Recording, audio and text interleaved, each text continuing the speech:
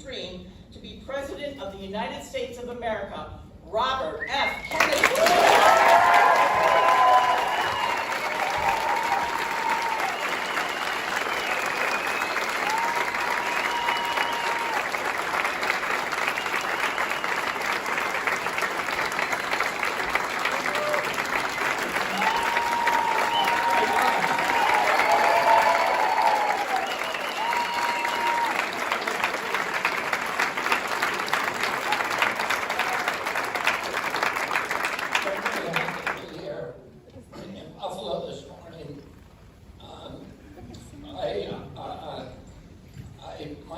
I was thinking on the way from the airport this morning.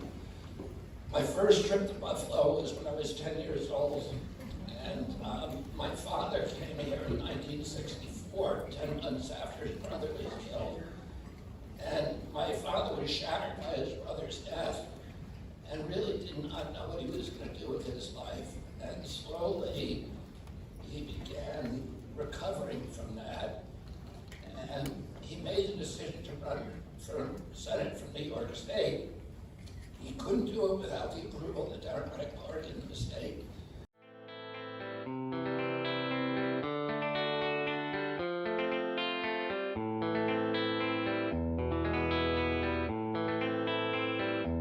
You may never see a Burmese mountain tortoise in the wild. They live in the forests and the mountains of Southeast Asia. This is one of the oldest living species on Earth.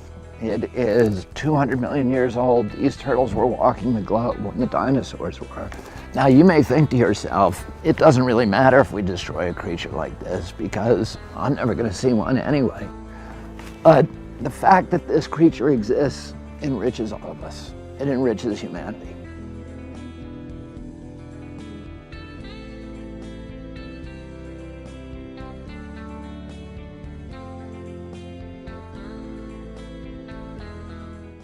Many of us are growing increasingly weary of the incessant refrain that voting for RFK Jr.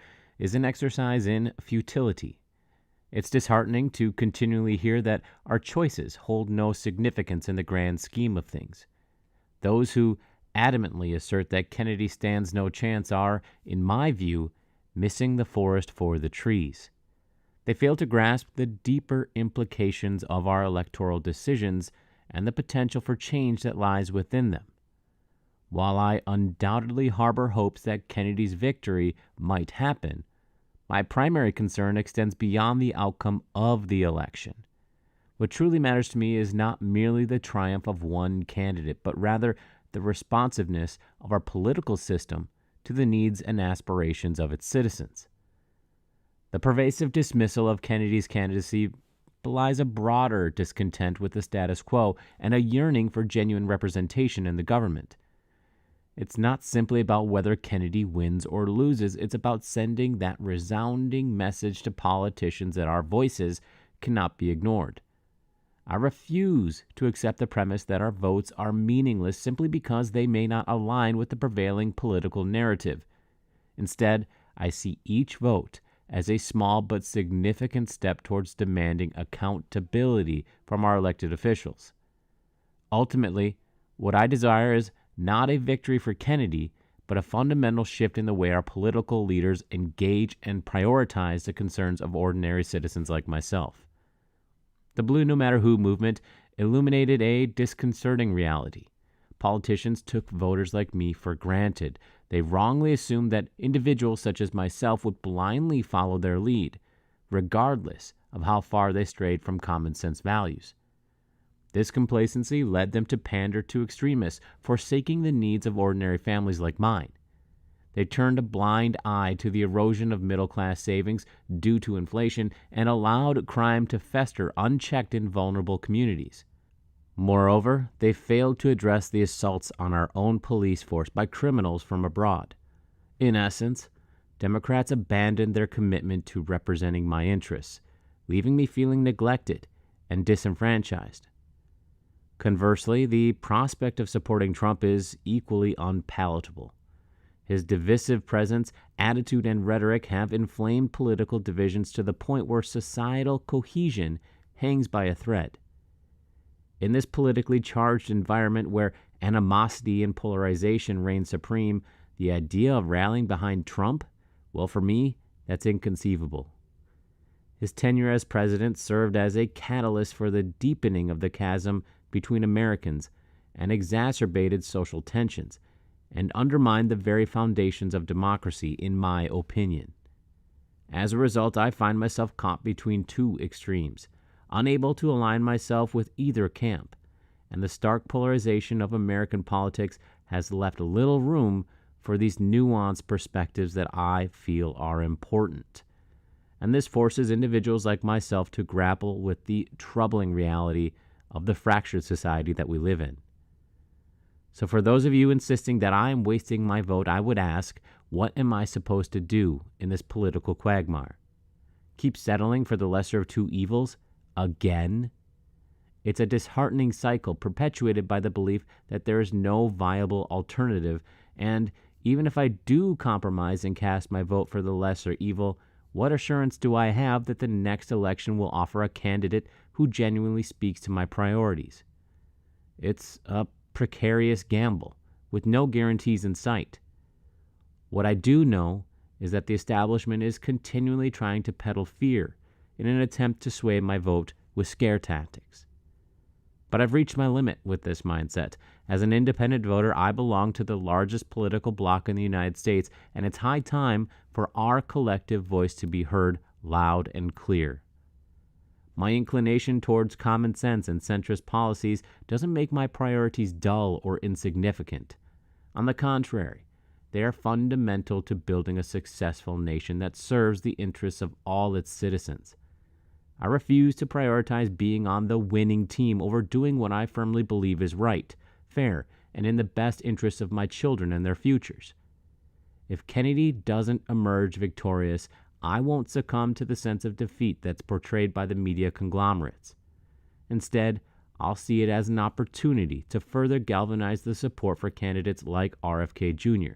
The sheer number of RFK supporters that will be turning out will be a force to be reckoned with.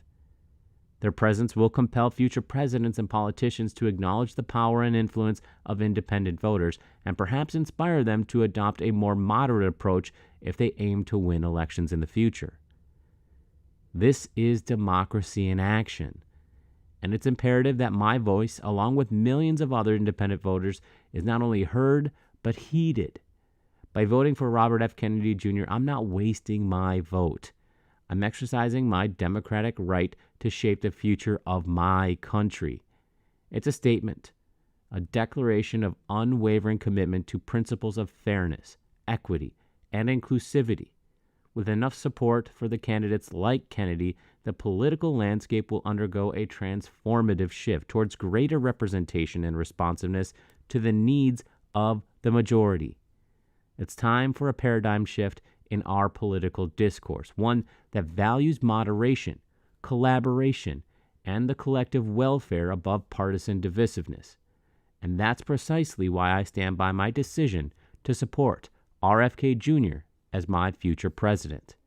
At the same time, we don't want to take our eye off of RFK Jr. There's been some major developments and a major sign also that the Biden campaign certainly sees him as a threat. They trotted out all living Kennedy family relatives who were willing to come and endorse him. Let's take a listen. My name is Joe Kennedy. I'm Carrie Kennedy. Roy Kennedy. Kathleen Kennedy Townsend. Chris Kennedy. And I'm here to proudly endorse Joe Biden. Joe Biden. Joe Biden. Our future is on the ballot in a way in which we haven't seen in generations. The only way to win this election is for everybody to go out and vote for Joe Biden and Kamala Harris. When I think of modern politicians in our country in this century, I think Joe Biden is the RFK of his generation. Believes in democracy, believes in human rights, believes in the freedoms.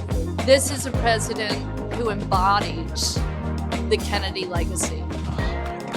Let me just say this. He believes in the freedom saga. Do you know how insulting it is to RFK, the real RFK, who was a great man and a great politician, to say that Joe Biden is the new RFK? Whether his son is or not, that's up to him. He still has to prove that. But RFK himself, man, I think I used to at least have yeah, there you go. We got Robert Kennedy in His Times. It's a great book. I wish people would pick it up, and that is just one of those which really bothers me. But what is ironic about this is that as the Biden campaign continues to see RFK Jr. as a threat, there's actually a lot of polling now that has come out to show that he may not necessarily be just a problem for Joe Biden. Let's put this up here on the screen. This is some new data from NBC News. They say how the race shifts in a multi-way field compared to a binary choice. So what you guys can see in front of you is that with the two named candidates of Trump and Biden, that you have Joe Biden at 44, you have Trump at 46, and then you have 10% who are not sure, wouldn't vote, and other. For 5 named candidates, you have 39% for Biden, 13% for RFK Jr., 37% for Trump. So obviously, that is a huge drop for Trump from 46 to 37. Biden certainly does lose some, but it appears that he's going to lose some of that 4 to 5%, Crystal, to Jill Stein and to Cornel West. And that RFK Jr. is actually pulling a decent chunk of votes away from the Trump campaign. It explains, too, why Trump has been attacking RFK Jr. recently. But this is evidence, I think, that this is the most evidence we've had so far, is a very high quality poll, just to demonstrate that this very much could make things a lot easier for Joe Biden to win re-election. If anything, we can think about it a little bit in the Ross Perot vein. Bill Clinton, yeah, he won 300 some electoral votes. He only won 42% of the popular vote, okay? It was H.W. Bush and Perot that took the rest. H.W. Bush, for the rest of his life, basically refused to say Ross Perot's name. I think the closest he came is he's like, I don't like to say his name. I think it cost me the election. And that was it. I mean, he was bitter to the very, very end. And I mean, maybe at a point, I'm not really sure. But my whole point is that just with 39% for Joe Biden, if RFK Jr. is able to take away, let's say even within the margin of error, let's say 10% away from Trump, that's a disaster for the Trump campaign. Let's put this up there on the screen too. For ballot access wise, we're seeing a big development for RFK Jr. A campaign announced on Thursday that they have gained ballot access in Michigan for the 2024 election. Obviously, Michigan, key battleground state there, both for Trump and for Biden. Trump won it by about 10,000 in 2016. In 2020, Biden won, but not by actually an overwhelming majority. There have been some issues there that we covered. Thankfully, we did an RFK Jr. focus group in Michigan. We showed you that there is some real support there on the ground. Obviously, there's also a big Arab American contingent of voters that are in Michigan. Are they going to show up? And are they going to vote for Biden? All of these are completely unknown questions. But the big picture is that he is gaining ballot access slowly but surely. Let's go to the next one, please, because this also demonstrates where, because of some of the money that they've got now, they're able to at least contest some of these challenges from the courts to his ballot access. So, for example, Hawaii's state Democratic Party, think about that, has sought to disqualify the We the People Party, which was formed specifically to get RFK Jr. on the ballot. The state Democratic Party, according to the order from the Office of Elections late Friday in Hawaii, said that the Democratic Party failed to meet its burden of proof to boot the Kennedy Party from the ballot. So, as they say here too, while Hawaii's 4 electoral votes are not likely to be consequential, this is first victory against challenges, and a signs to that keeping the independent off the ballot will not be as easy as Democrats have been thinking that it would be, and as they plan to do this across the entire nation. So this was a trial balloon, but where they're really going to be gunning for him is Michigan, if he does get Pennsylvania, if he gets Georgia, and California, any of these places where he could either eat into the popular vote or actually eat into the Electoral College. There also, let's put this up there on the screen, some news from the Kennedy campaign. Nicole Shanahan donated, who is the VP candidate for RFK Jr., donated $2 million to the campaign the day after that she was named to the ticket. So on March 27th in the state of Nevada, $2 million literally just on the day that she was named the VP. And of course, she's probably got hundreds of millions of dollars at her disposal. This is going to finance both ballot access initiatives and court challenges in the future should they arise, and is definitely going to be a major asset to the Kennedy campaign going forward. So I think things are looking up for RFK Jr.'s campaign right now. In terms of the ballot access, I mean, Michigan alone, that's huge. Just a massive. Michigan is massive. That one massive. state. Have it. Right, exactly. That one state could decide the entire election. If he just gets Georgia, Arizona, Pennsylvania, then that's it. Now we're truly in the ball game. And I think some Democrats are starting to take notice. We've been watching some of the activists and others go after him, but I'm very interested to see how it all turns out.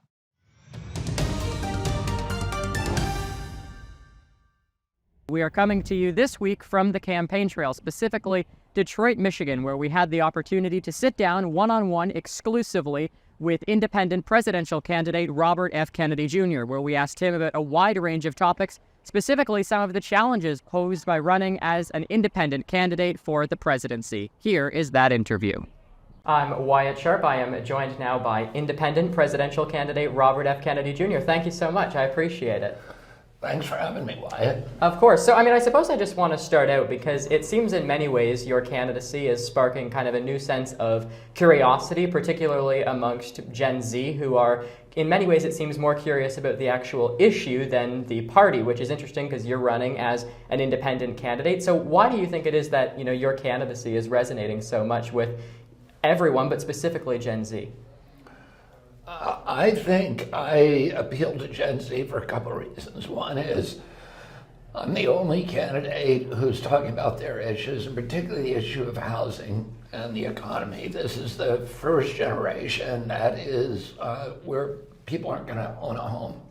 And that has been critical to the American experience going back to the American Revolution. Thomas Jefferson said that American democracy is rooted in the widespread diverse land ownership by tens of thousands of yeoman American families, each with a stake in our system of government, each with a stake in our economic system. If you own a home, you care about your community, you care about your schools, your transportation, your police, your hospitals. And the central promise of the American dream when I was growing up was that if you worked hard, if you played by the rules, you could finance a home, you could take a summer vacation, you could raise a family, you could put something aside for retirement on a single job. And there is nobody in my kids' generation that believes that. I have 7 kids between 19 years old and 39, and the 39-year-old has a home. The rest of them don't even have any prayer that they're gonna own a home, even though they went to the best schools, they have good jobs. But home ownership is now out of reach, and a lot of that is because these big financial houses like BlackRock, State Street, and Vanguard are buying all the homes, Fidelity, and they've driven the price of homes up so high that kids your age are not going to be able to get into them. And I'm the only one that's talking about that issue, and it's very important to them. The other issues that they're concerned with: chronic disease, which, my generation, chronic disease was about 6%. Your generation at 60%. Why is that? Why is nobody talking about it? It's costing us $4.3 trillion a year. It's the biggest budget expense, the biggest issue. It's very hard to find somebody in your generation who does not have a neurological disease, ADD, ADHD, speech delay, language delay, tics, narcolepsy, ASD, autism, or autoimmune disease or allergic disease like peanut allergies. And this started around 1989, and none of the politicians doing anything about it. Your generation's also sick and tired of the polarization, of the division. They don't understand it. They don't care about the Republican Party or the Democratic Party. They're thinking, why can't people get along? Why can't politicians tell us the truth? And why can't we just figure out some common sense solutions? And I think I'm the only political leader now that's speaking to those issues. And I want to ask you about, because you mentioned the division that, people, not just in the United States, but really around the world are seeing on, the geopolitical stage, whether it be Ukraine, Israel. You have people like former President Trump who, say that he believes America needs kind of someone who will symbolize aggression on the global stage. How do you, as president, kind of combat some of these geopolitical challenges that Americans are facing? I think a lot of the geopolitical challenges that are occurring right now are directly the result of bellicosity and our pugnacious and warmongering international foreign policy. What's happening in Gaza today is a direct result of our war in Iraq, which was a war that we were lied about. We were told there were weapons of mass destruction. We were told that Saddam Hussein bombed the World Trade Center and we destroyed that country. But that country was the big bulwark in the region against Iranian expansion. And now Iraq is a proxy of Iran, and it's allowed Iran to flex its muscles and to support Hamas, the Houthis in Yemen, and Hezbollah in Lebanon. We'll be right back with part 2 of our interview with RFK Jr., so stay tuned. We'll be right back.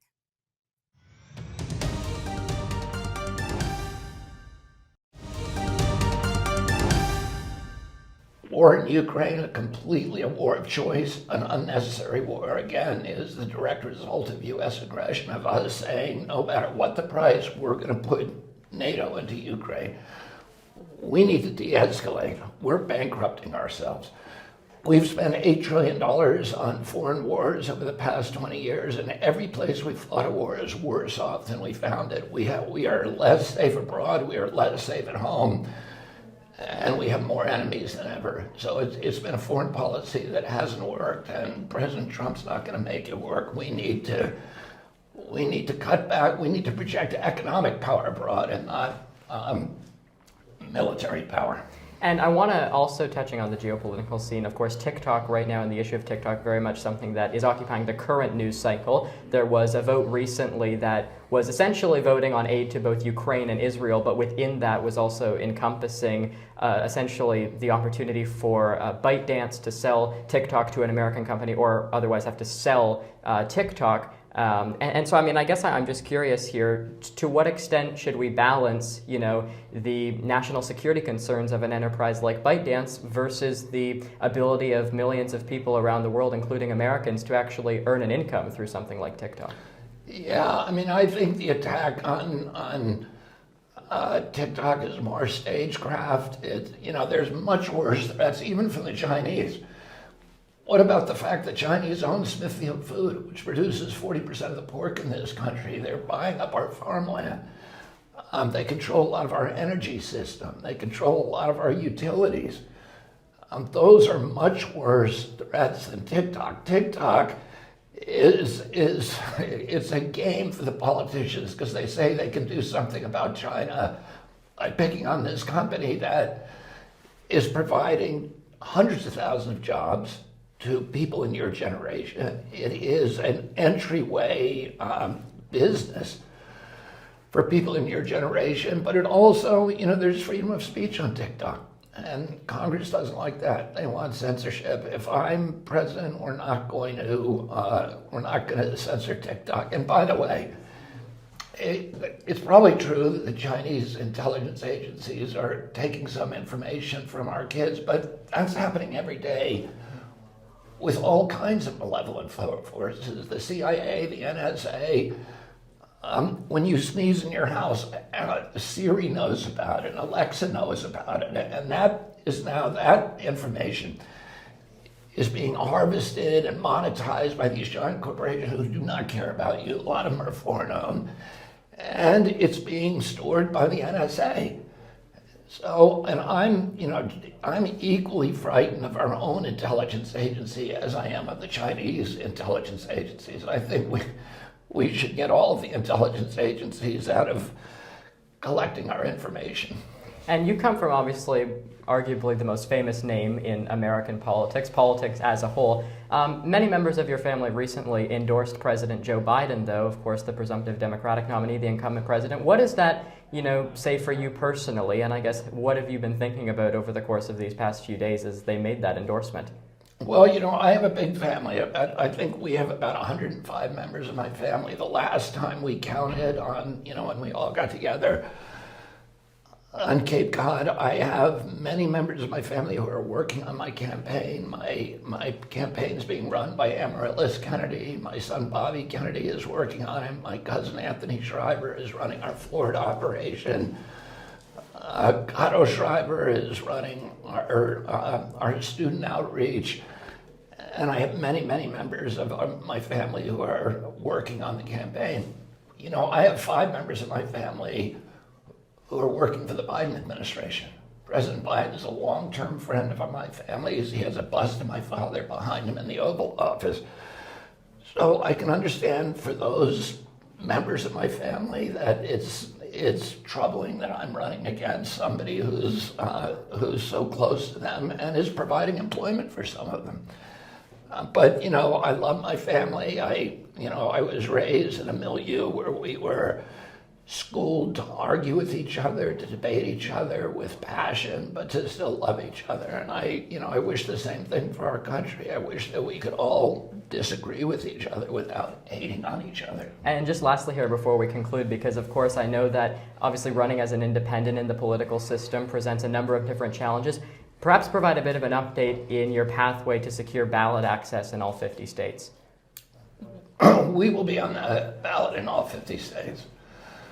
Oh, you know, I can say that we'll be announcing probably 1 or 2 states or maybe more every week from here on out. We're way ahead of our projections, and we're not going to have any trouble getting on the ballot. The DNC is going to try to stop us. The RNC may try to stop us, but we're going to make it.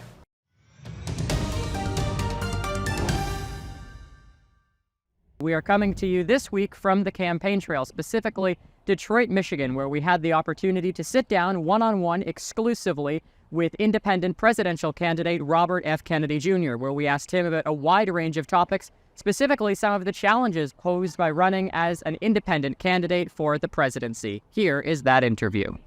I'm Wyatt Sharp. I am joined now by independent presidential candidate Robert F. Kennedy Jr. Thank you so much. I appreciate it. Thanks for having me, Wyatt. Of course. So, I suppose I just want to start out because it seems in many ways your candidacy is sparking kind of a new sense of curiosity, particularly amongst Gen Z, who are, in many ways, it seems more curious about the actual issue than the party, which is interesting because you're running as an independent candidate. So why do you think it is that, your candidacy is resonating so much with everyone, but specifically Gen Z? I think I appeal to Gen Z for a couple of reasons. One is I'm the only candidate who's talking about their issues, and particularly the issue of housing and the economy. This is the first generation that is where people aren't going to own a home.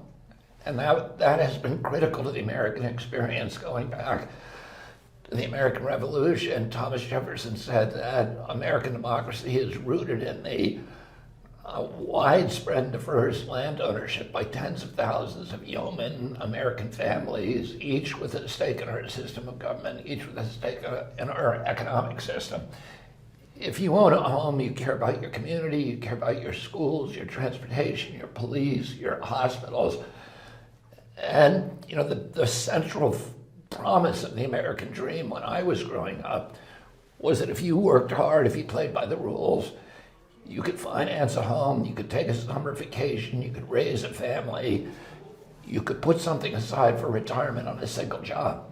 And there is nobody in my kids' generation that believes that. I have 7 kids between 19 years old and 39, and the 39-year-old has a home. The rest of them don't even have any prayer that they're going to own a home, even though they went to the best schools, they have good jobs. But home ownership is now out of reach, and a lot of that is because these big financial houses like BlackRock, State Street, and Vanguard are buying all the homes, Fidelity, and they've driven the price of homes up so high that kids your age are not going to be able to get into them. And I'm the only one that's talking about that issue, and it's very important to them. The other issues that they're concerned with: chronic disease, which, my generation, chronic disease was about 6%. Your generation at 60%. Why is that? Why is nobody talking about it? It's costing us $4.3 trillion a year. It's the biggest budget expense, the biggest issue.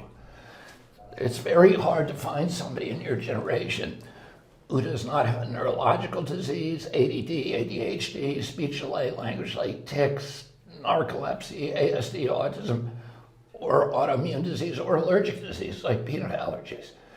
And this started around 1989, and none of the politicians doing anything about it. your generation's also sick and tired of the polarization, of the division. They don't understand it.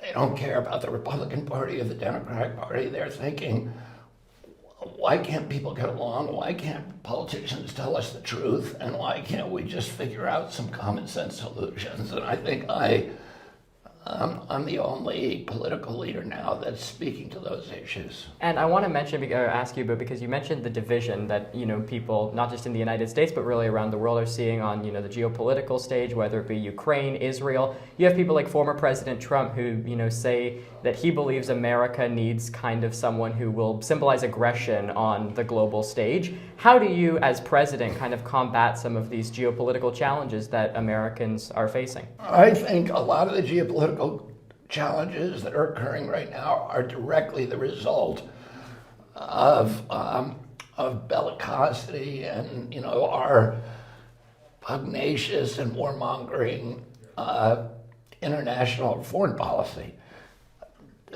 What's happening in Gaza today is a direct result of our war in Iraq, which was a war that we were lied about. We were told there were weapons of mass destruction. We were told that Saddam Hussein bombed the World Trade Center and we destroyed that country.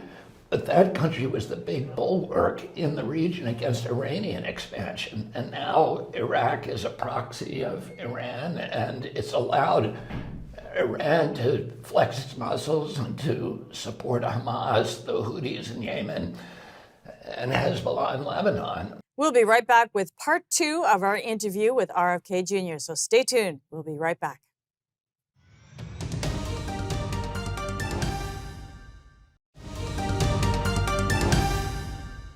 War in Ukraine, completely a war of choice, an unnecessary war, again, is the direct result of U.S. aggression, of us saying, no matter what the price, we're going to put NATO into Ukraine. We need to de-escalate. We're bankrupting ourselves. We've spent $8 trillion on foreign wars over the past 20 years, and every place we've fought a war is worse off than we found it. We are less safe abroad, we are less safe at home, and we have more enemies than ever. So it's been a foreign policy that hasn't worked, and President Trump's not going to make it work. We need to cut back. We need to project economic power abroad and not military power.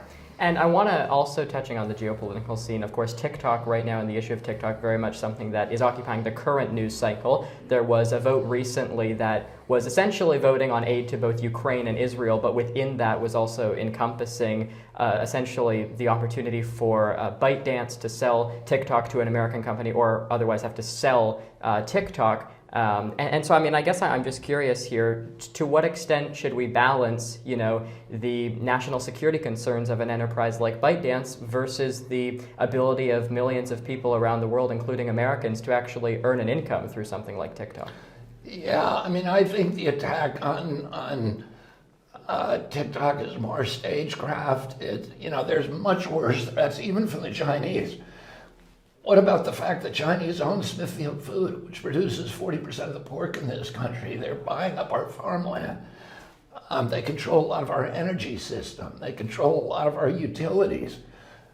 Those are much worse threats than TikTok. TikTok it's a game for the politicians because they say they can do something about China by picking on this company that is providing hundreds of thousands of jobs to people in your generation. It is an entryway business for people in your generation, but it also, there's freedom of speech on TikTok, and Congress doesn't like that. They want censorship. If I'm president, we're not going to censor TikTok. And by the way, it's probably true that the Chinese intelligence agencies are taking some information from our kids, but that's happening every day with all kinds of malevolent forces, the CIA, the NSA.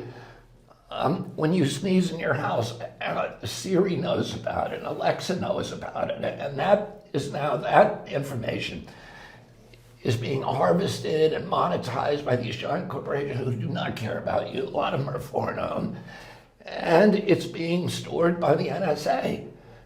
So, and I'm equally frightened of our own intelligence agency as I am of the Chinese intelligence agencies. I think we should get all of the intelligence agencies out of collecting our information. And you come from obviously arguably the most famous name in American politics as a whole. Many members of your family recently endorsed President Joe Biden, though, of course, the presumptive Democratic nominee, the incumbent president. What does that, say for you personally? And I guess what have you been thinking about over the course of these past few days as they made that endorsement? Well, I have a big family. I think we have about 105 members of my family. The last time we counted on, when we all got together on Cape Cod, I have many members of my family who are working on my campaign. My campaign is being run by Amaryllis Kennedy. My son Bobby Kennedy is working on it. My cousin Anthony Schreiber is running our Florida operation. Otto Schreiber is running our student outreach. And I have many, many members of my family who are working on the campaign. I have 5 members of my family who are working for the Biden administration. President Biden is a long-term friend of my family's. He has a bust of my father behind him in the Oval Office. So I can understand for those members of my family that it's troubling that I'm running against somebody who's so close to them and is providing employment for some of them.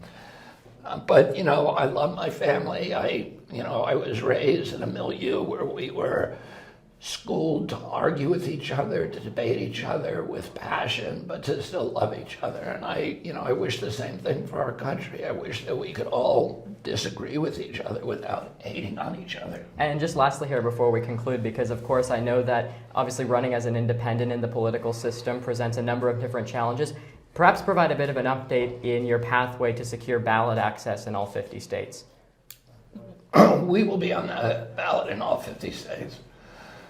I can say that we'll be announcing probably 1 or 2 states or maybe more every week from here on out. We're way ahead of our projections, and we're not going to have any trouble getting on the ballot. The DNC is going to try to stop us. The RNC may try to stop us, but we're going to make it. We're coming to you tonight from Scottsdale, Arizona, where we're devoting the entire hour to a sit-down with my next guest, independent presidential candidate Robert Kennedy Jr., and I'm pleased to be joined by Robert Kennedy. Thank you for being here. I want to start with this. You are now the highest polling independent candidate since Ross Perot. The question is, and this is, I guess, a criticism as well, your opponents say you're only registered on the ballot in 2 states. How do you close that gap? Well, we have sufficient signatures now in 9 states because the DNC has this enormous operation. They have $3 billion to spend to try to keep us off the ballot. We are not releasing our signatures until the last minute because it just gives them, more targets to hit in a shorter period of time. So we're on 9 states. We're going to be adding probably 2 states or more a week from now on. We won't have any problem getting on the ballot in every state. You mentioned that DNC operation. I've never seen anything like this.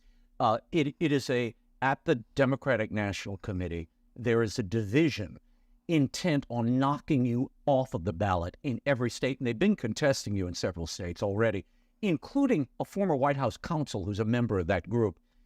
They say you can't get on the ballots and you can't win. You say what? Well, those are 2 different issues. I mean, we're clearly going to be on the ballot. And they may believe that they can keep us off the ballot, but I think that belief is beginning to diminish because we got on Michigan this week and they said that we couldn't do that. The hardest ballot to get on is New York, and because it has a very short time window, 45 days, we will have all 45,000 by week 3, and we're going to probably end up getting double that.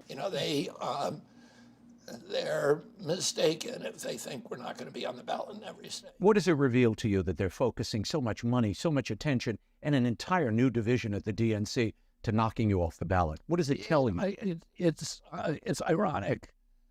It's the Democratic Party. They're supposed to be about democracy. I grew up in the Democratic Party that was fighting for voting rights for Americans, and now we have a Democratic Party that's fighting to diminish the amount of choice that Americans can have, to diminish the capacity of Americans to vote for the candidate that they want to vote for. It's almost, and they're very open about it, saying, our strategy is to make sure nobody can run against Joe Biden. And, this is the old Soviet system where the party would actually, it was a kind of faux democracy where the party picks a candidate. Or, everybody criticized Putin for having 88% of the vote because he had no opponents. Right. Well, we're doing the same jailed thing. them, yeah. And I guess ultimately is we have to destroy democracy in order to save it. Is that what you see playing out here, where they're trying to knock you out of contention for the ballot, and they've got Trump tied up in these trials, some of which are stretching of the statutes, to say the least? Yeah, and I'm against that. I think it's a difficult balance. We live in a country where, we say everybody has to comply with the law, and, so there's an argument that even if there's a small infraction by a political candidate that you should, or by a president, that you should indict and prosecute them. But there's also a balance because we don't want to look like a banana republic where where pretexts are used to prosecute political opponents to keep them off the ballot. And this is an old system that the framers understood about. And, listen, I'm not a fan of Donald Trump's, but I want to win an election against him fair and square. I want every American to believe that they had a chance to vote, that the vote wasn't fixed, that the election wasn't stolen, and that because what happens if you make it so that people can't support him and they want to, it just pisses half the country off. Yeah. Mr. Kennedy, you are polling amazingly at 26% in Michigan. And this has scared not only the Biden campaign, the Trump campaign has started a new website, Radical Effing Kennedy. That's the name of the website. Yet you maintain that they approached you about being President Trump's vice president. They say that didn't happen. Yeah, it did happen, and it happened on multiple occasions. And, there are many people in that campaign, and there's people in the press, including the New York Times, who's interviewed people on the campaign who have said, yeah, we asked them. So I don't care about winning that argument or not. I just mentioned it kind of as a paradox. But all we need to do is to get to 33% to win the election. Yeah, you don't need 50%. It's a three-way race. It's really a five-way race. Right. So all I need is to get to 33%, and I'm close to that in a bunch of states. I'm beating President Trump and President Biden among all young people in this country, everybody under 35 in the 5 battleground states. I'm beating them among all voters under 45. I'm beating them now in the biggest cohort, which is independent voters. So this is the first election in history where independents are the largest political party. 43% of Americans self-identify as independents, compared to 23% Democrat, 23%, or 27% Democrat, 27% Republican. And yet. And by the way, Go ahead. We did a poll this week, the most extensive poll ever in this election, almost 30,000 people. It has a margin of error of 0. Our poll shows that President Biden cannot beat President Trump no matter what. If I stay in the race, President Biden does better. In fact, he wins 2 extra states if I stay in the race. But if I drop out of the race, he still loses. He loses either way. If President Biden drops out of the race, I beat Donald Trump. So if people are really concerned about, making sure that President Trump doesn't get elected, they need to convince President Biden to drop out. Any vote for President Biden is a vote for Donald Trump. Okay. Now, your family disagrees, or chunks of your family disagree with that idea. 12 of the Kennedys showed up with Joe Biden. 6. Okay, there's 6 that they got. 12 signed the document, I guess, or the statement. But 6 of them actually showed up for the event in Philadelphia. But your sister said, you are dangerous. Your brother, Chris Kennedy, said, this would not be happening if our father had lived. What does he mean by that? And that had to hurt you. I know you say this is a way to bring us all together civilly. This had to strike your heart a bit, that they're supporting your opponent. You know, I love my family. I feel that my family does love me. I understand why some of them, you know, we come up from a big Irish family. We don't agree on anything. And we were raised in a milieu to debate each other, to debate with passion, but also to love each other throughout the process. So I have 5 members of my family who work for President Biden's administration. President Biden's a long-term friend of our families. He has a statue, a bust of my father behind him at the Oval Office. So I understand why, you know, and my family is very tied in with the DNC. Yeah. And, you know, they're all living in this terror, you know, and we're all kind of manipulated by fear these days. And they all live in a terror that if President Trump gets elected, that the republic will be over. And so to them, they think I'm going to take votes from President Biden, and that's very dangerous because it could get President Trump elected. But I see, you know, I see things very differently than they do. Did they call you first? Yeah. Have a discussion? They did tell you, Bobby, we're going to be supporting. Yeah, and in fact, you know, many of them have contacted me and said to tell me that when they were with President Biden, that they asked him to provide me Secret Service protection. Why haven't they given you Secret Service protection? 5 times they've turned you down. Yeah. Why? I mean, I think the obvious answer to that is for political reasons, that they feel like I have to spend money on my own protection, and that's costing me $1 million a month, and that they'd rather me be spending that money on security than spending it on advertising or a field organization. I think it's a bad practice. You know, when my father went into the Justice Department, he had a meeting the first week there. Where he assembled all the branch and division heads of the Justice Department. He said, whatever we do not politicize this agency.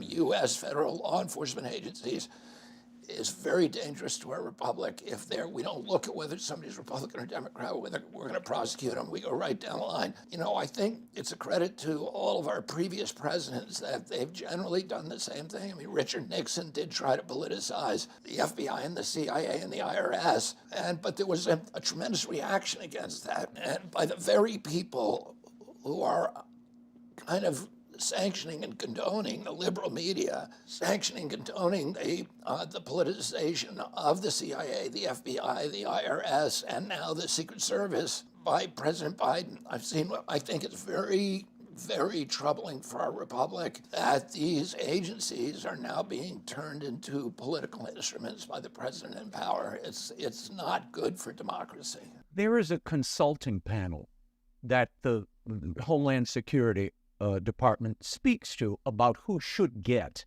Secret Service protection. Have you spoken to any of the members of that panel? I know Speaker Johnson's a member of that panel and other elected officials. Has your campaign or you been in touch with those individuals? We've communicated with that group, but the call, they're just a recommendation group. The call is being made by Secretary Mayorkas and by the White House.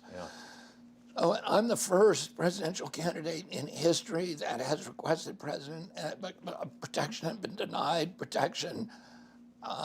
There have been 44 candidates who've been given protection prior to the 120-day mandate. You know, they have to give you protection 120 days out. Right. And I'm the first one, and there are 44 candidates who've been given with a tiny fraction of my polling. Right. You know, people like Pat Buchanan, who had, 1% popularity, Shirley Chisholm, Jesse Jackson. Pat Robertson. They all got Secret Service protection early. And given your family history, which we'll get into in a bit. We also provided them 68 pages of of material, death threats, of actual incidents where people coming with guns to my event and trying to get into my green room with hidden weapons and fake IDs, fake federal IDs, and then I think 4 break-ins at my house since I announced, including one intruder who got to the 2nd floor when my family was there. What I worry about is if there is an incident that, bystanders will also, in almost all of the big assassination attempts, including my father's, there were 6 bystanders shot. My uncle, President Kennedy, had several bystanders shot. In all of these incidences, you get people who are caught in the crossfire. And, it's important to have Secret Service protection to discourage those things from happening. Why would your family go stand with the president? Shouldn't they have made that the condition to going? If you're going to endorse the president, make the condition, okay, but you have to provide Secret Service protection to our brother. But they come up and they not only stand with the president, they said, he's defending freedoms and our freedoms. Your reaction to that? Raymond, I'm going to give you all of their telephone numbers and urge you to call Go them. ahead. I'm ready. Terry is one. Point. Rory, go ahead. But I am grateful that they took the time while they were with him to ask him to provide me Secret Service protection, and now we'll see what's going to happen. Do you think he's a defender of freedoms? President Biden? Yeah. I think he sees himself that way, but we all have this blinders where we judge ourselves by our intentions rather than our actions. And I think if you look at his action, that he'd be shocked to see himself the way that I see him. I made the statement the other day that shocked Democrats, where I said that I thought President Biden was, that I could make the argument. This is what I said. I said I could make the argument that President Biden was as much a danger to the Republic as President Trump. And then I made the argument, right. And I can lay it out. For example, President Biden is the first president in history to censor his political opponents, and I can say that because I won a case in the federal district court, and then that was upheld by the Federal Court of Appeals, and is now waiting for the Supreme Court.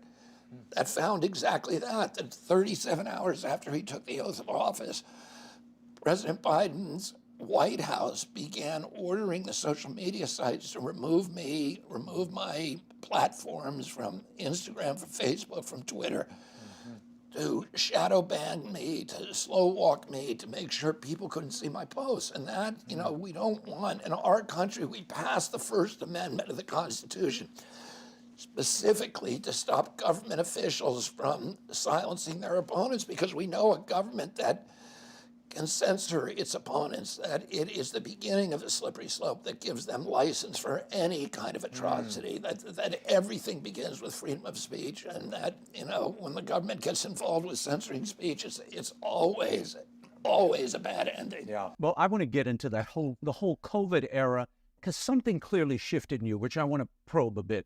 But let's talk some issues. Well, and starting with Israel, this conflict coming from the attack from the Hamas. What would you do if you were president? President Biden wants a ceasefire. He's telling everybody to calm down and that they're essentially good people on both sides. Your reaction to that?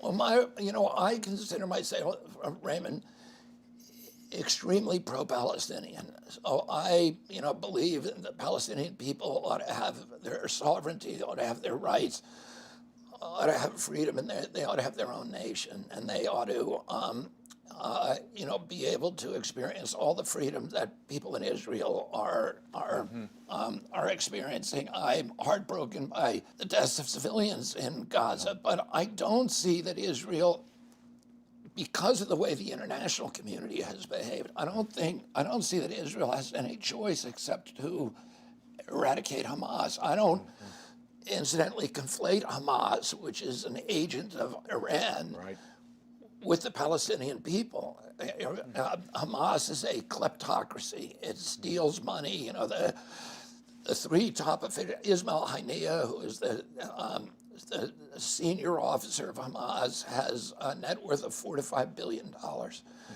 The top 3 officials of Hamas have a net collective net worth of $11 billion.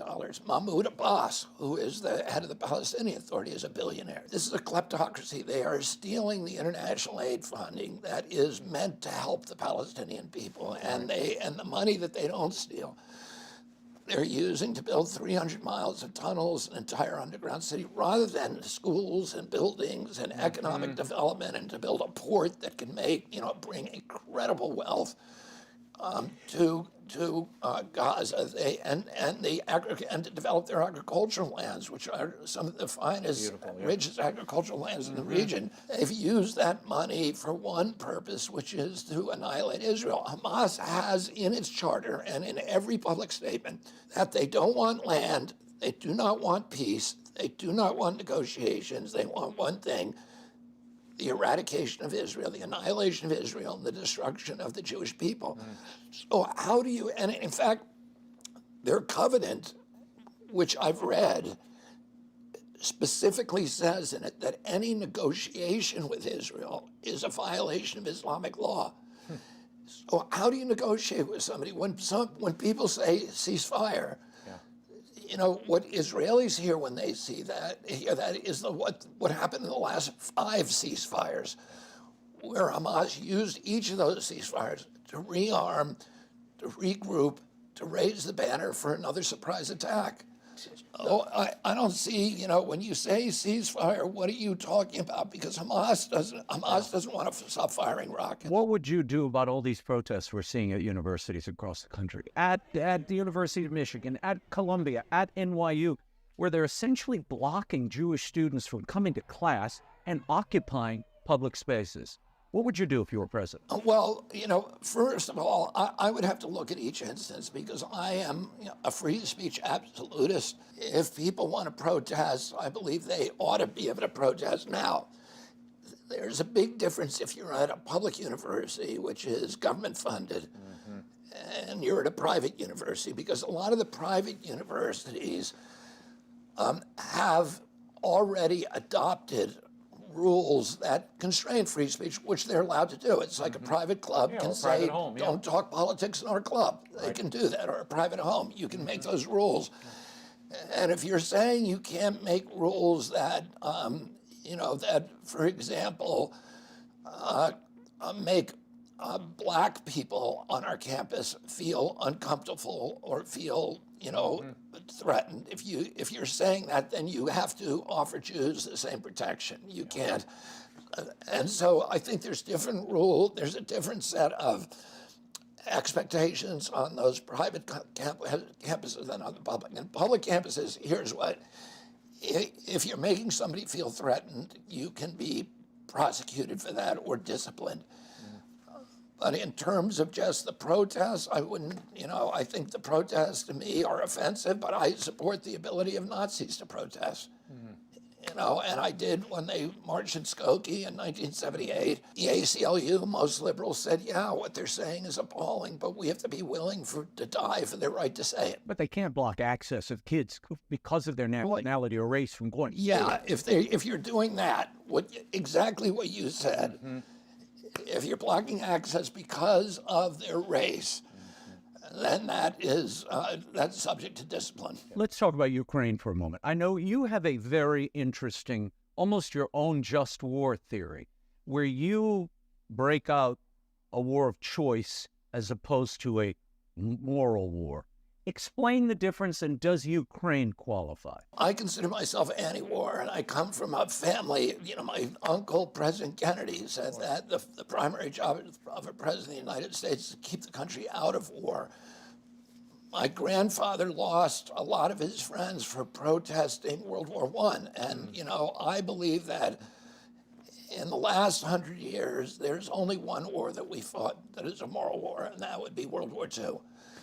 Because we were attacked by an implacable enemy that was capable and that was pledged to essentially world domination and the subjugation of all free people, etc. Which is the argument that even some in Congress make about that $61 billion package that went to Ukraine. Right. It's a moral war. You've got to stop Russian aggression. They're going to move down Europe. You can make that argument. And, You know, we have these kind of comic book depictions of all the enemies that we want to add to the roster in this, you know, continual pipeline of forever wars. We said the same thing about Saddam Hussein. It was a bunch of lies.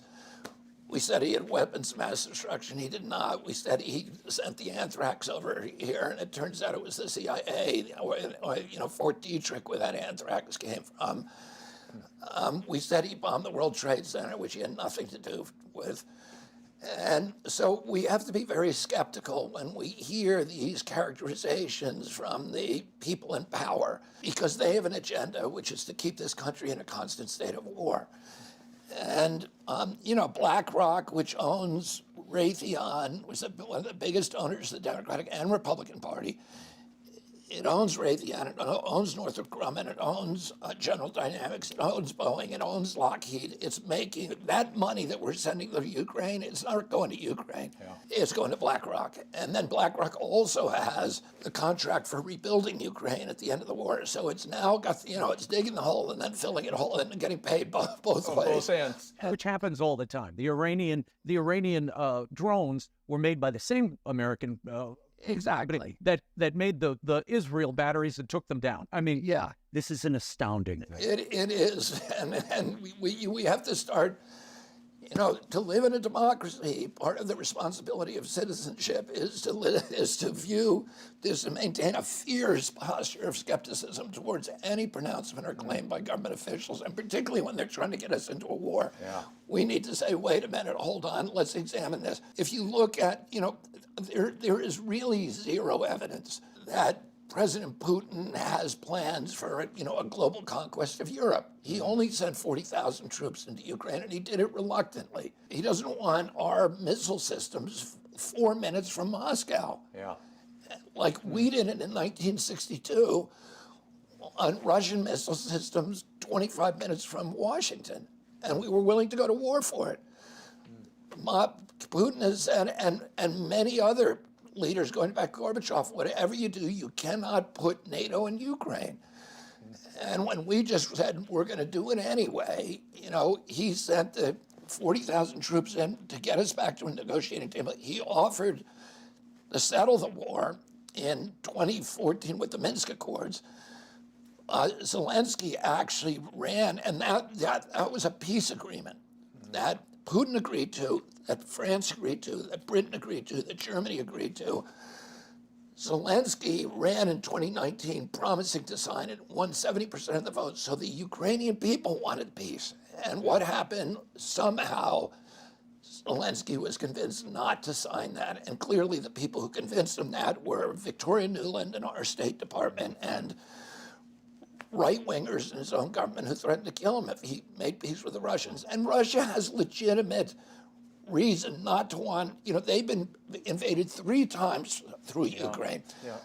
Last time, Hitler killed 1 out of every 7 Russians. So of course they don't want a foreign enemy army in Ukraine. So Zelensky signs the agreement. This is in April 2022. Putin's emissaries signed the agreement. Right.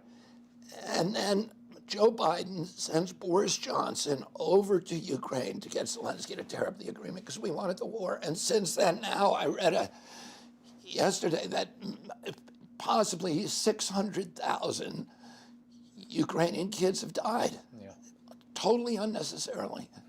And and it's criminal what we did. As we talk about that issue of death, I need to and tragedy, abortion remains a tense and central issue in this campaign.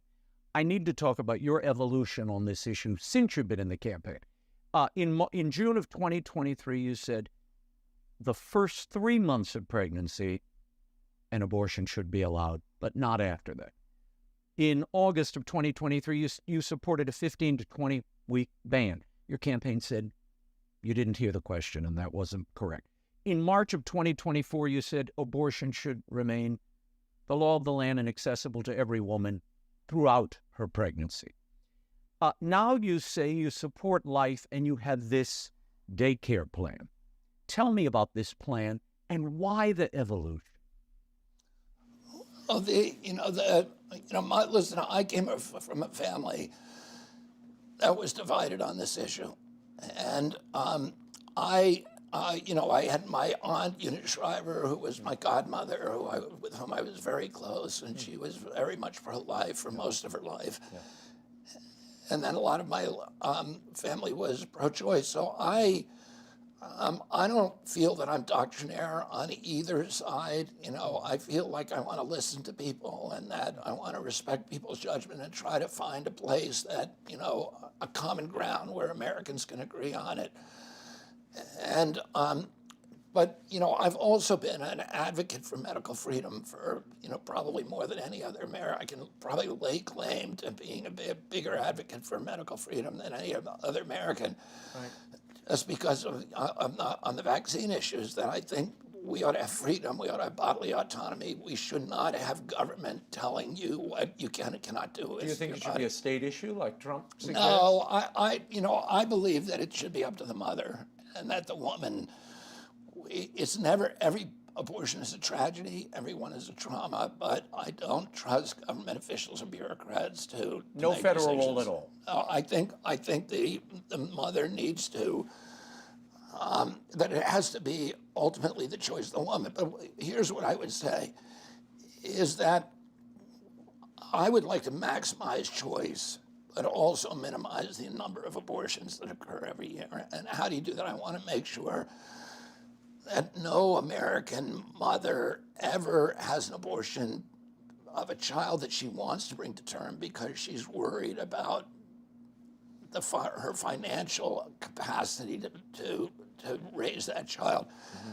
I had kind of a revelation when I went to visit Angela Stanton King at Angie's house, which is a place for unwed mothers who were tempted to have abortions because they couldn't afford the baby. Mm-hmm. And Angie's house in Atlanta gives them the capacity to bring those kids to term. And I met all these X-rays. In fact, Angela's own daughter, yeah, who she was urged to abort when she was sent to prison. Angela was sent to prison, and she had that baby, which everybody was telling her to abort, while she was handcuffed to a bed with a sheriff watching her. And that child just won the debating award at Harvard University and is graduating this year from MIT. And that's an inspiring story. And one of the things that Angela pointed out to me was that I think 42% of abortions are with black mothers. Mm-hmm. That the abortion clinics are much more likely to be in a black neighborhood and the fertility clinics in a white neighborhood. And there's a fairness issue here. And there's, what I want to make sure is that we have the money that we save on the Ukraine war, we bring some of that home and use that to provide daycare to American mothers. So that everybody has a guarantee of daycare, and that actually is going to save us money in the long run because it frees up people to work, mm-hmm, frees up parents to work, but it also makes sure that we, that do you think that's it's a recognition that all life is sacred, and that if we want to live up to our ideals as a country, that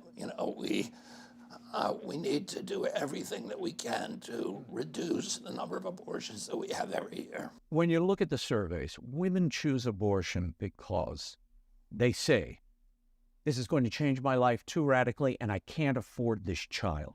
So does daycare really, is that really a counter argument or a counter force in the decision? I think we need to have also the best adoption system in the world. And adoption placement systems in the world so that people have that option as well. And, I think we need to give people every option that they can, mm-hmm, to bring the baby to term, but not force them to make that choice, but give them every option so that it becomes attractive to them. You once said abortion should be limited up until viability at 3 months. What changed? Well, I think that's a rational position because, I'm a lawyer, and the way that I look at this is that some point, at some point, it's the mother's child, and the baby cannot live outside of the womb. Right. But shouldn't that fetus have more rights as it after it passes that term of viability? At what point does the state step in? If the mother is a crack addict, at that point the state can step in to protect that baby. So I think that it's not an easy issue, and all of these things are things that I think people can have different positions on. I respect those positions. I think there's a strong argument. I just come down in the long run is that we have to leave it to the mother, that she, the mother, her pastor, her doctor, she has to make those choices that I don't feel comfortable saying that a state or some bureaucrat is going to make it. Does your faith enter into this at all when you look at this issue of abortion? Yeah, my faith, obviously. This is it's a biological issue about when life begins, but it's also a philosophic issue. And, but again, I feel like it's a balance of interest in the long run that the choice has to be left to the mom. And not me. Not the life. Well, not me. I think listen, no mother, no mother enjoys having an abortion. Right. So, we need to leave. And some have already written congratulating you, saying, look, this is a big movement, particularly someone who is in the Democratic Party. This is a movement to the center on this issue. Here's my question. When I read this entire plan, I'm sitting in front of Robert Kennedy, who has spent his life warning the country about medicines, the side effects of vaccines and medicines coming from Big Pharma.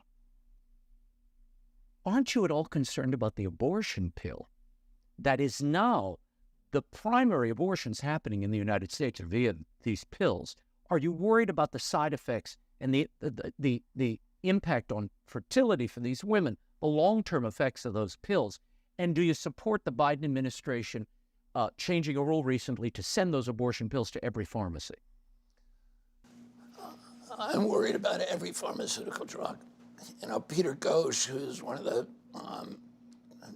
most influential epidemiologists on the planet, he was the co-founder of the Cochrane Collaboration, which is 30,000 independent scientists who do clinical trial reviews, and he published a study this week that showed that pharmaceutical drugs are now the primary cause of death in our country. So 5 years ago, he did a study that showed that at that time, pharmaceutical drugs were the third leading cause of death after cancer and coronary arrest. Now they're the number one cause of death in our country. And, I think there's all kinds of things that we don't know about the impacts of we take more pharmaceutical drugs than anybody. At every stage of life now. And we're the unhealthiest country in the world. And, a lot of the behavioral issues that we're seeing, a lot of the endocrine, the sexual development issues that, that we're seeing, the loss in sperm counts, the early menstruation of girls, the early puberty, many other issues can be traced to these, and the violence that we're seeing in our society, the mental illness, the depression, the suicide, the homicide, these are all can be an impact of pharmaceutical drugs, and we know almost nothing about them. Why? Because the pharmaceutical industry controls NIH, CDC, and FDA, and I believe in choice. The issue you raised about abortion pill, I think we ought to know what the side effects are, what the risks are, what the benefits, and that everybody should have an informed choice, and we don't have that now. Would you reverse that rule that Biden just changed, making this available now, these abortion pills, at Walmart, at Target? No, I would not do that. Why not? Well, what I'll do is make sure we do the science so that everybody knows what they're getting and that they can make an informed choice about it. Okay. I want to move on. I've got to ask you about this. Title IX. The Biden administration recently changed Title IX, broadened it, which is the Title IX is protection of women in sports and education, in society. he broadened it to include biological men who identify as a woman. Would you support that rule change? You know, my uncle wrote Title IX. Yeah. And he wrote Title IX and he fought for it for years to make sure that women's sports could get equal treatment as men's sports.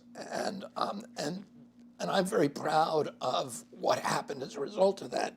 I have a niece, who's Cheryl's niece. She's got a full scholarship to BC as a softball player. She worked all of her life to get that place. I don't think it's fair if a boy can walk off a neighboring playing field and say, I'm a girl now, and I'm going to take that spot that you worked for. And by the way, you know, I think we all need to respect people who have, you know, sexual differences and protect them.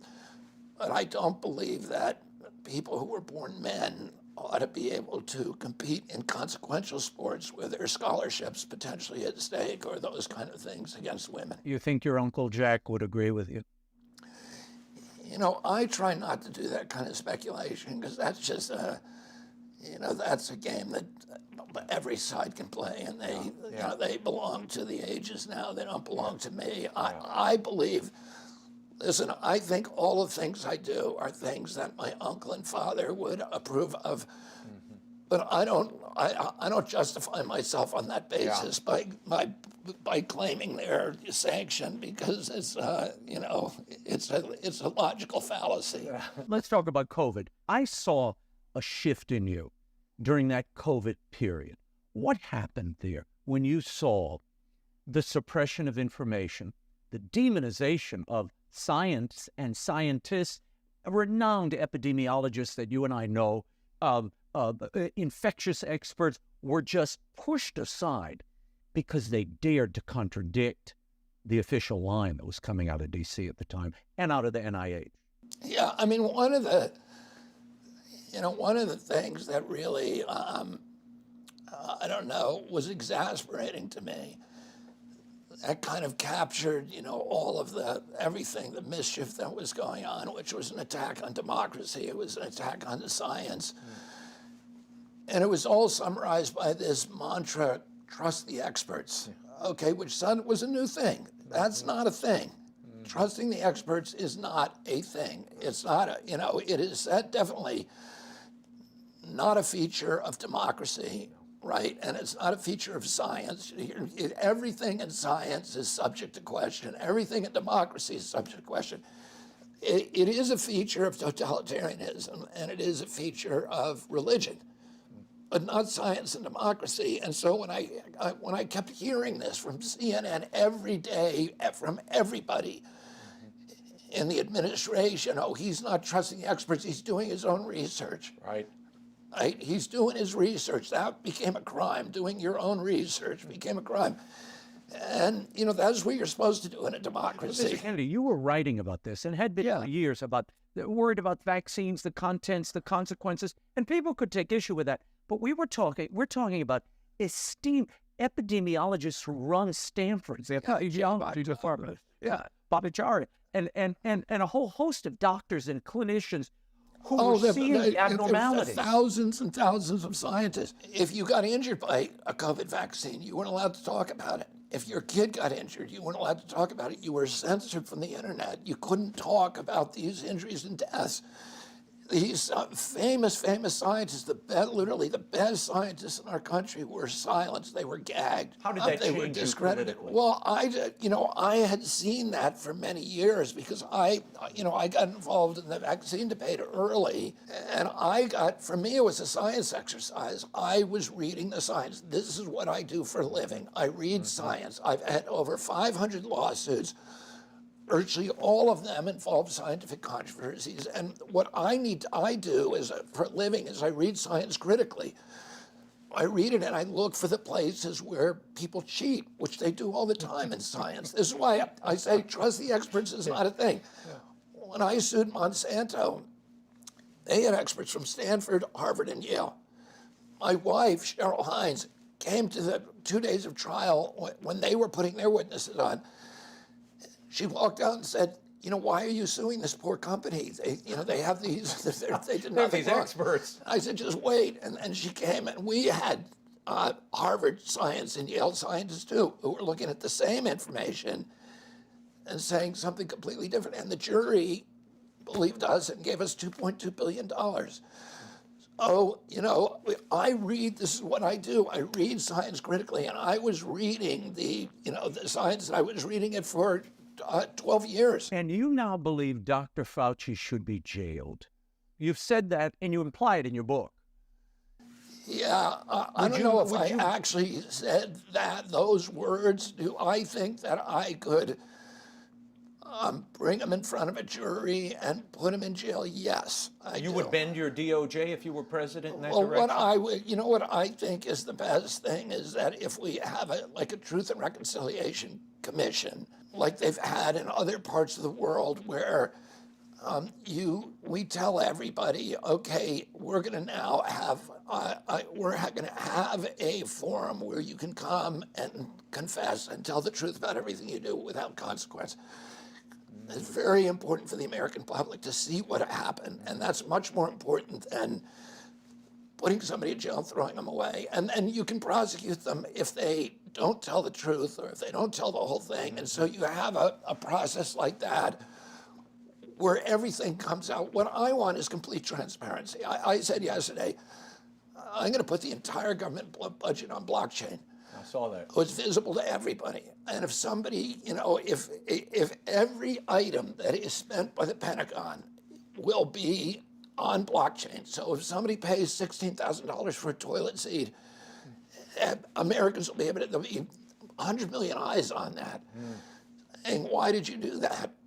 And the Pentagon's never passed an audit. None of these agencies do. So now we're going to have a full audit by the American public, and they'll be able to see where every dollar that they spend is spent. Vis-a-vis that, President Biden, as you know, as part of that infrastructure bill, billions of dollars, $1 trillion, sent hundreds of millions to EV mandates and to green technologies. You don't support those mandates, which surprises me given your environmental record. Well, I have to look at them. I have to look at them piece by piece. Here's what I would say. The biggest part of the infrastructure bill is for carbon capture and geoengineering, and I'm completely opposed to that. And I think carbon capture is just a huge subsidy for the carbon industry, and it allows them to continue to do something that is damaging to the environment. It poisons the water, poisons the air. It sickens our kids, cuts down the Appalachian Mountain. Why are you subsidizing one of the richest industries in the world? And it is a mature industry. It's been around for hundreds of years. You don't give subsidies to it.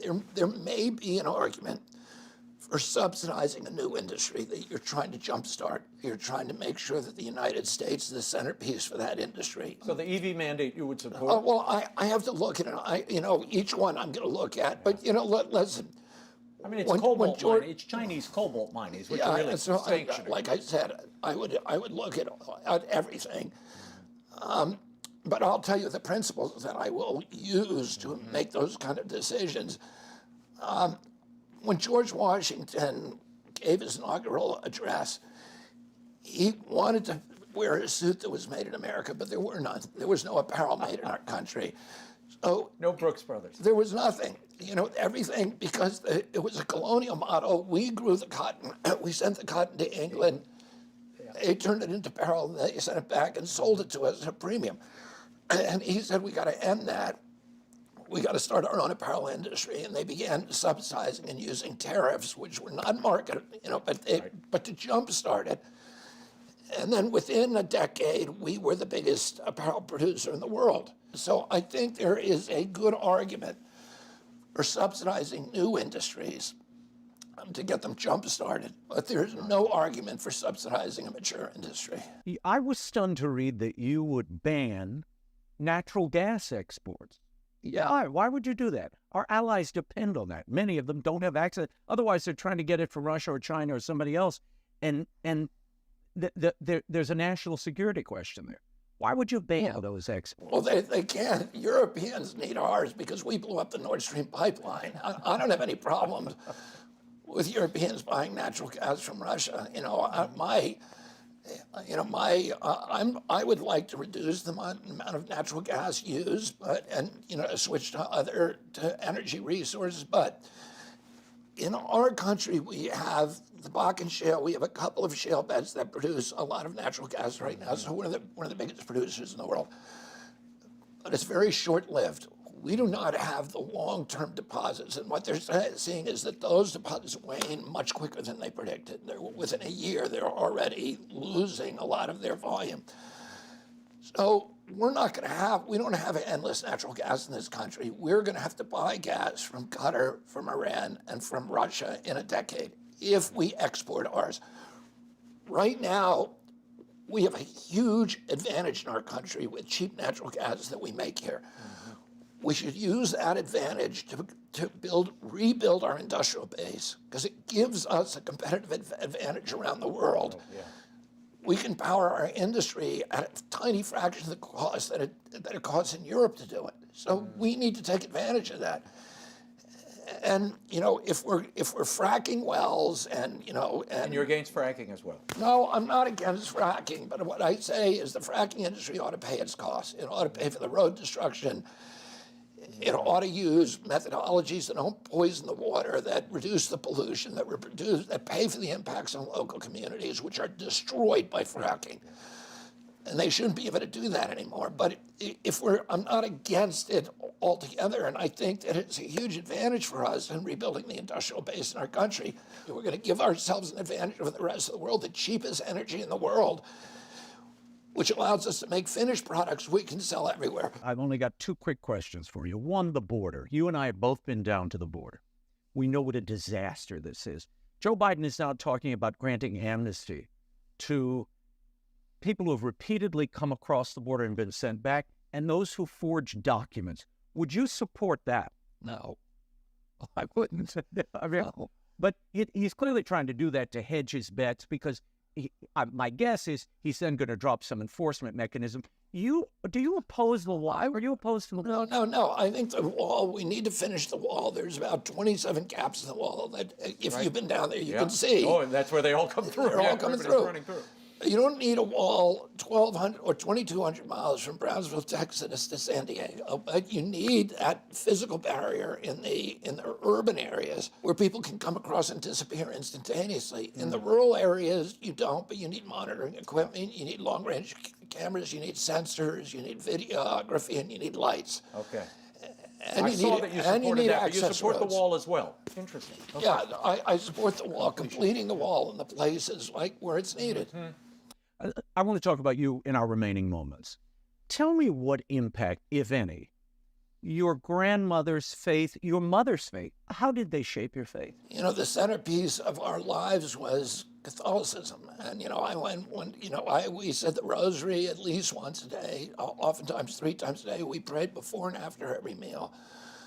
We read the Bible every night. We read the lives of the saints. We read, and we went to church sometimes twice a day. So we would go to 7 o'clock Mass and 8 o'clock Mass in the summers.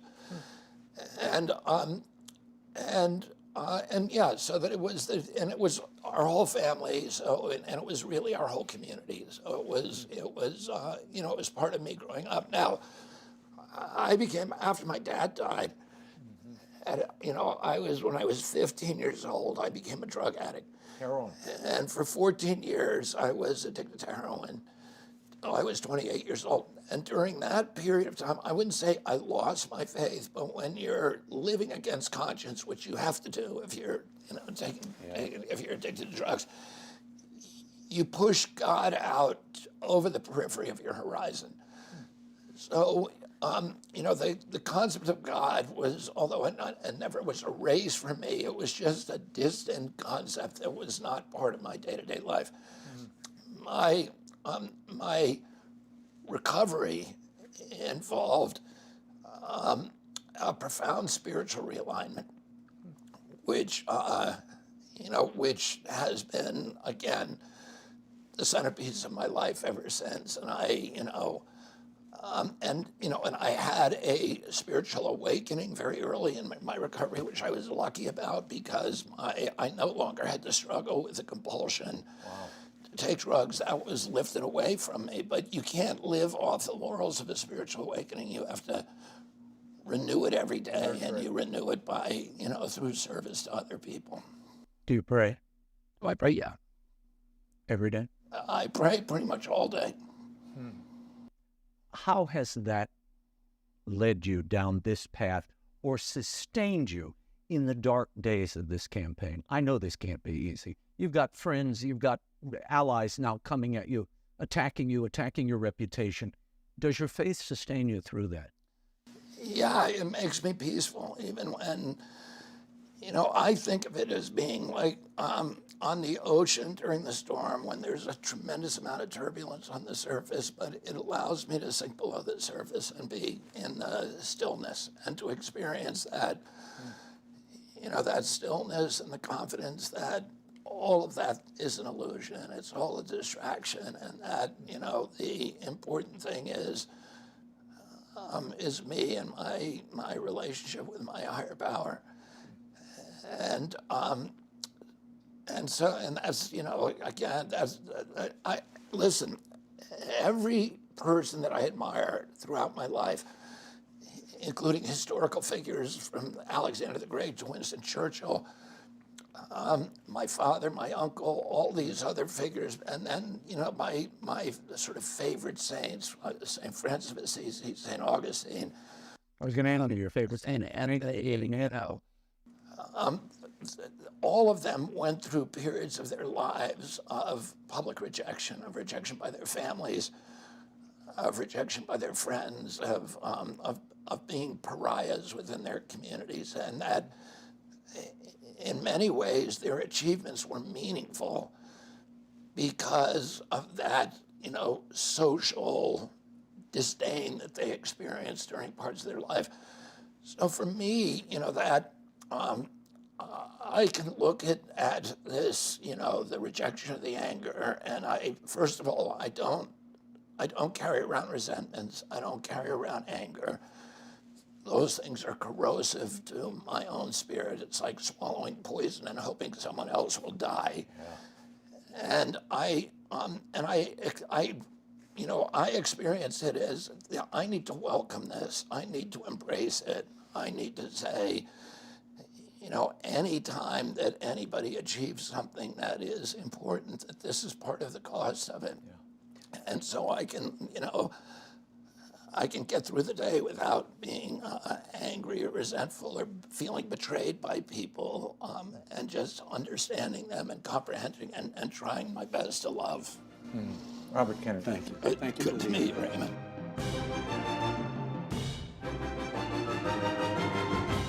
All they need is the next crisis, and that could be climate, some other pandemic. It could be a war, a financial collapse, but now they have the power to lock us all in our house.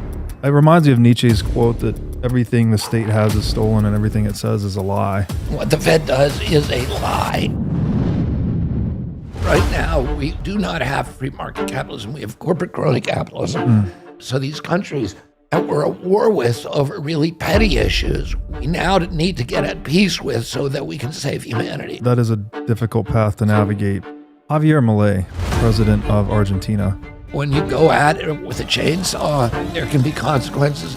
I believe that God put us here for a purpose, which is to search for existential truths. Something you read by C.S. Lewis, you said, which inspired you to strive to become as honest as the daylight. And that was humiliating and excruciatingly painful, and it's the pain that gets us to change. What are your views on the Israel-Palestine conflict, and what, if any, changes would you make as president? Yeah, I mean, that's not a short question.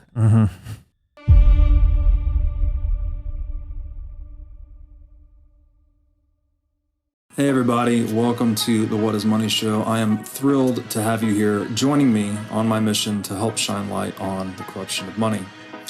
Now, if this is your first time listening to the What is Money Show, I strongly recommend that you go back to episodes 1 through 9 first. which lays a lot of the groundwork for many of the concepts that we explore on the show. These first 9 episodes are my series with Michael Saylor, and thousands of people have told me that this is the best podcast series they've ever heard, hands down, and that it was instrumental to their understanding of money and Bitcoin. So if you're looking to start a deep dive into the nature of money, I don't think there's any place better that you can start other than episode 1 of this show. Now, a little bit about this show and how it makes money. The What is Money show is 100% sponsor based. So all of our revenues are derived from direct sponsorships. And I strive to be very selective about the sponsors that I work with, specifically only using sponsors that I use personally, and also choosing sponsors that have values which are well aligned to the values expressed on this show, such as freedom, education, self-sovereignty, etc. So what I'm going to do now is a few ad reads right at the top of the show, and then I'll do a few more ad reads in the middle. And I hope you'll take the time to listen to them, as again, these are hand-selected sponsors, and I think you'll like what they have to offer. Today's podcast is brought to you by In Wolf's Clothing. Wolf is the first startup accelerator dedicated exclusively to the Bitcoin Lightning Network. 4 times per year, Wolf brings teams from around the world to New York City to work with like-minded entrepreneurs, pushing the boundaries of what's possible with Bitcoin and Lightning. The program is designed to help early-stage companies achieve product-market fit, develop their brand, secure early-stage funding, and grow businesses that help fuel the global adoption of Bitcoin. So go to wolfnyc.com to learn more about the program or apply. Again, that's Wolf NYC, WOLFNYC.com. Bobby Kennedy, welcome to the What is Money show. Robert, thanks for having me. It's an honor to have you here. We're in the home studio here in Miami. You're one of my first few guests. We've just moved here and just set up the new studio, so it's a real honor to have you in today. And I appreciate you making the time. Honor to be here. So I want to ask you something that I heard you say in one of your interviews. You said that in a true free market economy that you can't make yourself rich without making your neighbor rich. And I thought that was a really brilliant and succinct way of describing the moral and practical superiority of free markets, which is often something that we find difficult to describe. So I'm wondering, as president, what actions you would take to encourage the flourishing of free markets? I was using that in the context of environmental pollution, which is an action where, in every case of pollution, you have a polluter, which is an actor in the marketplace, who's externalizing their costs.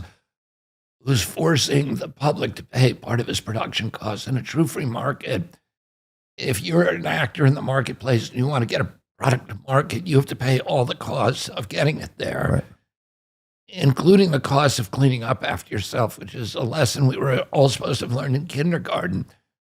But there's a lot of polluters enter the marketplace with strategies of escaping the discipline of the free market. By forcing the public to pay their costs of production. And they do that by externalizing their costs. And every act of pollution, I would describe as a subsidy. Mm-hmm. It's a fat cat using political clout to escape the discipline of the free market and force the public to pay their production costs. In a true free market, every actor would have to properly value our natural resources, and it's the undervaluation of those resources that cause us to use them wastefully. Yeah. In a true free market, a true free market promotes efficiency. Efficiency means the elimination of waste, and pollution is waste. What polluters do is they make themselves rich. As I said that, in a true free market, you can't make yourself rich without making your neighbors rich. But conversely, what polluters do is they make themselves rich by making everybody else poor. So they raise standards of living for themselves by lowering quality of life for everybody else. In that context, my strategy, which has always been my strategy, my approach to pollution and the environment, is to force everybody in a marketplace to pay the true cost of their operations.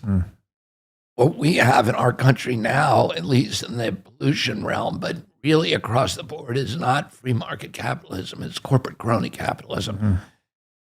It's happening with pollution because polluters have disabled EPA. They've actually captured EPA and transformed it into a sock puppet for the industry it's supposed to regulate. When we sued Monsanto, we won the 3 big lawsuits against Monsanto on the issue of Roundup, and exposures to Roundup were causing non-Hodgkin's lymphoma, and we won $289 million on the first suit, $89 million on the second suit, $2.2 billion on the third suit, and then Monsanto came to the negotiating table. We had 40,000 suits in the pipeline.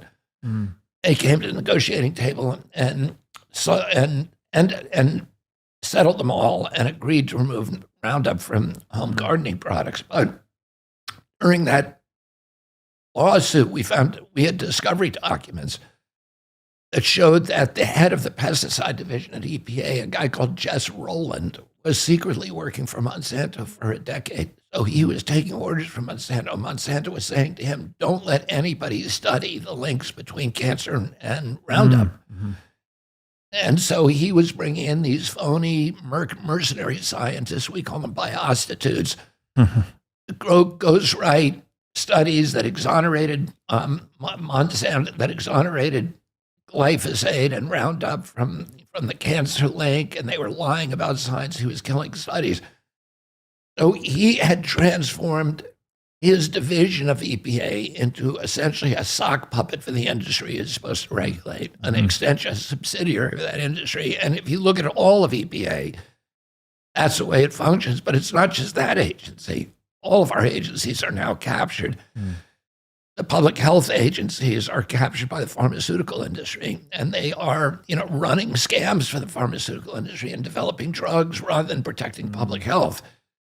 The Department of Transportation is a subsidiary for the railroad industry. That's why we had the East Palestine spill. I'm representing 1,000 families in East Palestine, but that spill happened because Norfolk Southern, which was the rail company responsible for the spill, did not have heat sensors on its, they're called hot box sensors, on its wheels. In Europe, every railroad has that. In most of the world, every railroad has it. But Norfolk Southern, it was going to cost them a few bucks to put it on, and they own the agency, so they got the agency to delay its implementation for a decade. And because when what we did is we subpoenaed the doorbell ringers from all of the houses that line the rail tracks for 30 miles. And you can see that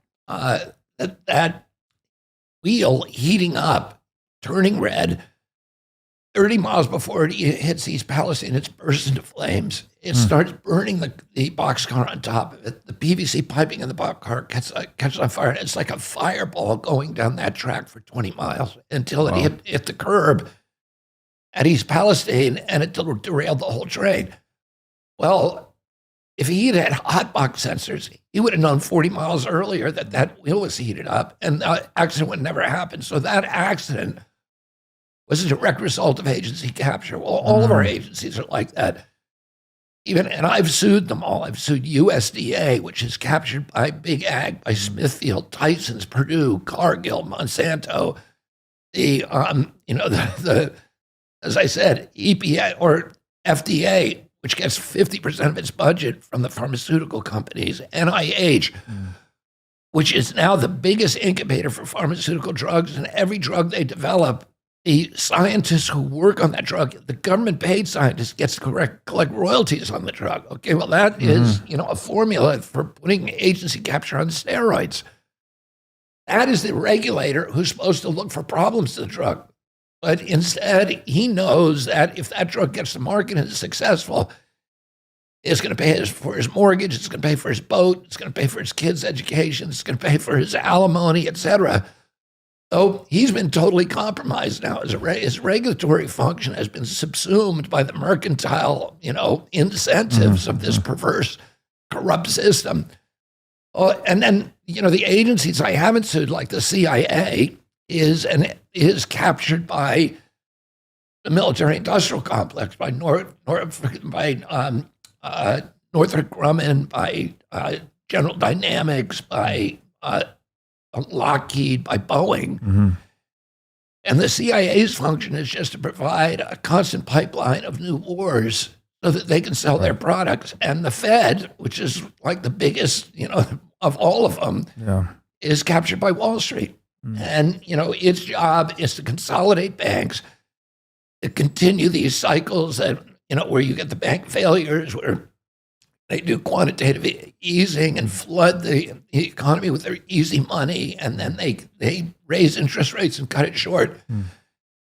The banks go belly up, and instead of making them pay and then selling their assets to small guys, they keep consolidating. They keep putting them into bigger and bigger banks. So they're creating the structure where the banks are too big to fail. Right.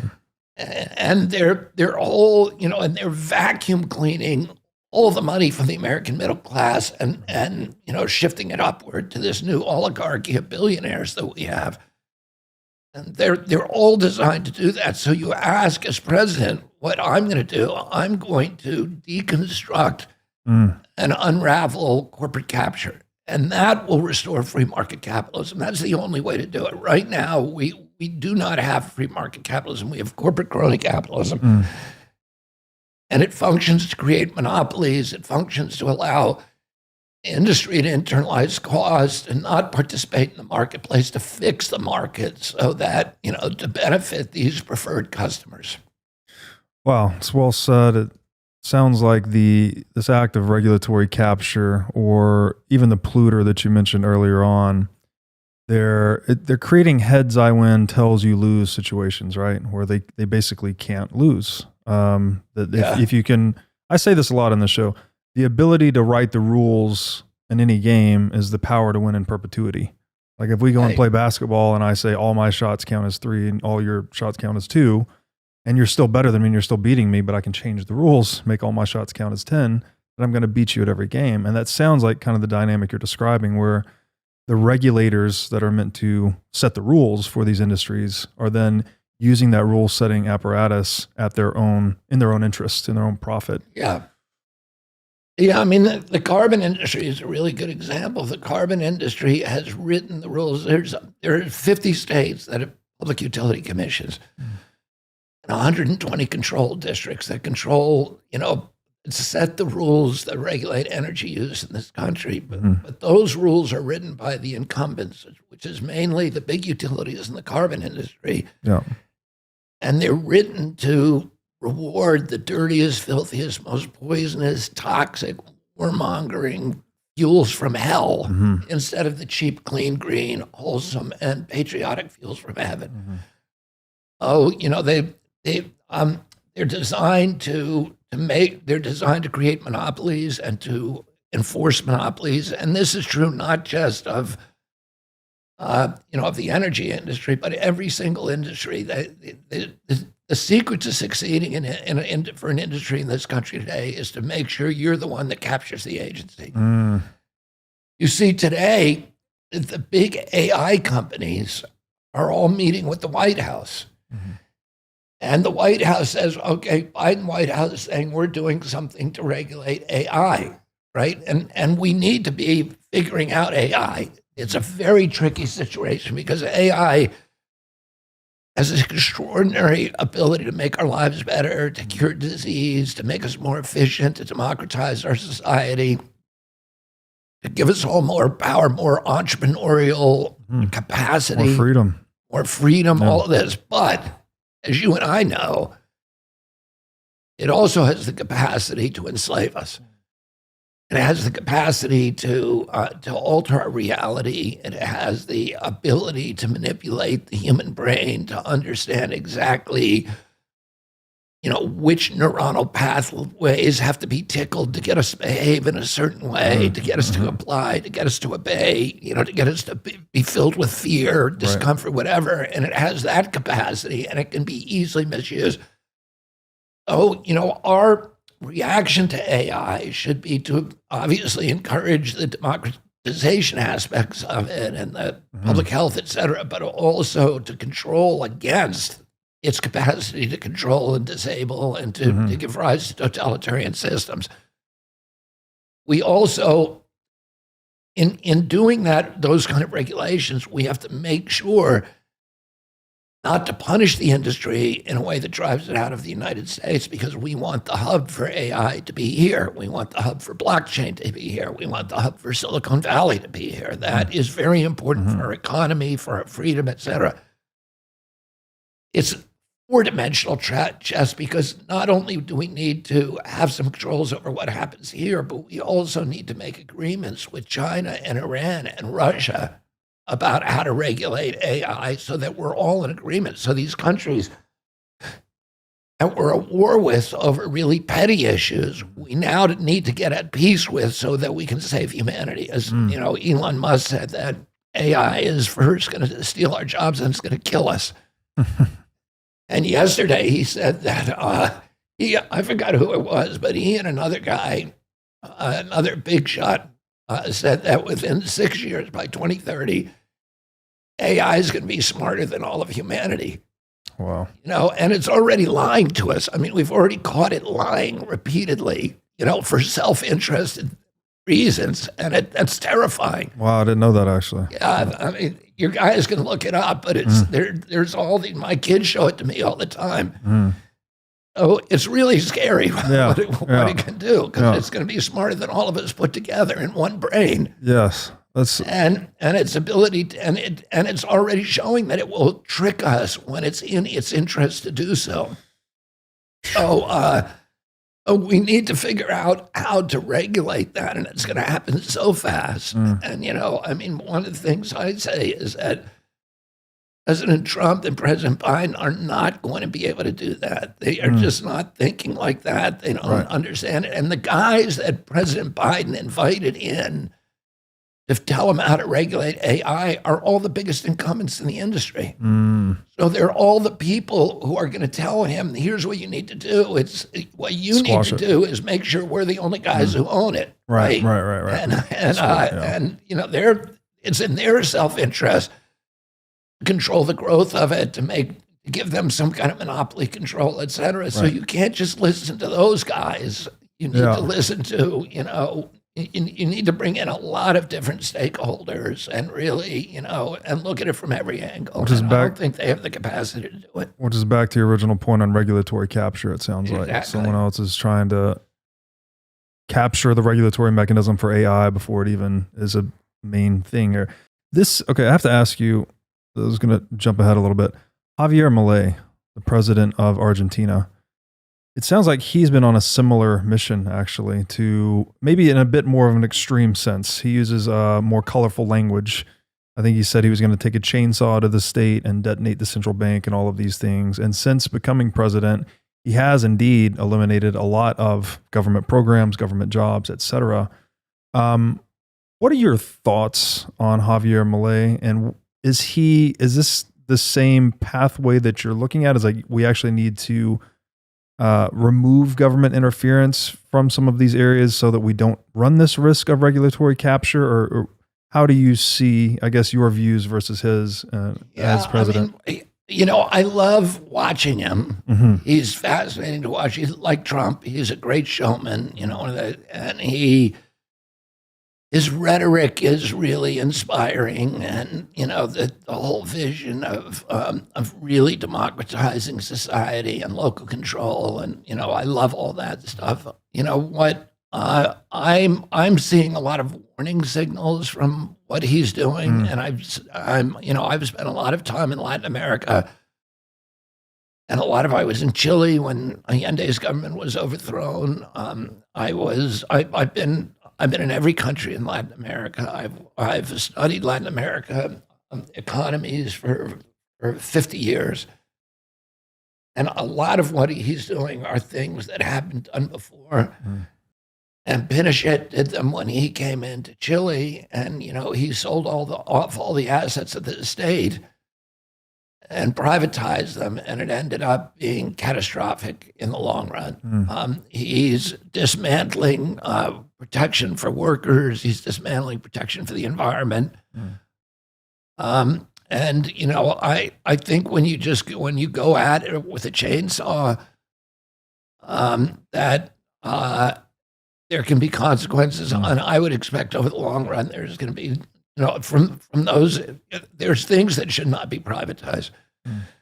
There are things that should stay because their function is part of the commons. The roads in a country, the ports, the airports, the postal systems, the prison systems. You can experiment with privatizing them, but bad things come of it ultimately when the profit motive is injected into it. And it's not saying the government is always a good manager, because it isn't. But when you inject a profit motive into, for example, hospitals in our country have been financialized, and they're no longer interested in healthcare. The doctors are told, "We don't want you spending more than 7 minutes apiece with the patients." This is what Wall Street is telling them. And so there are consequences when you privatize that. When you privatize functions that are historically public function. My solution to those kind of issues is that you should always have a public option and a private option that makes them compete against each other, right? It's good to have FedEx and the post office. Right. I'm glad we have both. Yeah. But to get rid of the post office completely, I think would be a disaster. Right. And to get rid of, you should have public hospitals and private hospitals. But to put all the hospitals under the control of Wall Street hedge funds, you can predict it's going to be bad. And we can see what's happened in this country. We spend more for healthcare than any nation on earth, and we have per capita, and we're 79th in health outcomes. So we're behind Nicaragua, behind Mongolia, we're behind Cuba in terms of our health outcomes in this country. It's not good. Yes, no, well said. And that is a difficult path to navigate between deregulation and then maintaining some regulation. So that makes sense. Let public and private compete. Definitely one view on it. I guess Javier Milei is much more anarcho-capitalist about the whole thing. If you are a business owner or manager, you should know these three numbers: 36,000, 25, and 1. 36,000 is the number of businesses that have upgraded to NetSuite by Oracle. NetSuite is the #1 cloud financial system, which allows you to streamline accounting, financial management, human resources, and more. NetSuite turns 25 years old this year. That's 25 years of helping businesses do more with less, close their books in days rather than weeks, and to drive down cost. And finally, 1, because your business is one of a kind. So with NetSuite, you get a customized solution for all your key performance indicators in one efficient system with one source of truth. NetSuite is everything you need all in one place. Right now, you can download NetSuite's popular KPI checklist designed to give you consistently excellent performance absolutely free at netsuite.com/whatismoney. That's netsuite.com/whatismoney to get your free KPI checklist. Again, netsuite.com/whatismoney. We want you to join us for 2 days of discussions and debate, which is all happening at the inaugural Dissident Dialogues 2024. This incredible event will take place in Brooklyn on May the 3rd and 4th. You'll be joining leading thinkers such as Richard Dawkins, Steven Pinker, Ayaan Ali, John McWhorter, Aisha Akambi, Michael Schellenberger, Mary Harrington, Chris Williamson, Winston Marshall, Konstantin Kisin, Francis Foster, and more. Hang on a second, since when have you ever been a serious thinker? I love thinking, it's my favourite hobby. Sometimes, of an evening, it's all I do.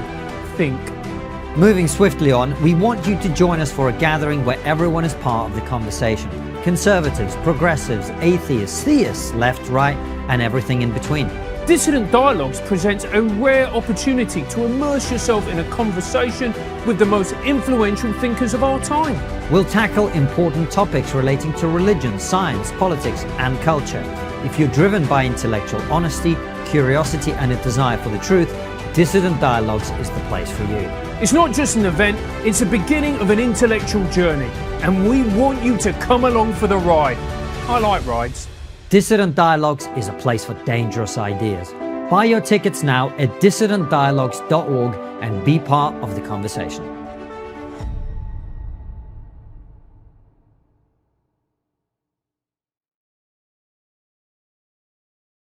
Forget multivitamins and other supplements. Animal organs are the most nutrient-dense foods on the planet. You can get 100 times more nutrients from organs than you can from muscle meats. But the problem with eating organs is that they are difficult to find in stores, they are difficult to prepare, and even when they are prepared well, they often don't taste great. Thankfully, Heart and Soil Supplements has made consuming organ meats so much easier by providing powderized organs in capsule form. Organ meats include everything your body needs to thrive: vitamins, minerals, peptides, proteins, and growth factors. This is why organ meats were the most prized foods for our ancestors. Fortunately for us, Heart and Soil makes these treasured foods easily accessible.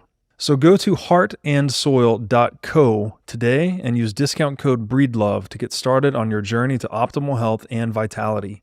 Again, that's heartandsoil.co, discount code BREEDLOVE. On that topic of healthcare, I heard you say this recently, and this blew my mind. You said that there are studies which show that autism rates among men ages 69 and above, I think, are 1 in 10,000. So 1 in 10,000 men ages 69 and up, or maybe just ages 69, have autism. Whereas in our children today, that ratio is 1 in 34 kids have autism. That's CDC data. And CDC data. And you said there was a threshold. 70-year-old men they vary. Mm-hmm. 1 in 2,500. There's a number of studies that say 1 in 2,500, 1 in 2,000, or 1 in 10,000. Mm-hmm. I can tell you this, and I've been around intellectual disabilities my whole life because I was raised in the middle of Special Olympics. Mm-hmm. Special Olympic, my aunt, Eunice Shriver, who was also my godmother, founded Special Olympics. It was originally called Camp Shriver. I worked at Special Olympics from when I was 8 years old, and as a hugger, as a coach, and throughout my whole life. And then when I was in high school, because this commitment to people with intellectual disabilities is part of my family DNA. I spent 200 hours in Passaic Home for the Retarded. And I can tell you this, I have never met anybody my age, ever in my whole life, with full-blown autism. By full-blown autism, I mean non-toilet trained, non-verbal, head banging, toe walking, stimming, hand flapping. I've never met anybody that looks like that ever my age. You don't see people like that at the mall. There are no homes where they would be confined. They basically don't exist in my generation. But in my kids' generation, 1 in every 34 kids looks like that, 1 in every 22 boys.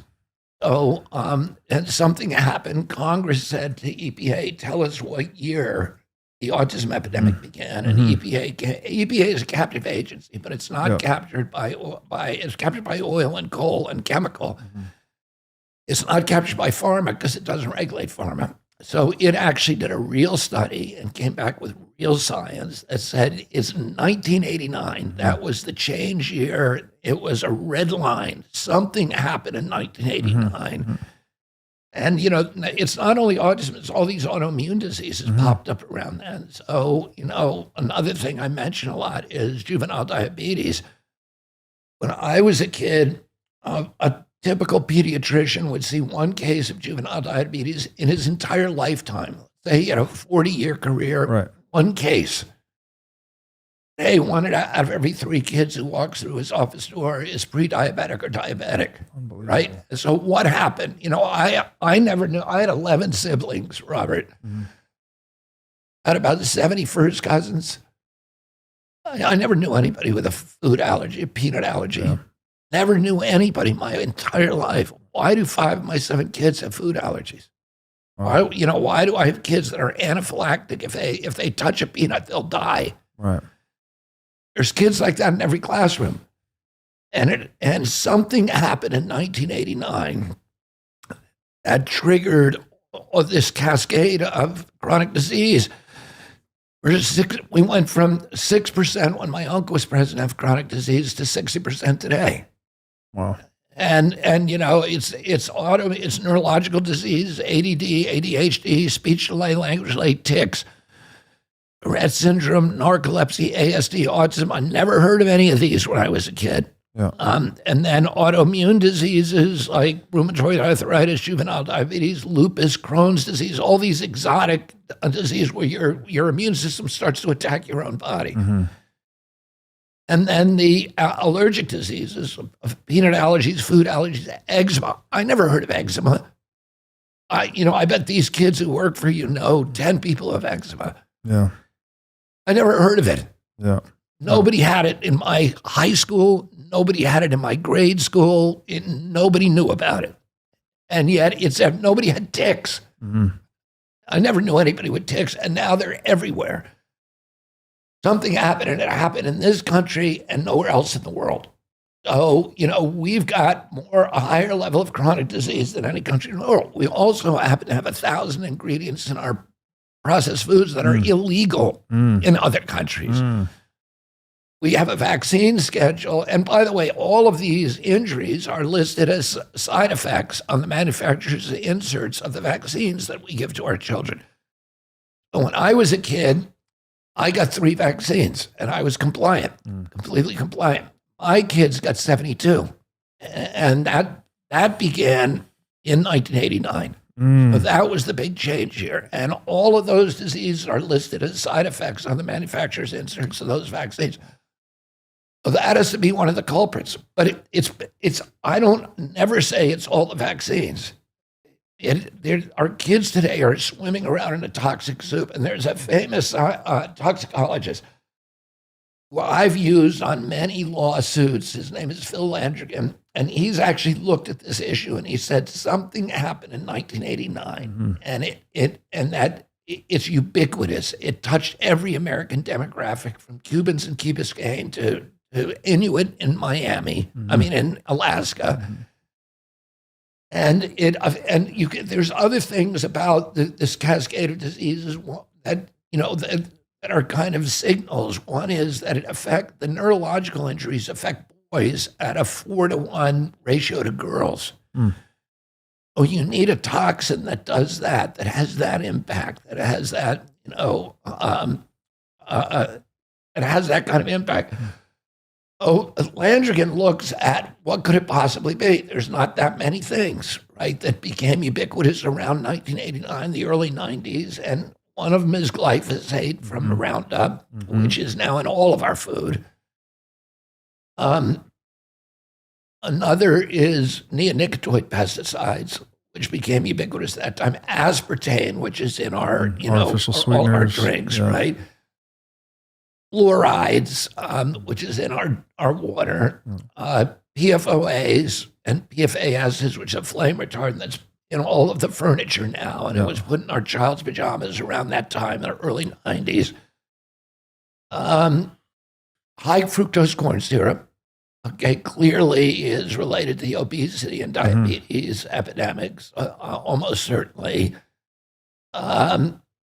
Atrazine, which is another pesticide, cell phone radiation, and then on the list is also ultrasound. Ultrasound also became ubiquitous. And do I think ultrasound is doing anything? I don't think so, but I don't know. Right.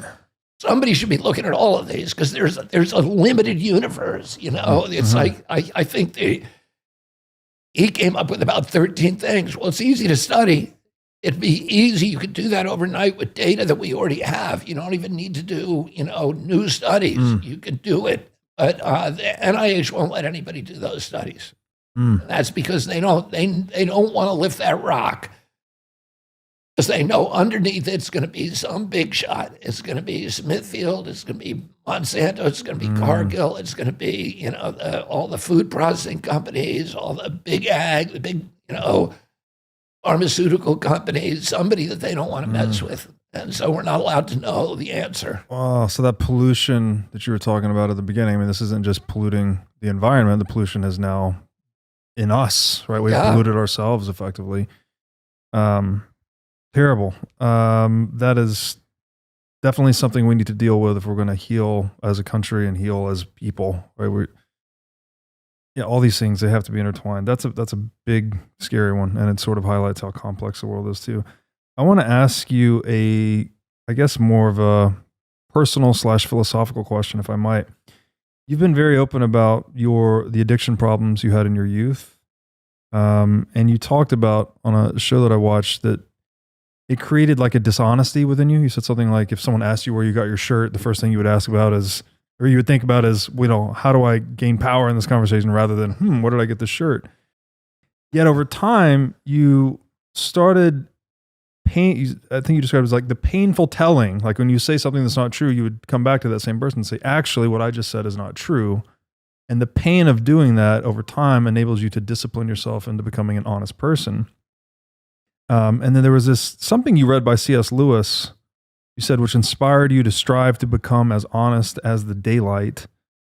And correct me if I'm wrong here, but I also have heard you say something to the effect that your campaign is essentially an experiment on telling the truth to the American people to see where that will take you.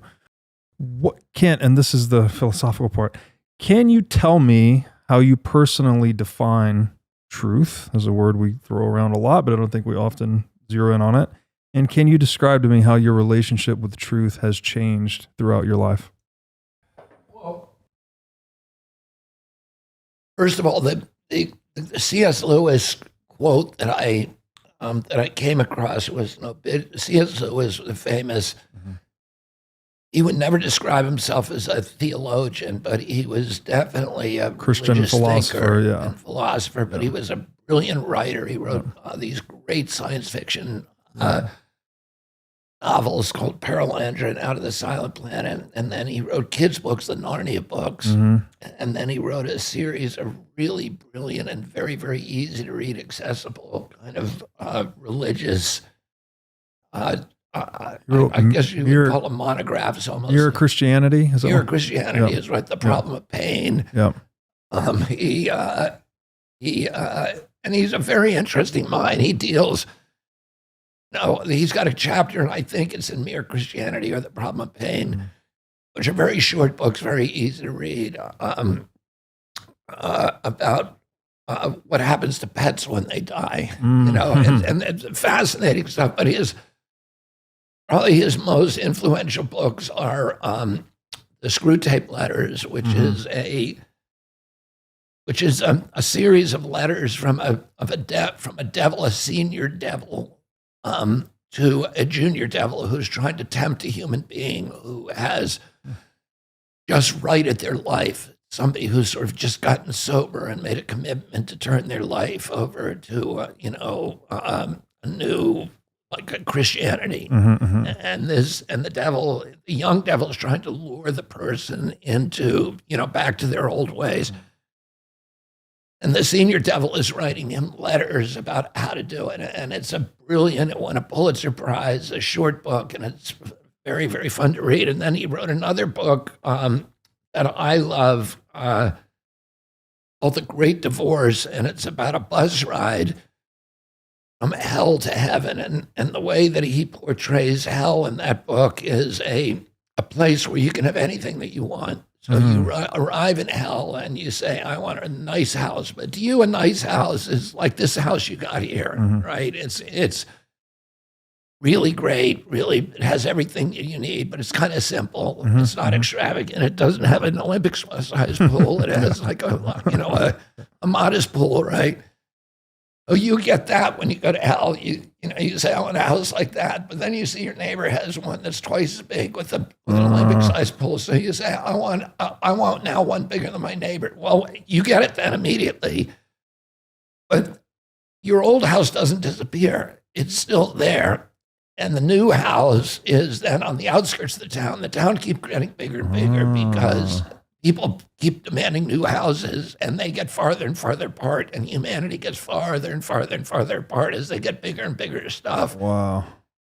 And there's no real companionship. But once a week, there's a bus that leaves from the downtown, and it goes to heaven.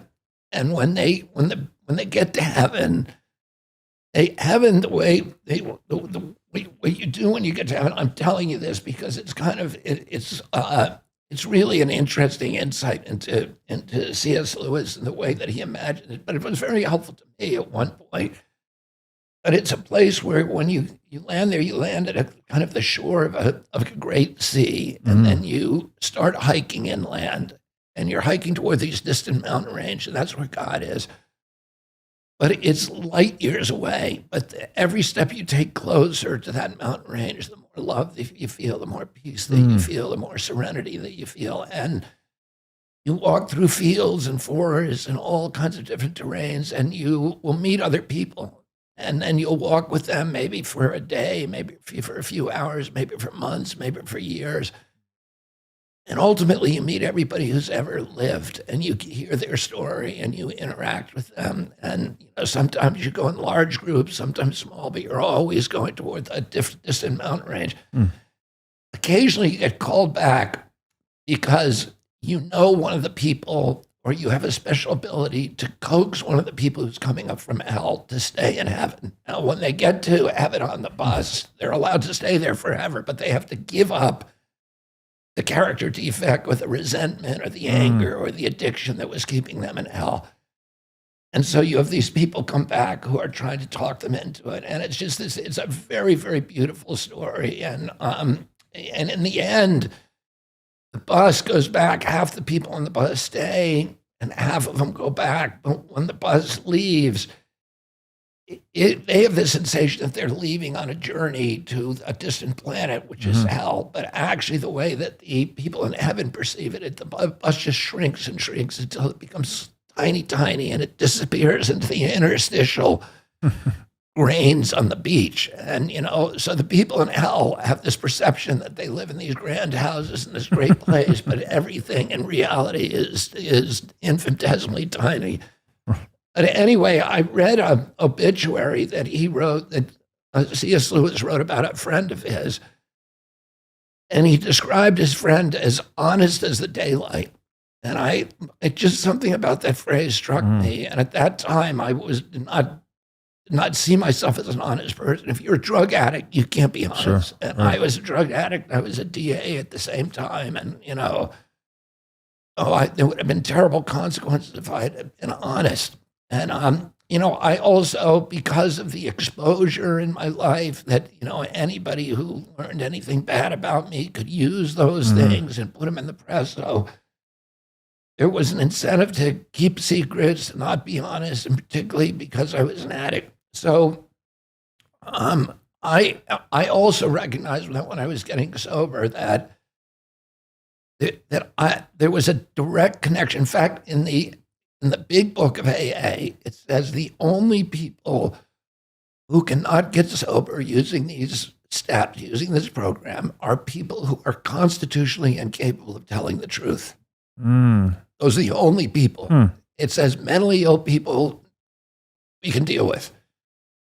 The only people who can't get sober are people who are constitutionally incapable of telling So they go hand in hand then. Yeah, and so it's clear throughout that book that in order to say it again and again, in order to get sober, you have to maintain a life of rigorous honesty. Wow. And that doesn't mean that you have to spill your guts to everybody that you meet. Right. But it means that you can't afford to have any secrets. In other words, there has to be at least one person in your life who knows everything about you. Right. From whom your deepest, darkest, take it to the grave secrets. That there's at least one person who knows that. Because otherwise your secrets will make you drink again. They'll make you get high again. They'll destroy you. Right. So at one point, I made a decision, just an intellectual decision. I'm going to be rigorously honest, no matter what the cause. But I was habitually, dishonest. I don't know whether I describe myself as a pathological. I wouldn't describe myself as a pathological liar, but I definitely was a habitual liar. Oh, in order to break that habit, I had to.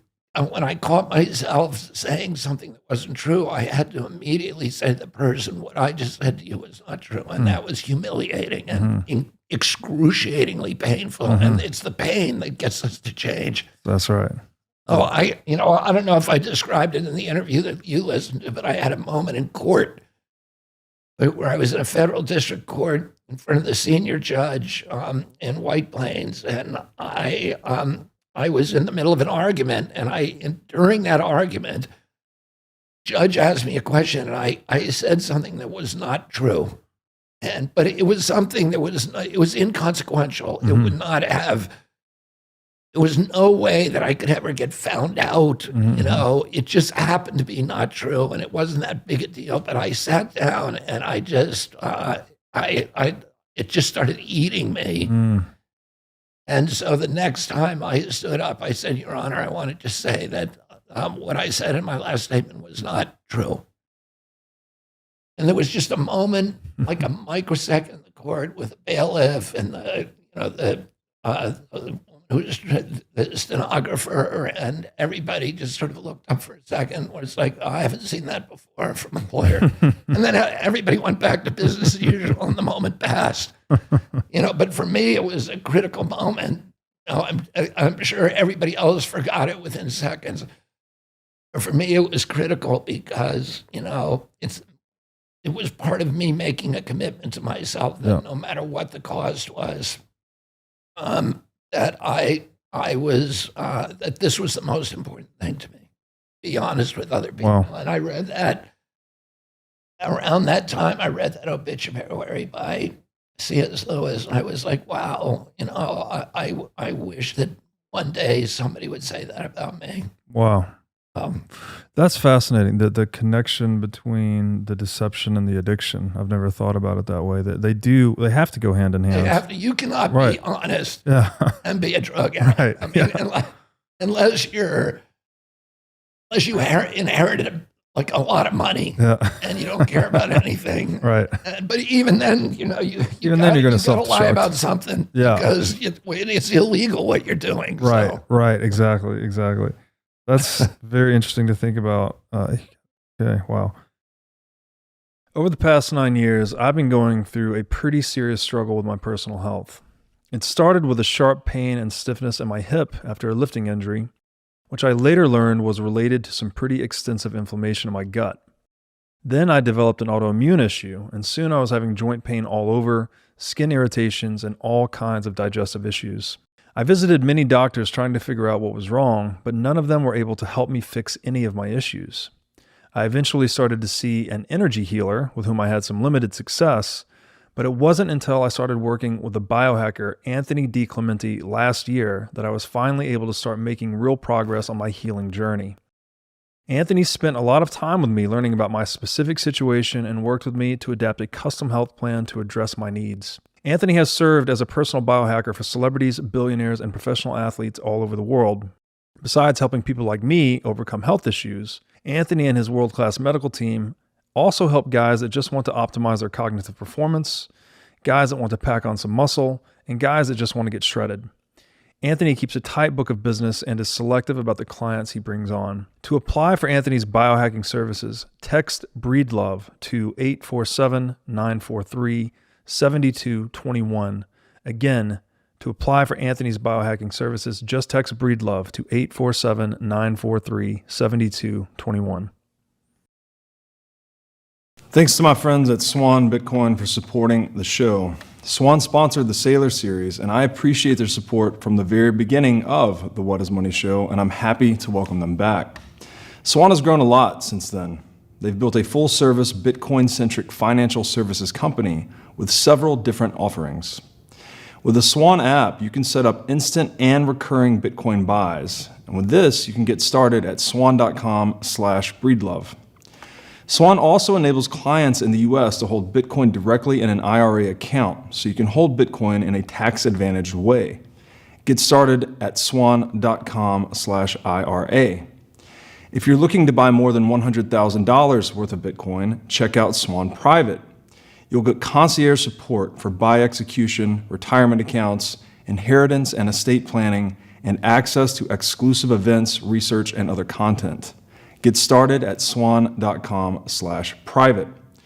Swan Institutional provides financial services to institutions, including Bitcoin-backed lending, asset management, principal investments, Bitcoin services for financial advisors, and Bitcoin mining operations.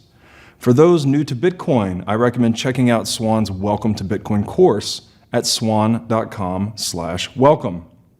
So go to swan.com/breedlove today to get started on your Bitcoin buying journey. Are you sick of being robbed by politicians through inflation and endless money printing? If so, you need to be at Bitcoin 2024 in Nashville, Tennessee on July 25th through 27th. As the largest Bitcoin and fintech conference in the world, Bitcoin 2024 stands as a beacon of monetary freedom, a glimmer of hope amongst a darkening macroeconomic backdrop. Top speakers, companies, and thought leaders from across the industry will convene in Nashville to look ahead to the next year and beyond. I will be there, and Bitcoin conferences like this have become my favorite place to socialize since becoming a Bitcoiner. Ticket prices will increase soon. Get your tickets now and secure your spot at this game-changing event. So go to b.tc/conference and use discount code BREEDLOVE to sign up for the Bitcoin 2024 conference. Again, that's b.tc/conference, discount code BREEDLOVE. Okay, I guess let me ask you this, sort of on, you mentioned court and you mentioned the lawsuits you'd taken against Monsanto and others. Richard Feynman has this quote that I really love. He said, "I'd rather have questions without answers than answers that cannot be questioned." And you've described this quote unquote trust the experts ethos that we've seen recently as not a feature of science, but rather a feature of totalitarianism. And I've said it this way. I think it's similar to what you're saying, that science is a systematic method of questioning. When you say don't question the science, you're saying don't question the questioning. Like it's a nonsensical phrase when you decompose it. It's oxymoronic. Oxymoronic, exactly. Science is dynamic. It's always changing. Yes. Look at Galileo, look at Copernicus. They were challenging scientific orthodoxies by using the scientific method. Look at Newton. Exactly. Look at, any scientist in history, Einstein, et cetera. They moved science from a consensus to, a new paradigm. Yeah. And motivated by a loving, caring pursuit of the truth, actually, right? Like Galileo put himself at risk to break new grounds and things like that. So Galileo actually recanted because he was told, if you don't recant, right, we're going to burn you at the stake. Yeah. So he recanted. He said, the sun doesn't move. And then he famously, when he was leaving the courtroom, he said to himself, but it was audible to people around him, and yet it moves. Mm-hmm. So, he was saying, I'm going to say what you tell me to do, but, it moves. We can't stop it. Right, it's right. moving. So what I want to ask is, people need to have a reverence for truth to pursue it honestly. That's basically what science is, as we've described. Yet now it seems like in this world of money printing that experts can really just be bought, right? As you were saying in your court case, that you brought certain experts, Monsanto brings certain experts. What can we do to instill a reverence for truth among these so-called experts? And where does the role of money printing fit into this? Because it seems like you can use the money printing then to create whatever experts you need and engage in acts of social engineering. So I kind of like there's this weird metaphysical connection between honesty and overcoming addiction, there seems to be this problem with money printing. Like, it's not true. There's an economic deception involved, and it's creating these false realities, like false experts, propaganda, etc. So, I'm sorry, that's kind of a complicated question, but what can we do in the face of money printing and social engineering in getting people to go towards truth rather than be engineered? Well, I don't know. I mean, some of those those connections seem true to me, but although a little tendentious. I mean, what the Fed does is a lie, and it's a fiction that everybody believes. Right. That this money has intrinsic value, and it's the belief in it that actually gives it value. It's that consensual belief in it. So just like a lie, right? What the lie, if it's believed in, it has value. If not, it doesn't. Yeah, it is a lie. But there's another issue about just what our purpose is. And I believe that God put us here for a purpose, which is to search for existential truths, which is, what is our relationship with our Creator ultimately? But we do that each of us is given a different set of gifts, a different set of passions, and in our own, whether you're a writer, whether you're an artist, whether you're a doctor, whether you're a scientist or lawyer, all of us, our job ultimately is to search for existential truths. And some of us do that through the adversarial method, like in law. So, you take a position that you may not necessarily believe, but it's an extreme position, and you make your argument, make your best argument, then you let the jury, hopefully it's a system where a jury actually says, which of these is true? So you're looking for existential truth. Science is supposed to be a search for existential truth.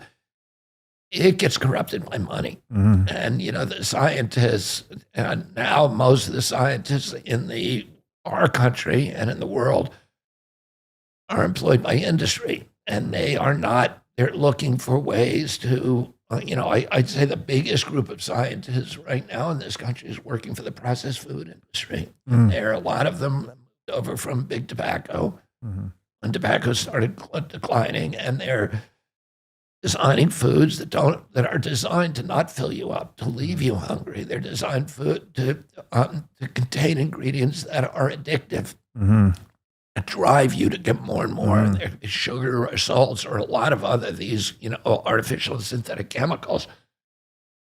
They design them to addict you to really bad stuff. So the whole thing is a lie. You're not eating food. You're not eating. You're eating commodities. Right. You're eating chemicals. You're eating chemicals, and and the whole thing is a lie. So the system has been utterly corrupted. And I agree with what you said that trusting the experts. We were all told during COVID, trust the experts, but that's not a thing. Trusting the experts is not a feature of science. It's the opposite of science. It's not a feature of democracy. My father told me when I was a kid, said people in authority lie. And in a democratic system, your job is to maintain a constant posture of skepticism toward figures of authority. We're all part of our job of living in a democracy is to question authority constantly. Is to that doesn't mean to be disobedient. It doesn't mean to be disrespectful, but it means not trusting somebody to tell you what reality is, and then not asking basic questions yourself.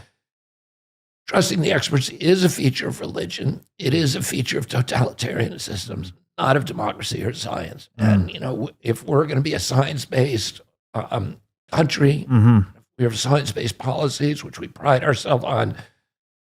If we're going to have a democracy, then we need to question everything. And by questioning things, that's part of your search for existential truths. Right. And those are the truths that are actually true.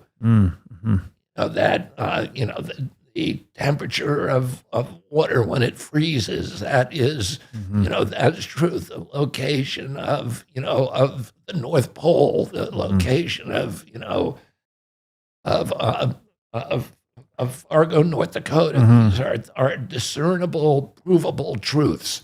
What your father said to you that people in positions of authority lie, so we must maintain a healthy orientation of skepticism towards them and ourselves and others, right? We should always be sort of, as they say in Vegas, trust everyone but always cut the cards. As we say in Bitcoin, don't trust, verify. There's all these sayings, but it's to get to that point of social consensus about where the North Pole is or where water freezes or where it boils. This is obviously a very important feature of social organization. Okay, so we've got a little bit of time left, but I have to ask you about censorship because you are one of the most censored men in the world, as far as I know. This is going back to the COVID saga. I believe you were saying certain things that were not consistent with the narrative at that time. And I heard this on an interview where you were telling it in retrospect. The White House was apparently telling Facebook to censor you. However, Facebook actually pushed back in Facebook's defense and said that the things you were saying were not untrue, so that it was not actually misinformation.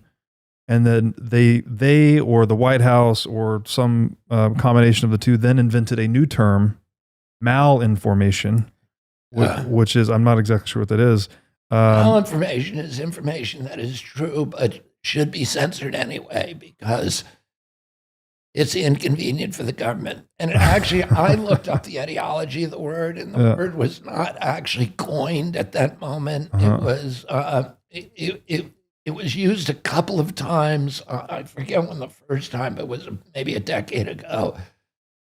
But it was then ubiquitously used after that because they knew they were censoring things that were true. Somebody comes, a doctor says, they were censoring posts when people posted web pages from CDC's website. Right. Right. And you could get censored for that. Yeah. So it was, it was something they all agreed was true. And I was very careful because I knew there was a lot of eyeballs on me. So I had probably the most robust fact-checking operation in journalism at that time.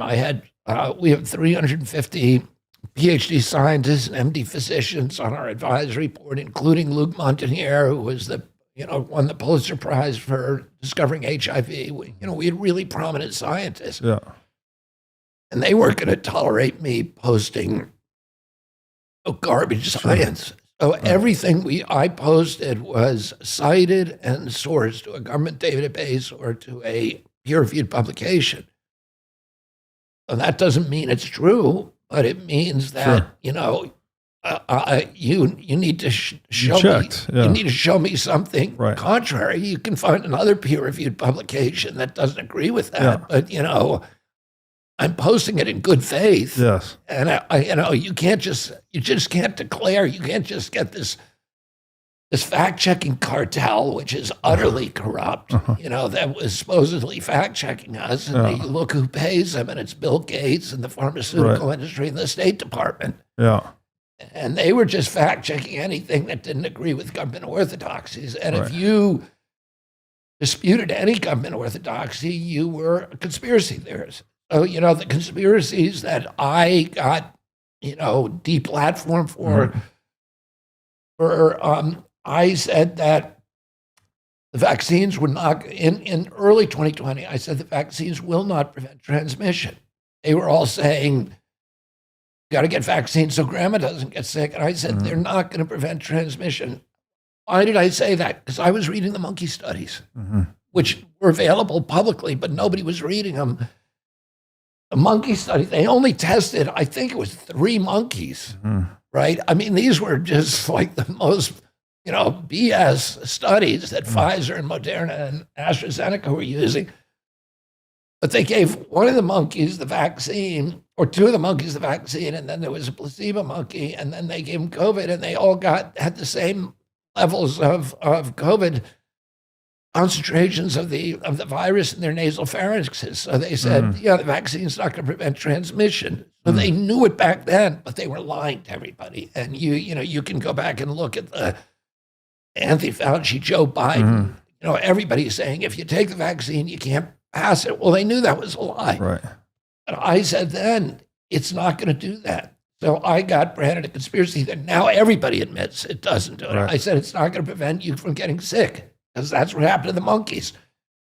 And that's what happened in the clinical trials, which I was reading. The people who got it got sick. Later on, they were saying, oh, well, it was never trying to prevent sickness. That's not true. It was. They were telling us it was. They said it just prevent serious illness, which it didn't prevent either. So, they were just lying about it. So I said masks are not, I was looking at the studies, and we found and published all the studies we could on masks, and virtually all of them said they don't work against respiratory viruses. And that, in fact, they're probably worse. So I said the mask, there's no science. I said there's no science for the social distancing, which a month ago, Anthony Fauci took the oath and said to the Senate, they asked him, where did you get the 6-foot social distancing? And he said, I don't know. It just came from somewhere. We don't know. Was there any science? No. So I said that at the time, and I got banned as being, a conspiracy theorist. But they were saying things they knew were lies. They knew they had no basis for.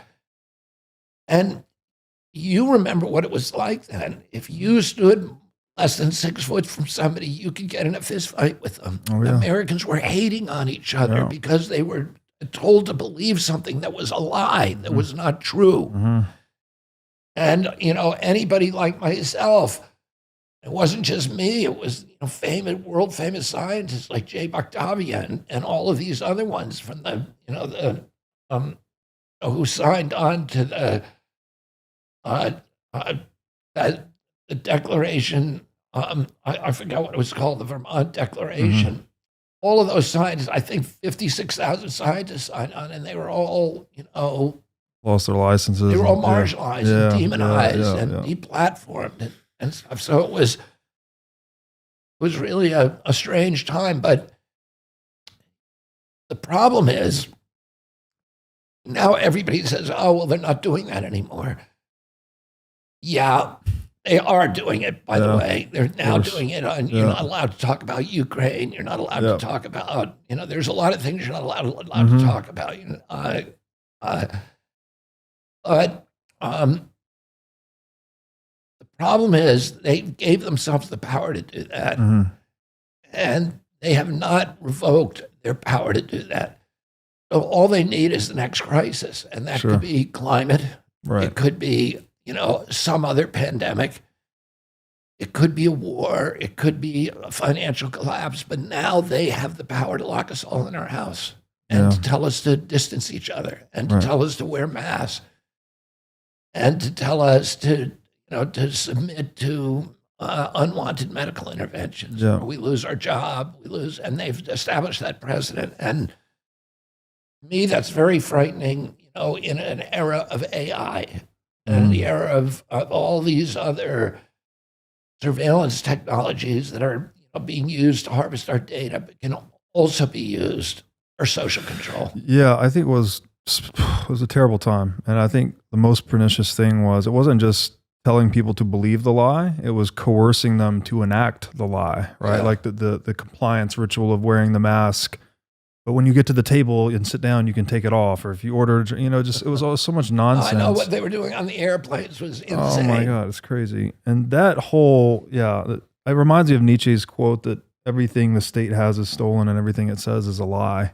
And it just felt like we're immersed in that reality for years. And I don't know, we need to do something about that. If I may ask you one last question, and this probably goes into the bucket of things that we're not allowed to talk about that much, but what are your views on the Israel-Palestine conflict, and what, if any, changes would you make as president? Yeah, I mean, that's not a short question. Mm-hmm. So I'm anti-war, and that doesn't mean I'm against all wars. I think all wars are bad, but there are wars that are immoral, and those are any war of choice. Oh, I would say every war that we fought in our country over the past 100 years, except for one, World War II, was an immoral war. World War I was an immoral war. My grandfather protested that war. He lost a lot of his friendships. And World War II, to me, was a moral war. We were attacked. We responded against an implacable enemy that said we want to, we're going to own the world. It's going to be our 1,000-year Reich, and we're going to own the whole world, and we have the power to do it. And so to me, that was a moral war. I think Israel's war against Gaza is a moral war. They were attacked. They weren't just attacked on October 7th. They were attacked for 16 years before that. There are 2,000 missiles a year, on average 30,000 missiles that Hamas sent over to Israel. Israel did everything it could to not invade Gaza.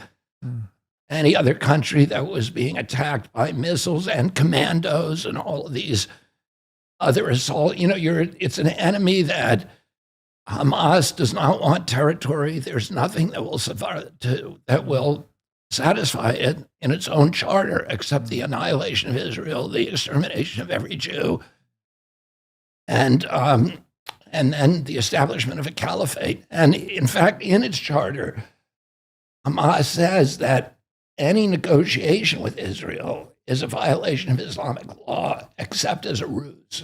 And there have been 5 ceasefires so far, and Hamas has used every one of those ceasefires to rearm, regroup, rehoist the banner, and then attack Israel again.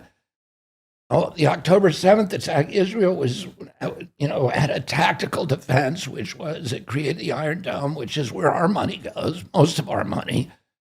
The U.S. dollars that we sent to Israel meant to create the Iron Dome, and the purpose of the Iron Dome is to allow Israel to absorb these attacks from its neighbors without responding. Every missile that Gaza sends, that Hamas sends onto Israel, costs Hamas about $800, and it cost Israel $40,000 to shoot it down. But Israel bore that expense rather than invade Gaza. By the way, I consider myself extremely pro-Palestinian. I have a group in Israel that is the only group in Israel that has Palestinians, Jews, and Jordanians on its board. It protects the Jordan River. I work with Palestinians all over Israel. I've met with the Palestinian leadership on the West Bank. I have friends in Gaza who I'm supporting today. I'm heartbroken by the injury that's being caused in Gaza, but I don't think Israel should be blamed for that. I think Hamas should be blamed. Hamas attacked Israel, and Hamas is a kleptocracy. It is victimizing the Palestinian people. Palestinians have received more money from the international community than any community in the world history. So between 1948 and 1952, we had a Marshall Plan. We rebuilt 17 nations in Europe that had been leveled during World War II.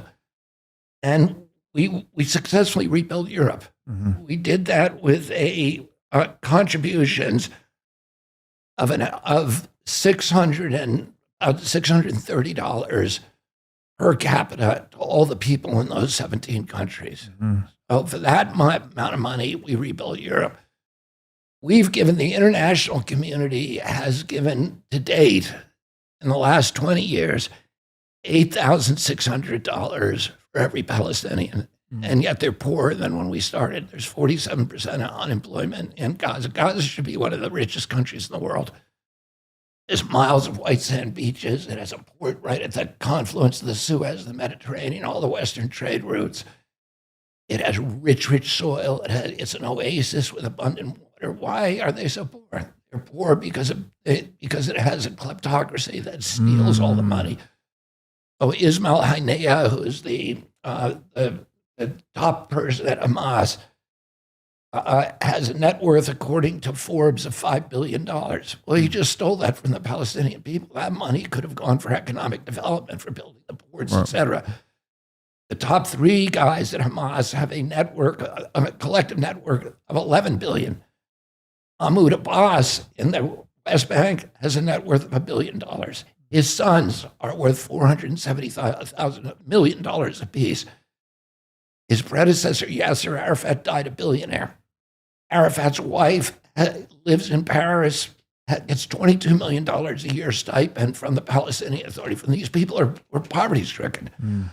The whole thing is just a criminal, a criminal enterprise that's victimizing the people of Palestine and stealing from them and then raising them to hate Jews, annihilate Jews, to believe that they have a right to return to Israel, which is, is not a right. And nobody has a right to return. The people, Israel in 1948, the Palestinians declared war on Israel. They invited 7 Arab nations in to destroy Israel and exterminate it. Those 750,000 Palestinians left at that point. Most of them left because the Arab countries told them to leave. And that is well documented. And so that they could go in, wipe out the Jews, and then everybody could come back. At the same time, those Arab countries expelled 1 million Jews who had been there for 2,500 years, who had done nothing. Israel accepted all of them. Israel accepted 3 million Jews from Europe. So it has taken its share of refugees. Now, in 1948, there were, after World War II, there were 122 nations created, including all the surrounding nations, Lebanon, Syria, Iraq, Saudi Arabia. All of these were new nations that were created after the war by the Allies, drawing lines on a map, India and Pakistan. In each one of them, there were huge amounts of hundreds of millions of refugees who were expelled from one country to another. And the UN and the League of Nations program was that we're going to try to create new nations with ethnic homogeneity to decrease the level of future wars. So there were 8 million Arab or Muslims moved out of India, just taken away from their homes and moved to Pakistan. 7 million Hindus who were taken from Pakistan and moved to India. They don't have a right to return. There were 14 million Germans moved out of Czechoslovakia, and Czechoslovakia and the Czech Republic and Slovakia were created as new nations. And those Germans were forced back into Germany. All of them were resettled. Hundreds and hundreds of millions. The only refugee group in the world that has, within the group that was expelled are refugees, and then their children are also classified as refugees, is Palestinians. Why is that? Why are every Palestinian in the world is now classified as a refugee? There were 300,000 Palestinians who moved to Kuwait with good jobs in Kuwait, moved their family, their home, resettled there. Why are they still classified as refugees? I have a friend, Adnan Majali, who's a billionaire, who lives in Los Angeles. He is classified as a Palestinian refugee. He has a U.S. citizenship. So, the whole thing, and because there's a special UN agency called UNRWA that feeds on this conflict and feeds it. And one of the things that we most need to do to settle this conflict is to dismantle UNRWA and to give those responsibilities to the Palestinian Authority or to UNICEF or some other agency. Because that is an agency that is intent on not having the Palestinians build a country for the future, and instead having them saying, okay, we all have a right to return to Israel, which is not something that Israel could ever accept. That, is that ultimately is the issue that we have to solve. Well, Bobby, thank you for your time. I know you've got your hands full with all of this.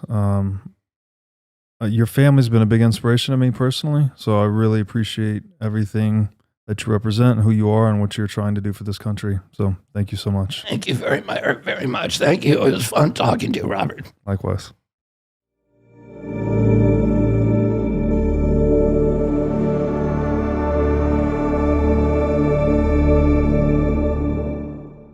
Are you not nervous? What gives you the confidence to speak like this towards your country and really put them on the spotlight? What's the point of being here if you're not going to tell the truth? People came to schools with their rifles. Was anybody ever a threat? No. I have to ask a question. It's just super uncomfortable to ask. Go ahead. If you don't do what we say, you're going to be dead. My reaction is there's a lot worse things than dying. Do you think it's going to lead to, God forbid, nukes? Yeah, we all knew he was a spy. Terrible spy, by the way, bro.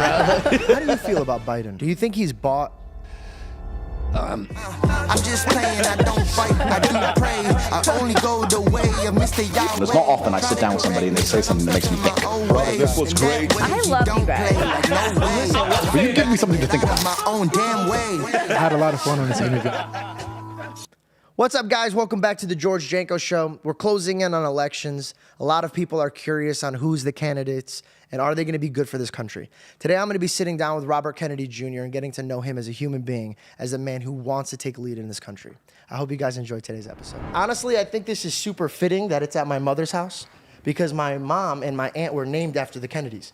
So she's Caroline. Really? And my aunt is Jacqueline. Wow. Yeah, so they told me that like 20 minutes ago, and I was like, oh, cool, I'll start out with that. Thank you so much for being here. I'm actually super excited, and I can't wait to get to know you on a level of, like a personal level. And my first question before we even get started is, I know that before you even started running, you were immediately helping the world from different points from your career path. But when did you decide you wanted to run? I started thinking about it during COVID because look, there were times in my life when I toyed with the idea of running for political office because, it's I've been working in campaigns. I went to the convention, the first convention, the Democratic convention, when I was 6 years old. And I was, we were all involved in my uncle's campaign in 1960 that year. And then, I was involved in my father's campaign in 1968. I was 24. I ran my Uncle Teddy's campaign in 1980. I was in every presidential campaign I worked in my whole life. So politics was part of my DNA, and there were a couple of times that I toyed with the idea, I flirted with the idea of running in New York, where I live. My father was senator from New York. When when the Clintons left office in 2000, that year I was looking at the Senate seat in New York, and my numbers were better than anybody in the state. It was my dad's old seat. And so I was thinking of running for it, but I was having a crisis in my own family at that time, and over the long run, in 2012, my wife ended up taking her own life. I'm sorry. And I was struggling with some of those issues at that point. So I decided not to run. Instead, Hillary ran. She called me and said, "Are you going to run?" And I said, "I'm not going to." And she then asked me to help her, which I did. And then when she went to work for when Obama appointed her Secretary of State, the governor, she had to leave the Senate seat, and the governor of New York, David Patterson, called me and he said, "I have to make an appointment to fill her seat, and I'd like you to do it." So it was kind of a gift for me to be able to have my dad's Senate seat without ever having to run for it. But I was having the same issue at that time, and I felt it would be too hard on my family, so I didn't do it. And then I kind of got, politics is a young person's sport, especially if you're going to run for United States Senate. You don't really get any power in the Senate until you've been there for 2 terms or 3 terms. That's 18 years before you get a committee chair. So I just said, I'm going to do something else with my life, and I was very content with what I was doing, which was suing polluters and, building a big environmental group. And then during COVID, I saw, first of all, I was being censored. And, very, very heavily censored. So I couldn't go on any TV. I was removed from Instagram. I lost almost 1 million followers.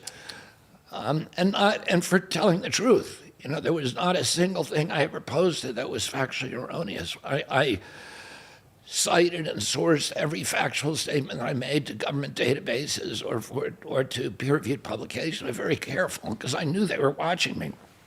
And I couldn't go on TV. I couldn't write editorials for the newspapers.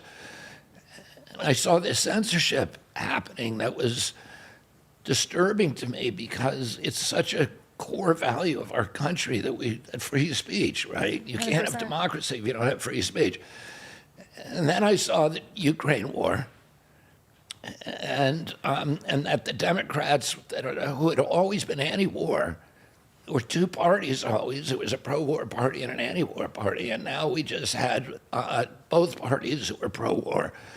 And I saw, I watched that war and had a different view from the orthodoxy. I never thought that Putin was trying to take over, was trying to expand his empire. That he had clear objections, which were to the expansion of NATO into Ukraine. Oh, I was watching this, and I thought, if I ran for president, I have enough followers now that I could meet the metrics of that they'd have to put me on the debate stage. And the public, and I'd be able to talk directly to the public about, these things that I felt very strongly about. And so I was thinking that, but I knew I could never do it because my wife would never let me run if I wasn't going to win, if there wasn't a clear path to victory. It takes too much out on your family. And, it would be unfair to my kids and everything else. So then there was a pollster, kind of a well-known pollster. His name was Jeremy Zogby. He has a polling house called Zogby. That's one of the original polling houses. And he had been polling my name for about a year. So, when somebody hires you to do a poll, like a politician hires you and says, will you do this poll for me? Usually you get about 30 questions that you can put in that poll. The politician may say, I only need 20 questions. I don't want all 30. So then he'd have 10 questions left at the end of the poll, and he would use those 10 questions and put my name in.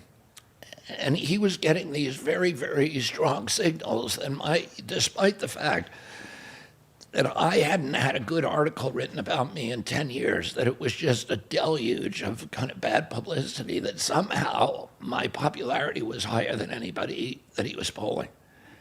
And I'd never met Zogby before. He sent me an email and he said, I've been polling your name and you need to see these results.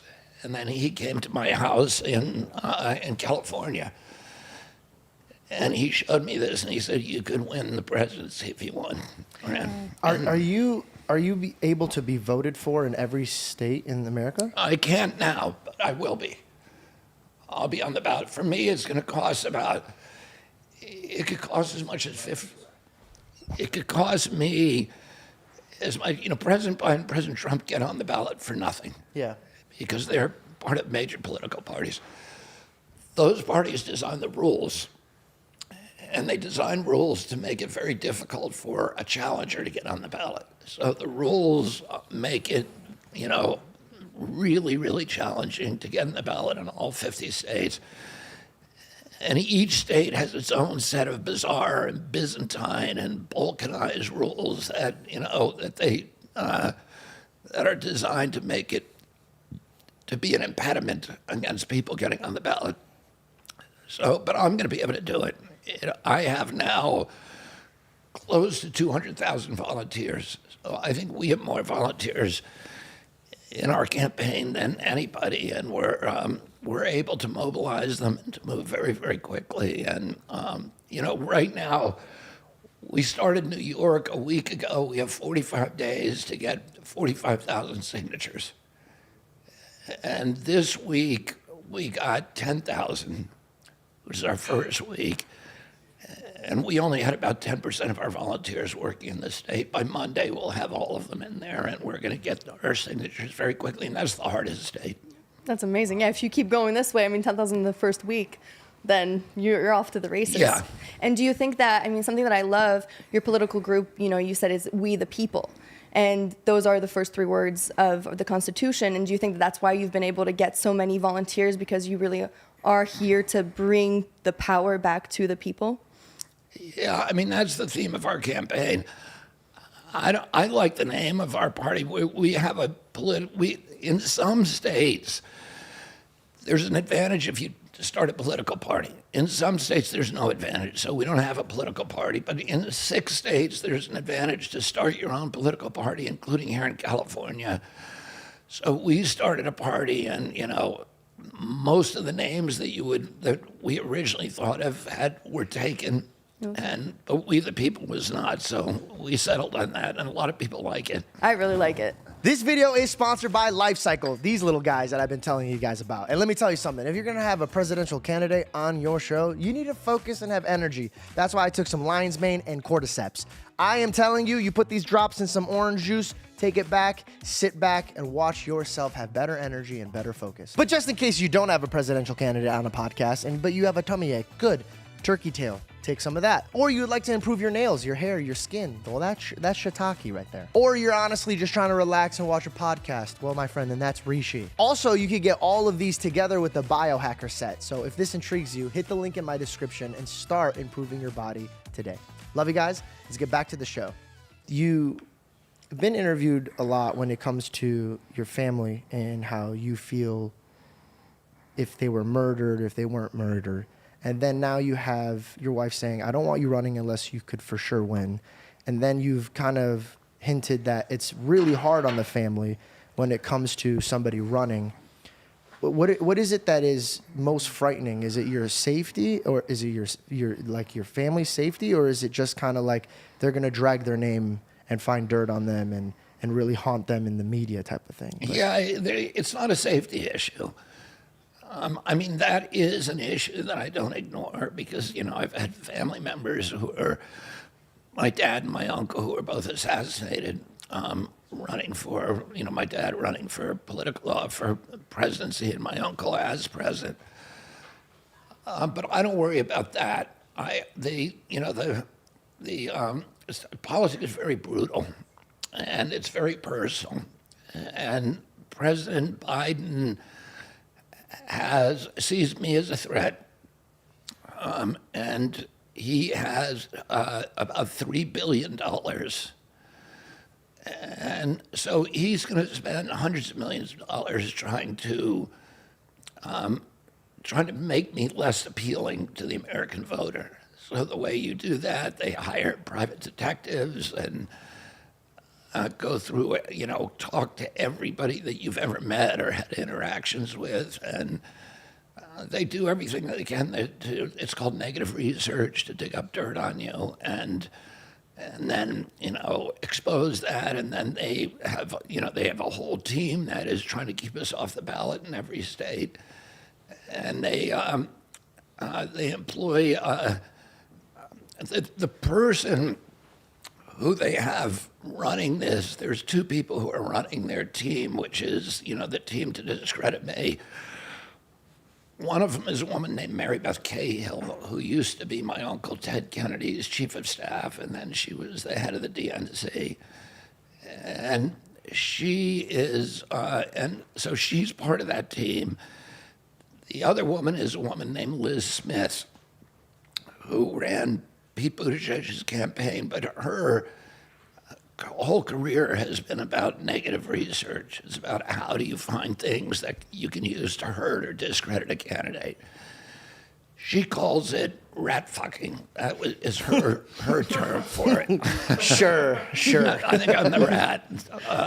So, you know, that's hard on your family, and it's, you know, and then I'm running against the Democratic Party. You know, most of our friends are people who are in the Democratic Party. Most of my wife's colleagues, you know, the people that she, works with the people that who are her closest friends are people who probably don't want to see me run against President Biden. They want to make sure they're so terrified of President Trump getting elected, and they think that my presence in the campaign may facilitate that. And so they consider me, some of them consider me to be dangerous, and they wonder, why would he do this, because he's going to destroy the republic, et cetera, et cetera. I find that hard to swallow, because I was watching an interview that you had on CNN. It didn't even seem like an interview. It seemed like they were just trying to get you with every single. They would interrupt you and play a clip, and to me, I've never been in an atmosphere like that where I can't just have a conversation with somebody like this. Like, we're getting to know you. We're not trying to pin you. So you have to go through these type of medias to try to get your voice out. You're doing it in an independent stance. And then on top of that, you have family members reaching out on media saying, like, oh, he's doing this to get attention. He's a conspiracist. Like, what hurts you more, that your family retaliates, or the fact that you're sitting against a reporter that wants nothing but to trap you? You know what, the way that I look at this is in a way that it really doesn't hurt me. I think, everybody that I've admired in my life, all the historic figures that I've admired, whether it's Alexander the Great or Alexander von Humboldt, the explorer, or St. Francis of Assisi or St. Augustine, or people, Alexander Hamilton, or anybody, Abraham Lincoln, the people that I most admire in my life are people who achieved something, and all of them had to walk through a kind of valley of death, where their friends turned against them, where their family turned against them, where people lost faith in them. So you really believe what you're standing on? Yeah, I mean, Winston Churchill has a really interesting biography, because he spent 20 years in the wilderness, just despised. He was blamed for a big mistake in World War II, for a terrible battle that cost 250,000 British lives called Gallipoli.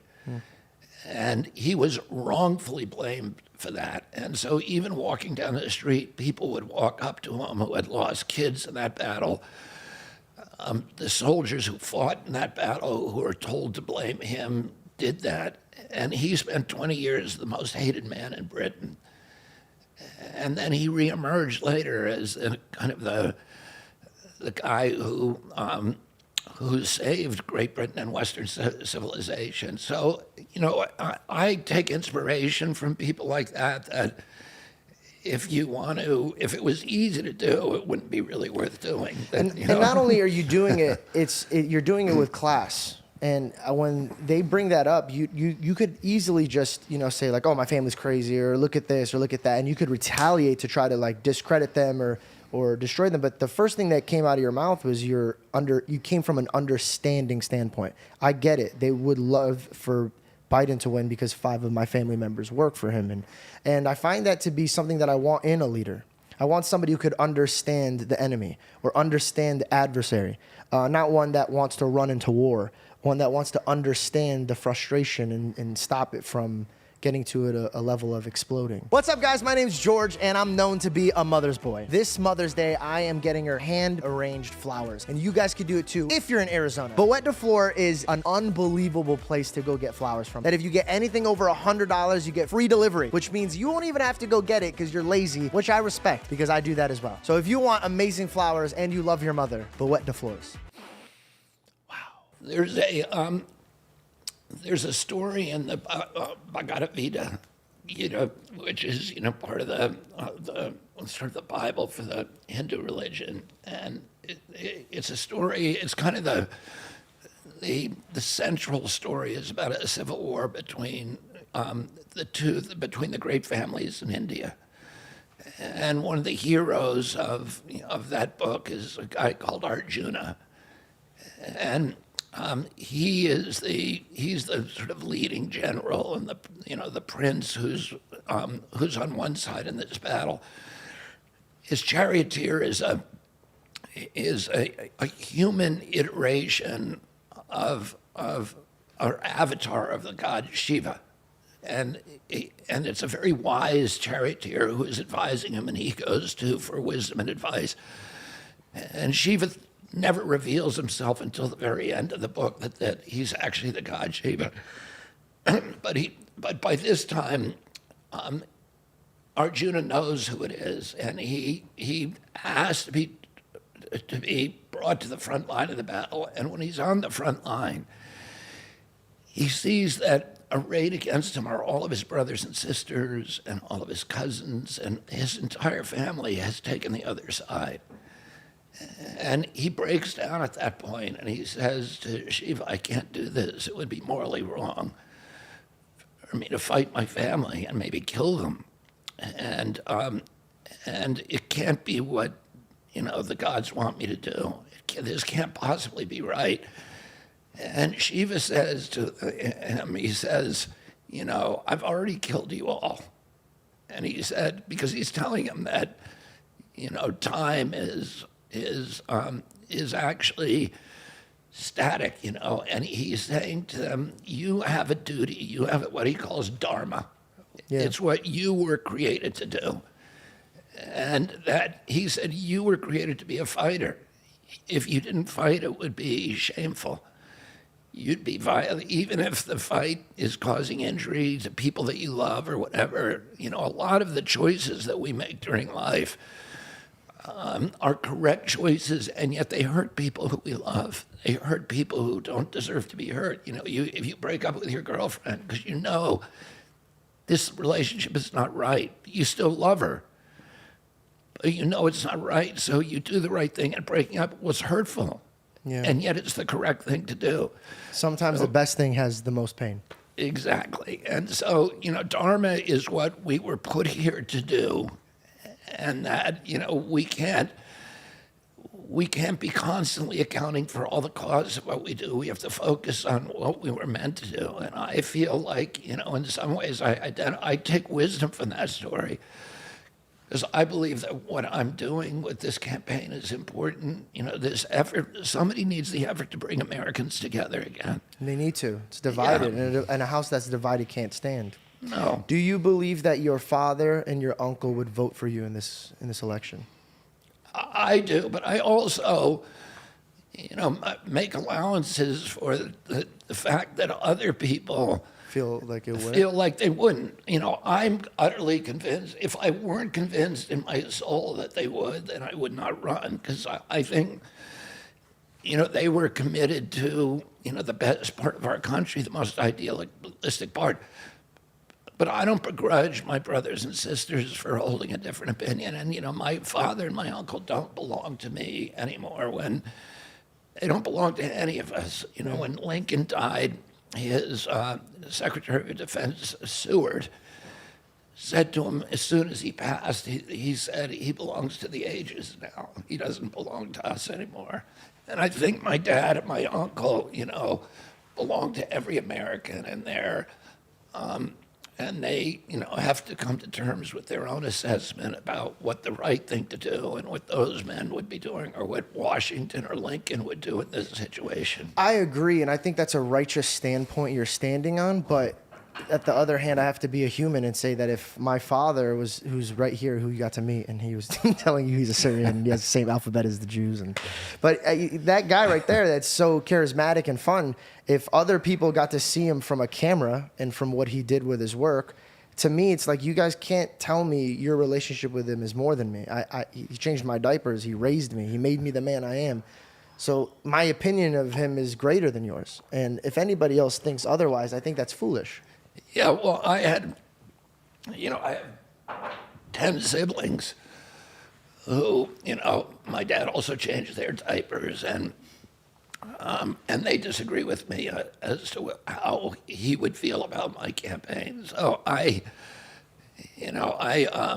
have to make my own peace with that and do it without carrying around resentments or grudges or Do you think feeling like I have to win the argument. I don't have to win that argument with anybody. Did you pick up this talent from the debates you guys would have at the kitchen table when you guys were young? Like, Yeah, and my dad would come home every night, and his father did to him, Joseph Kennedy, who was my grandfather, did that every night. He would pit his children against each other and say, you take healthy, this side. real healthy. Yeah, in a debate. Yeah. Yeah. They wanted to measure their mettle. He Yeah. wanted to see that, he wanted to hear them make arguments. And, two of his sons, there was a famous, my grandfather was the opposite of a socialist or communist. He did not like communism. He didn't like socialism. And at that time, the greatest intellectual in the Western world, who was a purveyor of socialism, was a professor at the London School of Economics called Harold Lasky. And my grandfather sent his two sons, his two eldest sons, Joe and Jack, to go study under Lasky, to learn his point of view, because he felt we shouldn't be scared of ideas. That's we should good. be able to debate every idea. And What's there to be scared of? If you ponder, we actually just had this conversation, and this was just my relationship with God. Sometimes as a human, you get scared to bring up that dark part of your heart, but you have to weigh things out. It would only be honest. Like, you have to be able to speak your heart and your mind, because you don't want it to bury down here and then you build resentment and you don't grow in the thoughts that you want. And then also, you can't be called out if you're wrong. And so if you're ready to be worked on and work with others, it shouldn't be something you're scared of. That's only pride. If you're worried about being wrong, that's the problem. But I like the fact that you guys were pinned to like stand up for your beliefs and stuff like that. Yeah, and we were taught to debate different issues. I remember debating LSD, whether it should be legal, the Vietnam War, anti-ballistic missiles. These are all things that we were asked to debate about at the kitchen table or the dining room table. And then, the dining room table in our house was an important place. My father came home every night early from the Justice Department. Then he went home back to the Justice Department after dinner. And he was an incredible war historian. He would come and tell us, on vacations, he'd take us to the battlefields of the Civil War, the Revolution, like his mother had done with him.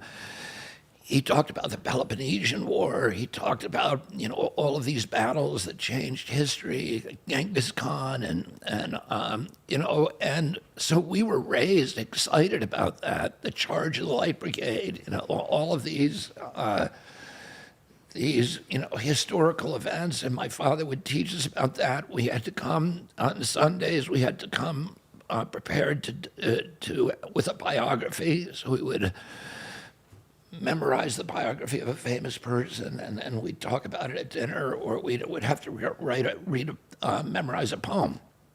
And so we had kind of a high level of discussion. At the dinner table, there's now 11 kids, and my mother, father, they're often house guests, but there was only one conversation allowed. You couldn't start talking to the person next to you. Everybody was participant in the big conversation, and then he would ask us to debate different things. And to debate them with passion, with knowledge, using reason, all of the tools of logic, and then discuss how we did. But we were also taught that you can't hate the person that you're debating. It's an intellectual exercise, and that, you have to be able to have disputes with people without, and continue to love them. You have to respect. Yeah. That's such an important, beautiful tool to learn as a child. I mean, it's like, your childhood really prepped you for this time in your life. And do you feel like you're applying that now with your siblings because you guys aren't really on the same page politically? Has that tarnished your relationship? Yeah, no, it hasn't. I mean, I love my siblings. I know they love me. In fact, I know that when they were with President Biden this time, that they asked him, a number of them told me that we asked him to give you Secret Service protection. Oh, really? So, that's an act of love. Yeah. Right? How do you feel about Biden? I always, I always got along with Biden, and I liked him, and he's kind of a hail fellow, well met. He's kind in his discourse with you. But he's always, to me, I've always disagreed with his approach to war. He's always been, of all the Democrats, he's the most pro-war.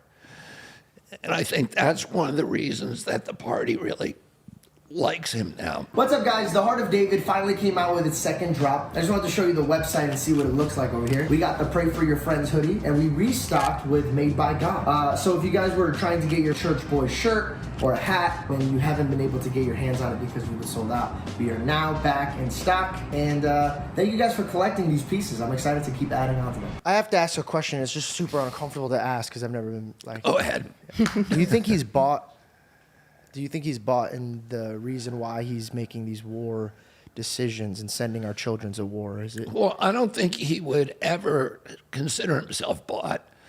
Nobody's considered. No one wakes up being evil, but throughout life, like you make decisions. I think that happens in a way that is insidious to the entire political class. They know that. Their campaigns are being financed by BlackRock, State Street, and Vanguard, that BlackRock owns Raytheon, General Dynamics, Northrop Grumman, Boeing, and Lockheed. And that, Upton Sinclair made this great observation that it's almost impossible to persuade a man of a fact if the existence of that fact will diminish his salary.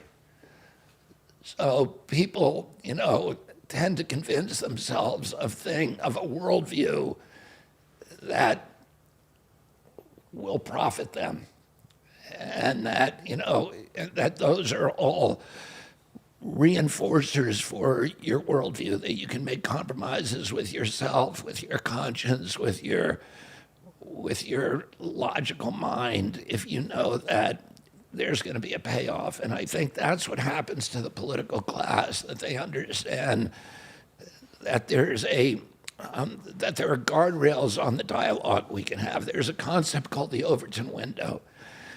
And the Overton window is the window of possible discourse. So all of the disputes take place within these two walls.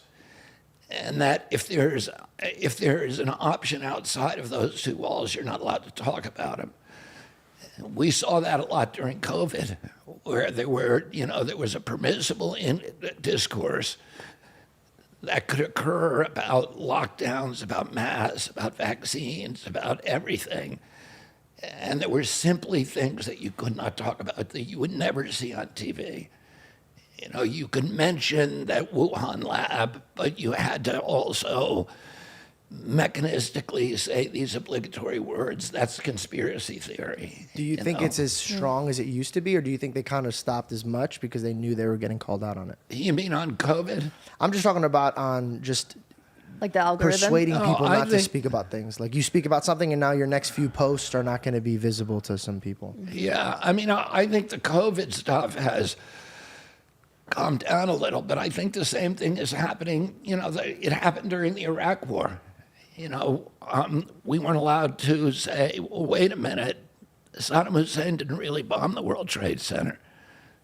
Saddam Hussein didn't really have weapons of mass destruction. You weren't allowed to say those words. And but when it's like farther out in time and they don't care, the time's already passed. Now it's, we made a mistake. Everybody thought that. And they called you a conspiracist when you thought like this, or? Yeah. I mean, it's a little tough, and then they paint you to be a crazy evil. person. Yeah.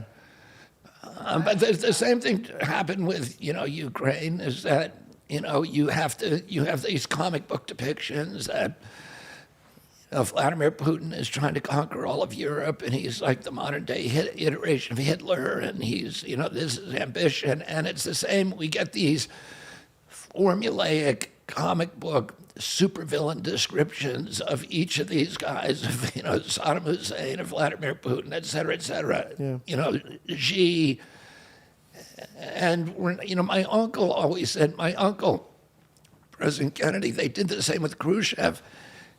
And he was like, he said to the CIA at that point, to Alan Dulles, you mean there's nobody in the Kremlin who disagrees with Khrushchev? No, it's a monolith. They all want world communism, and this is what they want. And my uncle was like, I don't buy that. It has to be like Boston politics where, inside they're all fighting with each other. Even, inside the State House, they all have their own agendas.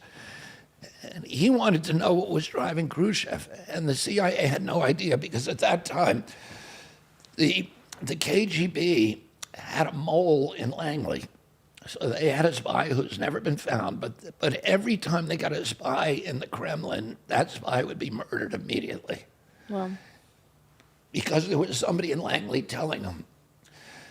So the CIA, when my uncle came to office, had no idea what was happening in the Kremlin. And they just had, again, these kind of comic book depictions of what they thought was happening, but they were all not true. And my uncle, that's why my uncle ultimately put a hotline in directly to Khrushchev. He said, if you want peace, you have to be able to put yourself in your enemy's shoes and understand what's driving him. And he put a hotline in so that he could talk to Khrushchev directly and say, what are you thinking of? And, when I was growing up on the Cape, there was a red phone in my uncle's house, and we knew if we picked it up, Khrushchev was going to answer. No other president had done that. As a kid, we were like, yeah.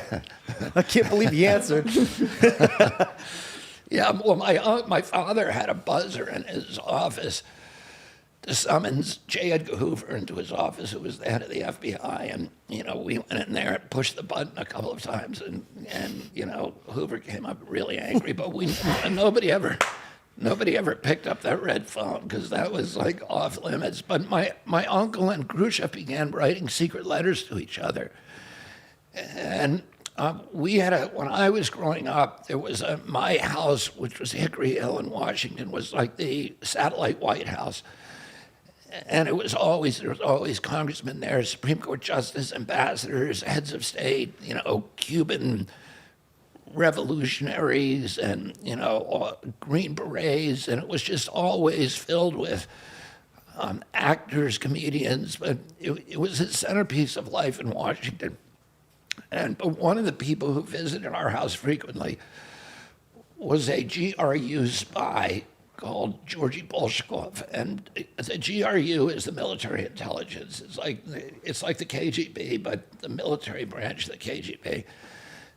And he was, my father had met him and mother had met him at a party at the Soviet embassy. And they were immediately told by the State Department, by the CIA, he is a spy, you should stay away from him. But he was very charming. He was kind of he had like a build like you, he was strong, but he could do the Cossack dancing, and he would come to our house and eat lunch with my... Did he know that you guys knew?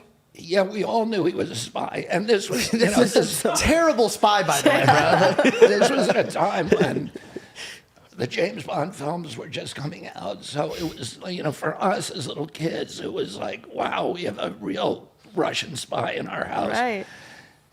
And he would do rope climbing contests with my dad and push-up contests. And he was an athlete. He was sort of stout and short, but really strong, super strong. And he was always laughing. And, my mom and dad really loved him. And Khrushchev trusted him. And Khrushchev wanted to end run his own, diplomats and diplomatic corps who were all, spying on him. And so he began writing letters to my uncle, and then he would get Georgie to deliver them. Georgie would deliver them in a folded New York Times, which he'd hand to Pierre Salinger, to my dad, and there are secret letters. There were 26 of them.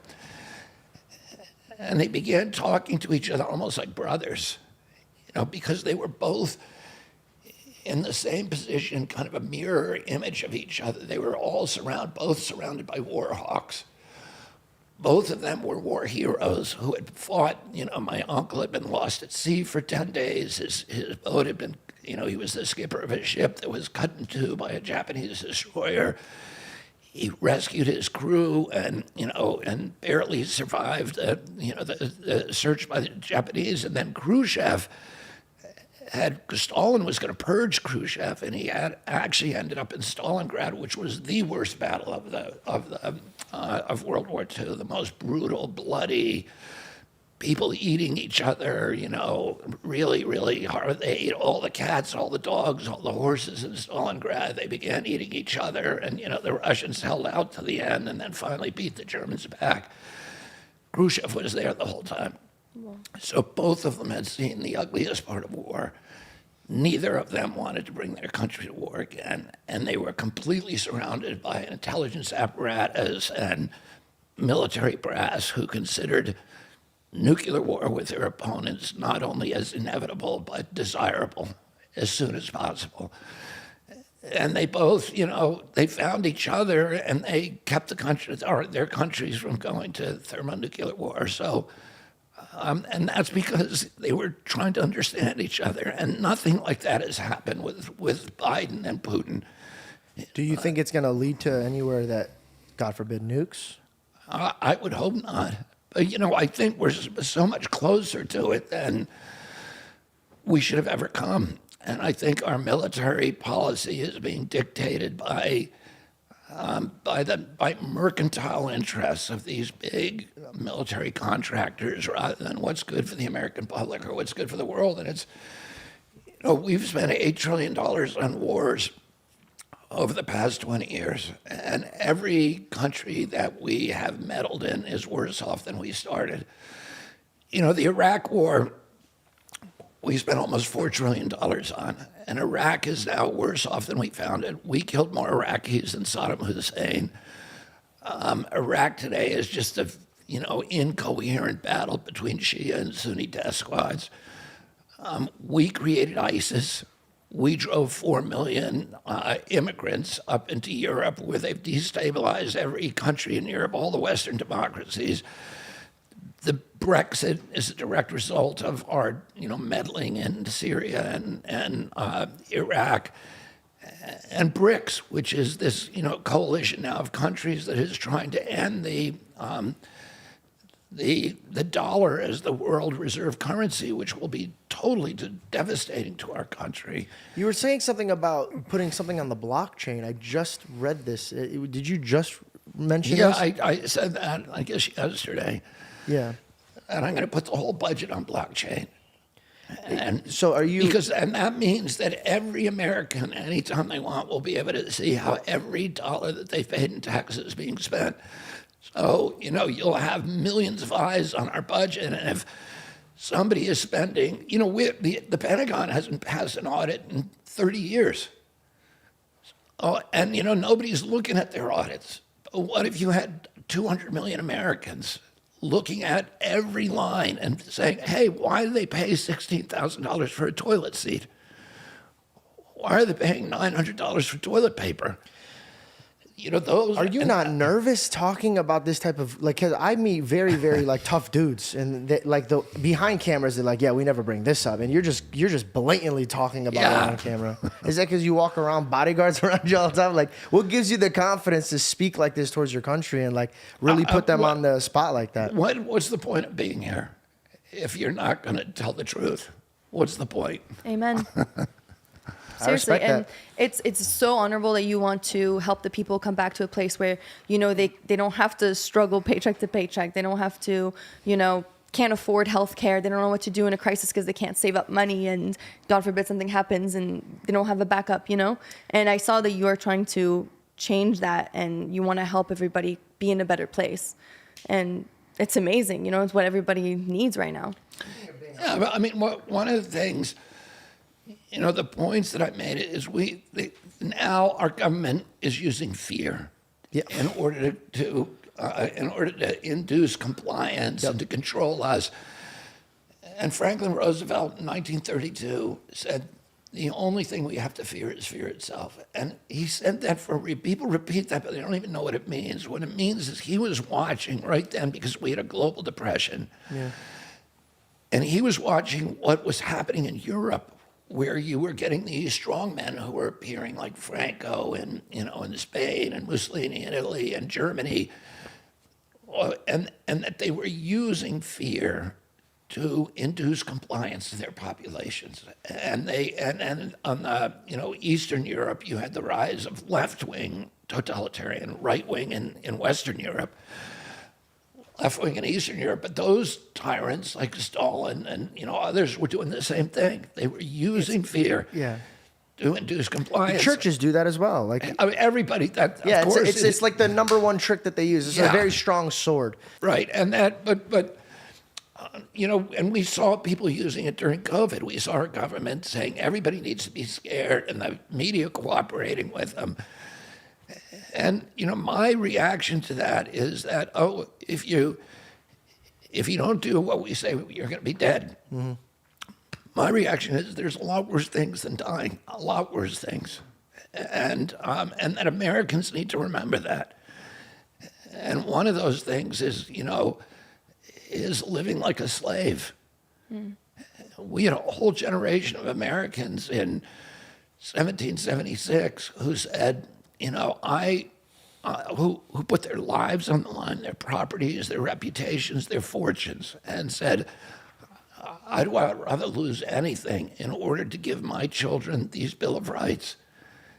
And we have to be willing also to make sacrifices to hold on to our Bill of Rights. During the Civil War, we lost 659,000 people to keep this country together and to maintain those constitutional guarantees.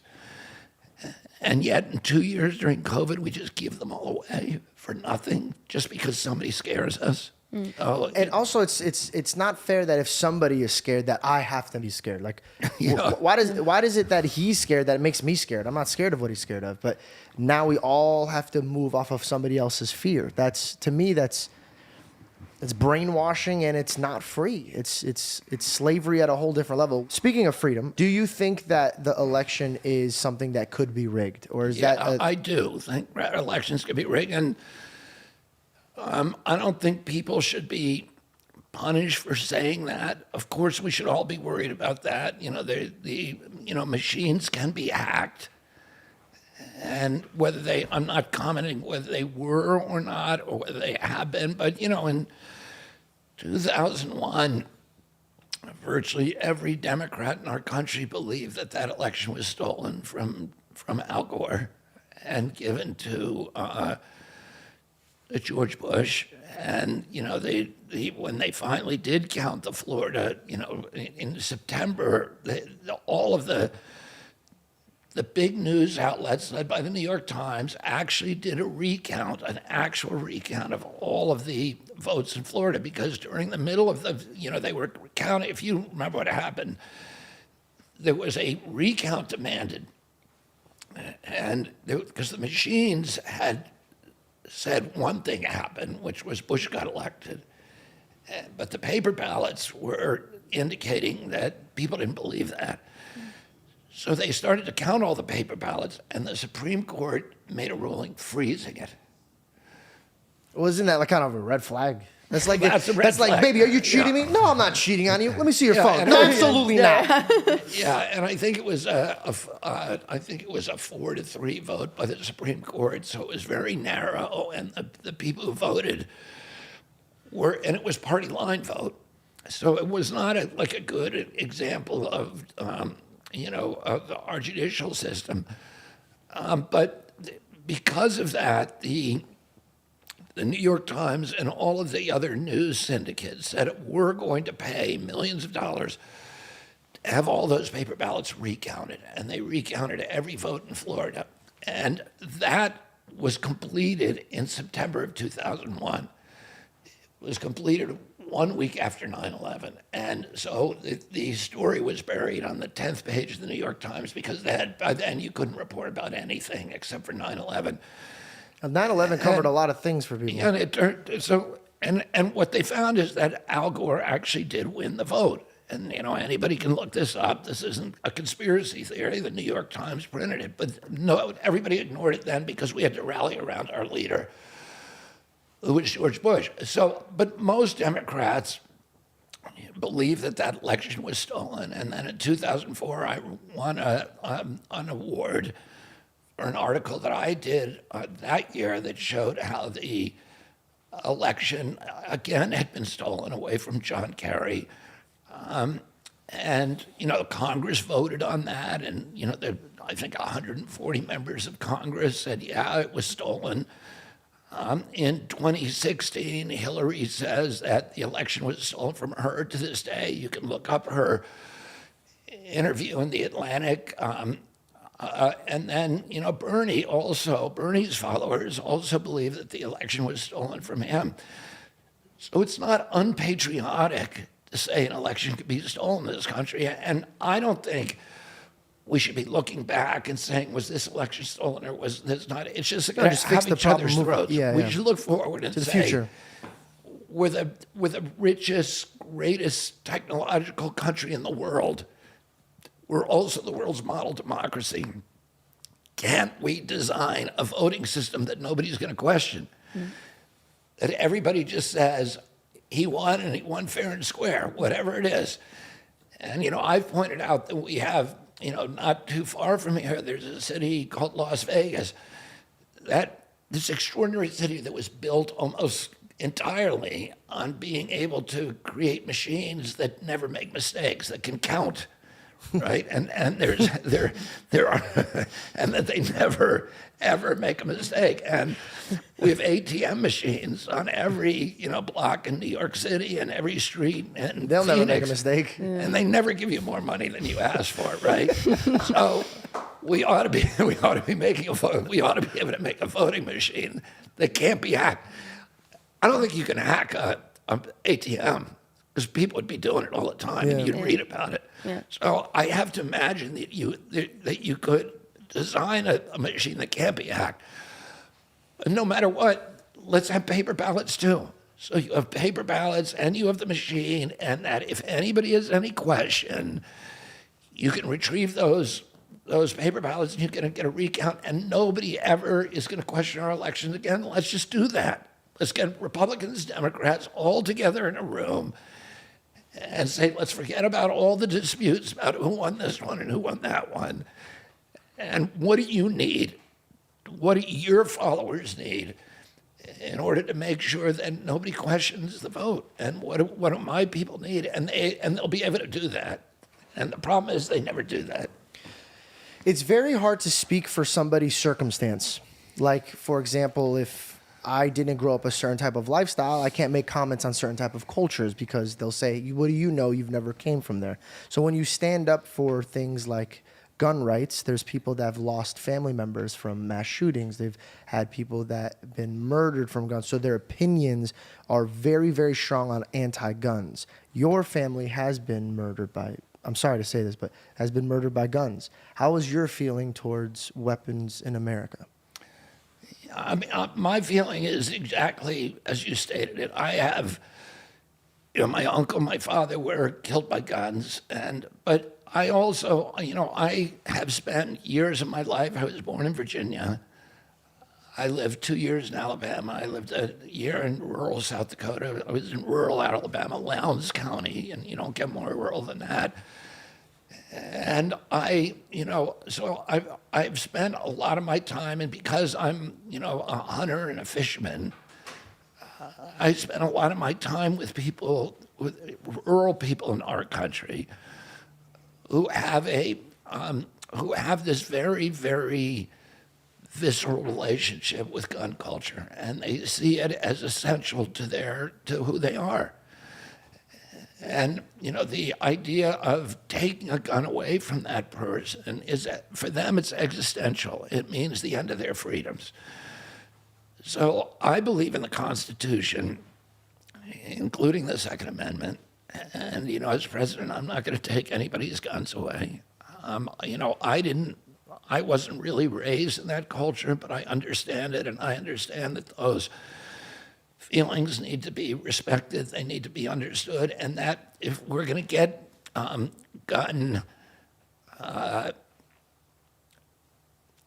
some kind of what people would call sensible gun controls, that people mentally ill can't get them. We need to all come together on that. And right at this point, we're also polarized that nobody can come together, and that anything anybody does is just going to increase the polarization. I say this too, and this is controversial, and people come after me because I've mentioned this before. We also need to understand what's causing these mass shootings in schools. It's utterly unacceptable that any kid in our country gets killed by a mass shooter, and it's happening every 21 hours. We're seeing mass shootings in our country. Why is this happening? It does not seem to have anything to do with an increase in guns. The mass shootings began over the last 20 years, and there was no dramatic increase or dramatic gun legislation that went through during that time. When I was a kid, we had gun clubs in my schools, and people came to schools with their rifles. Really? And yes. Was anybody ever a threat? No, and nobody. They're never in human history. Do you think it's video games or? Well, let me say that because I think that's something that should be looked at. Well, when I saw Grand Theft Auto and everybody, there's a 7-year-old kid having fun beating up a prostitute and shooting at a cop. To me, I'm like, that can't be healthy. Like, you know what I mean? Like, you know what I mean? Like, just can't be healthy. Like, I mean, back in the day, like my parents would be very involved with what I'm looking at and watching and being absorbed by. Like, so now these kids are just buying games online with mom and dad's cards, and they have no idea what they're playing. They have no idea what they're doing on their iPads. I think social media and video games, if it's not properly controlled, is dangerous more than drugs. Yeah, and I don't know how my kids even navigated it, and the availability of porn and all that stuff on the internet. That's is fine. Crazy. I'm just kidding. No, don't get You rid of leave that. my porn out. I'm just kidding. No, that's terrible. But it's hard. Our kids have a harder time navigating all this stuff than we do. And with us, our parents would get out of the house, lock the door, and don't come back until it's dark. Yeah. And the dinner bell rings, and then and all they had to worry about was that we'd step in a bear trap or something out in the woods, or fall in the creek or whatever. But now there's all kinds of stuff happening in your house, and you have no idea what world your kid has entered. So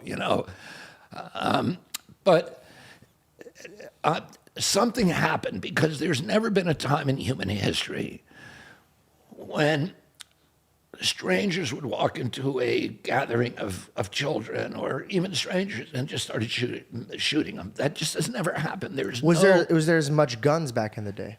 Well, there's always been, a proliferation of guns in our country. There wasn't a sudden proliferation that explains why that started happening. And there's other nations that have, comparable levels of guns to us. For example, Switzerland.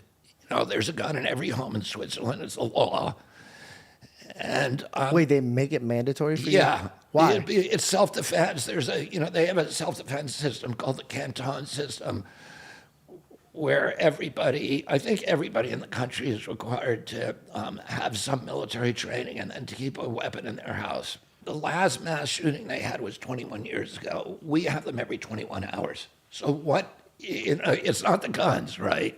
What do you think it is? I think we need to look at that. And actually, NIH should be looking at it.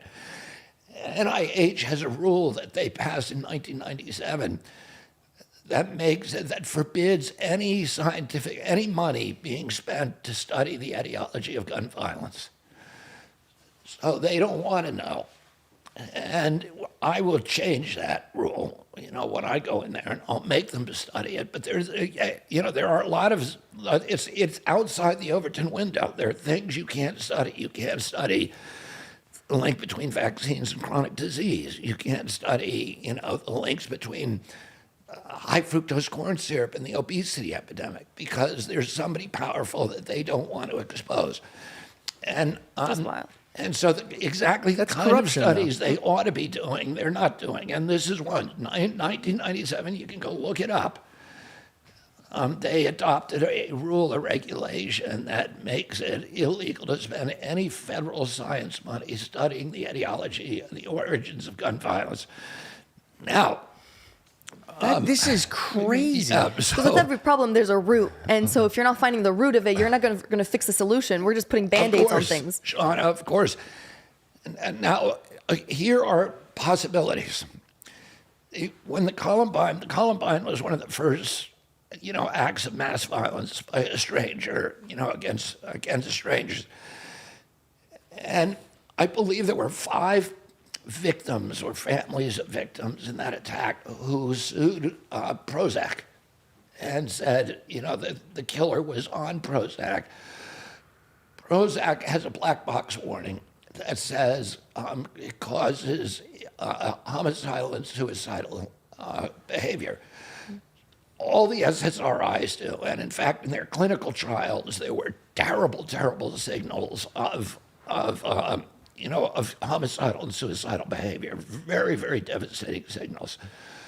So, there's a widespread suspicion that this epidemic of gun violence that we're seeing is being caused by the proliferation of SSRIs. I think there's 120 million prescriptions written a year for maybe Prozac, 120 million for other SSRIs, benzos, and another 120 million, for Adderall, right? And so you've got a whole generation on these drugs that have black box warnings that say this causes the kind of behavior that you would associate with these mass shootings. So that's one issue. Another is just social media. Is that to it? But nobody else has the addiction to SSRIs that we have in this country. And that could explain why the gun violence is different here than elsewhere. I'm not saying it is the answer. I'm saying it ought to be studied. It's hard to study. You can't really study it without NIH help because of the HIPAA law. So when these mass shootings start, isn't the first question you would ask at a mass shooting, was that shooter on SSRIs? When an athlete dies on the playing field, don't you want to say, was he vaccinated? They'll never print that in the paper. They'll never tell you the answer. The first question that comes to your head, was he vaccinated? Did he drop dead on the playing field, the healthiest person that you could find? Was that mass shooter on SSRIs? You'll never find that out because the HIPAA laws make it illegal to give that information. So you need NIH to come in, and you need them to adopt a rule that says in mass shooting cases, this is a question that we're going to answer, and then do the study of all the mass shooting cases, and you can easily find out. You can easily go back in time because each one of these shooters had an HMO. And they were, they had an insurance plan that was paying for their drugs if they were on them. So let's find out if they were on them or if they recently got off them, because that is one of the things they found when you recently got off them. That's when a lot of the suicide, the violent behavior, starts. It could be social media. It could be video games. It's something happened, and the guns do not seem to be a covariable, because there was no increase in guns. There was no increase in, gun legislation. Something else changed. Something else changed that we need to explain. And it's happening, the fact that it's happening here and it's not happening in other parts of the world, that's a tip. And that is, something that needs to be taken into consideration. I'm so glad that you are and that you've looked into that. Truly. My question is this, and not to be disrespectful, and I hate when I talk like this because people in the comment section are like, oh, shut up, blah, blah, blah. But I'm new, so I'm asking dumb questions in this field. If we have so much money to help our neighbors, which, thank God we are in a situation where we could help neighbors, and I don't know the reasons why we would or what we would. I'm just saying we have the funds and the abilities to help our neighbors. That being said, why are we not putting more security in schools? And I feel like that could just save the issue right there. Like, and I might be stupid for saying this, but like, a lot of people are like, arm the teachers. Dude, the teachers have enough on their plate. They're raising our future government. They're raising our future kids. They're raising our future, like, I don't know if he's going to be a president or a lawyer or a doctor, or maybe somebody who's going to fight this vaccine shit, or like, I don't know what it is, but they have enough on their hands. A guy who's teaching English has never even shot a 9mm. He doesn't need to be strapped, but if we could send billions out to a different country, why can't we put police officers in that county in schools? So if, God forbid, a child that's a lunatic that comes in with that idea, before even the first round goes off, he's down on the ground immediately. Is this a stupid question to ask? No, I mean, I asked that question too, and I've asked Gavin DeBecker, who is, probably the leading security guy in the country, how do you do this? And, until we identify the cause of it, that's what we need to be doing. I mean, people don't walk with guns onto airplanes. We'd figure that out. And if we have to do the same thing at schools, let's do it.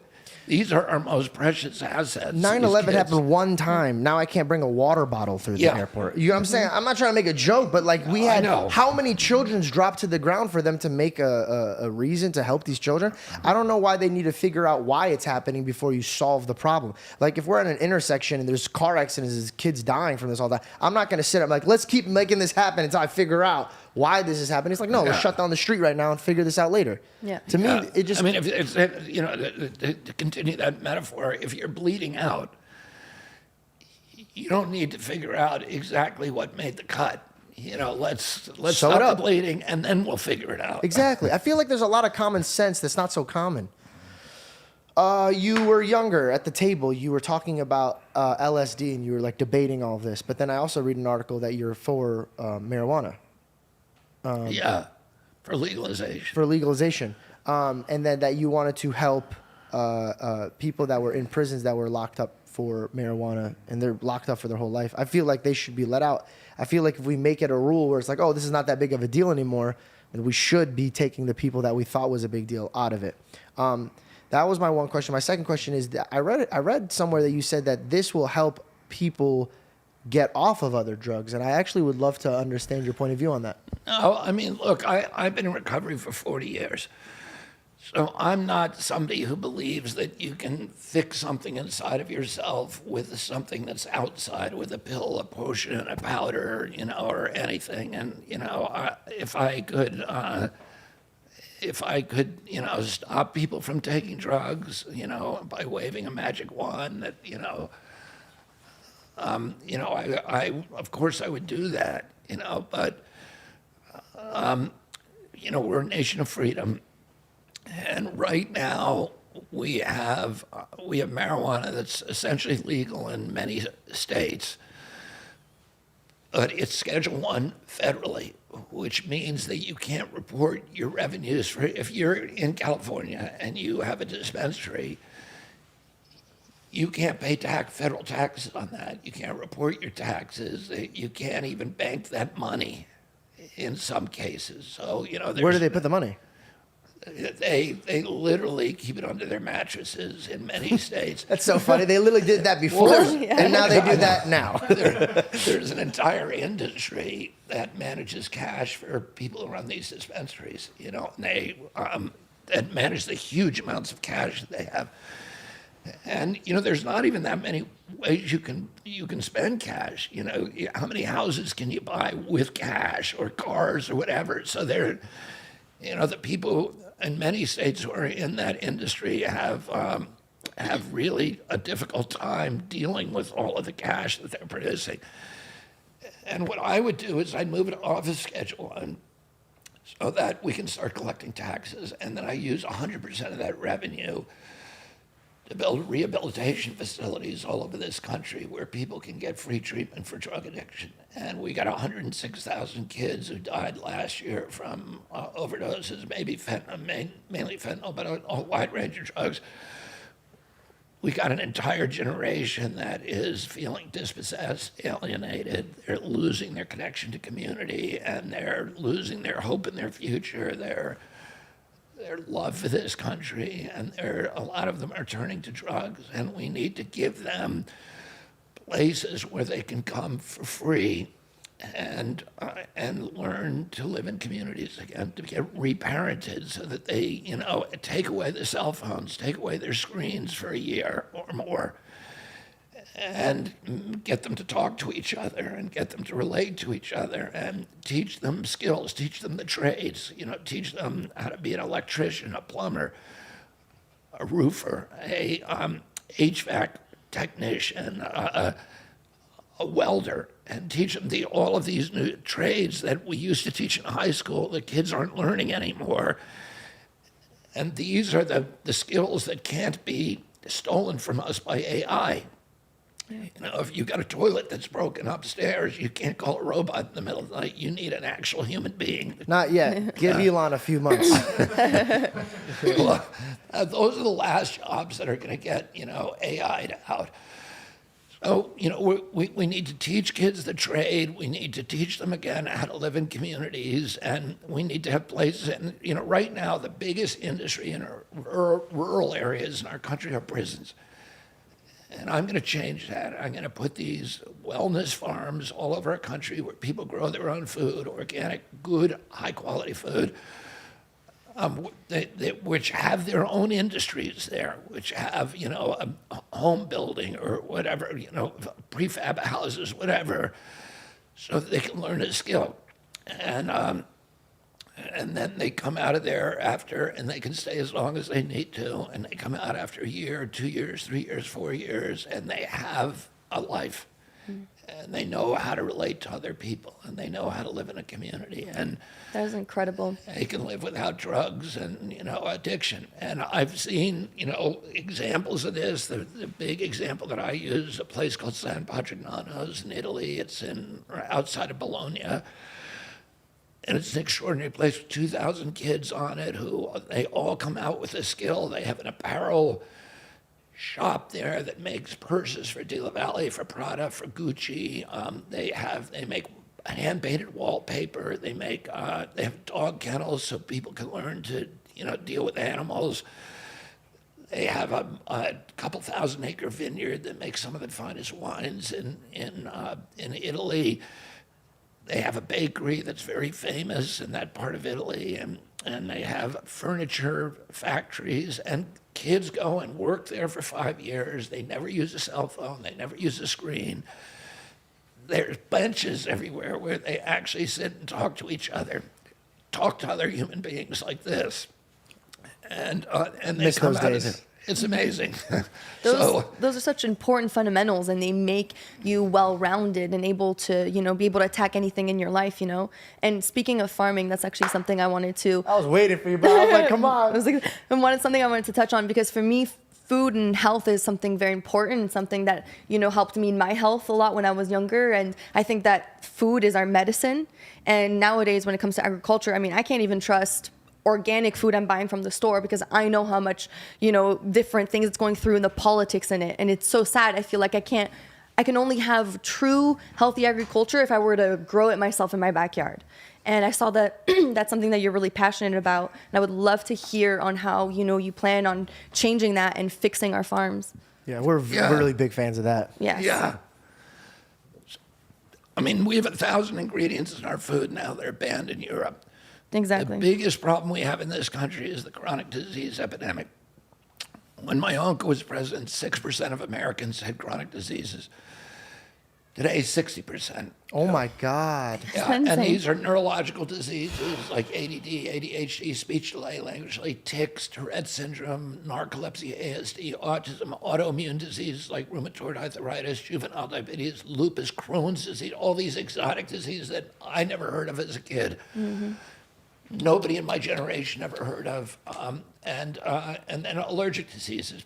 I never knew anybody with a peanut allergy. Yes, I was just talking about this with my mom. Yep. Right. Why do 5 of my 7 kids have allergies? Why has eczema suddenly exploded? In 1989, all of these things hit that year. What happened? And clearly we're mass poisoning this generation. The obesity epidemic. We're mass poisoning them with, high fructose corn syrup, with glyphosate, herbicides, pesticides like atrazine, neonicotinoids, fluoride, cell phone radiation, all of these PFAAs, PFASs, these flame retardants that are in our furniture, they're in our children's pajamas, and many of them operate on the same biological pathways. They're destroying our immune system. They're stressing their mitochondrial energy, and they're destroying their health. And it's costing us $4.3 trillion a year, 5 times our military budget. So I'm going to end that. And I'm going to identify what the exposures are that are causing it. And there's only a few culprits out there, and I just mentioned most of them. And we're going to end it. That would change the world significantly. Yeah, it'll change the world. And we're going to, I'm going to start, rather than incentivizing farmers to switch to GMOs and monocultures and, and chemical and agriculture and oil-based fertilizers, we're going to incentivize them to use regenerative agriculture and to regenerate our soils, which is the big solution for anybody who's worried about climate. The most important thing we can do is to have soils that absorb carbon. We can absorb all of our carbon budget if we restore our good soils in this country. And we can create better foods. We can stop flooding. We can and we're going to have better health as Americans, and I'm going to, that's one of my principal focuses. Thank you. Now, do you follow Mark Hyman or? Mark Hyman? Yeah. No, I like Barbara's. Do you know Dr. Barbara? She's Australian. Yeah, I really like her teachings. What's her last name? No idea. It's just Dr. Barbara. I think you're. Okay. What was it? Barbara O'Neill. I just think she has, my mom in the kitchen. She gives so much wisdom, and what I really appreciate about her is that, again, it's coming back to the fact that food is our medicine, and how we heal ourselves naturally, and what we put into our bodies will be the outcome of everything when it comes to our health, and we can heal ourselves naturally. We don't need to be taking all these prescription drugs and all these extra things. Like, this is the root of it, Peter Ghosh, who's one of the most important scientists, epidemiologists in the world now. He's the co-founder of the Cochrane Collaboration, which is the biggest institute, 30,000 scientists for our collaboration for 30,000 scientists who review clinical trial data. And he did a study this week. He just published a study this week that showed that the number one cause of death now in the United States of America is prescription drugs. 5 years ago, he did a study that showed that it was the number 3 cause of death after cardiac arrest and cancer. Today, it's the number 1 cause of death. So, the drug industry is not making us healthier, it's making us sicker. Yeah. And like you say, food is medicine. And if we change our diet, we can change our health. Speaking of food, my mother has cooked a delicious meal for us. But before we head out, I have one last question. I pray that your road gets you to where you at, and wherever God needs you to be. I pray that if you are the president, or if you're not the president, that whatever God needs you to do, that you complete your mission. And I was in the 6th grade. I was dressed as John F. Kennedy, and I just remember this one line, and it says, "Ask not what your country could do for you, but what you could do for your country." If you are president, how could you get the Americans to start worrying about their neighbors again and stop being so selfish? You know what I said? I don't think Americans are selfish. I think, when you get scared, you tend to start thinking more and more of yourself. I think we're a generous people, and that we're a kind people, and I think we need to step away from the fear, and we need to step away from the dishonesty. We need to have a government that tells us the truth again. My first day in office, I'm going to issue an executive order saying that if you're a federal employee and you lie to the public, that you lose your job. And I'm going to enforce that. So I'm going to stop the federal government from lying to us. And I think that, what I said when I declared my candidacy 1 year ago, I said, I'm going to try to convince Americans, if I do my job, people are going to forget that they're Republican or Democrat, and that they're just going to remember they're Americans, and they're going to start seeing everybody in this country as their brother, their sister, their family member. And I think we've got to get back to that. I'm praying for it. Beautiful. Thank you. God willing. Thank you, Robert, so much. Thank you so much. I really appreciate your Thank time. you, Shauna. Appreciate it.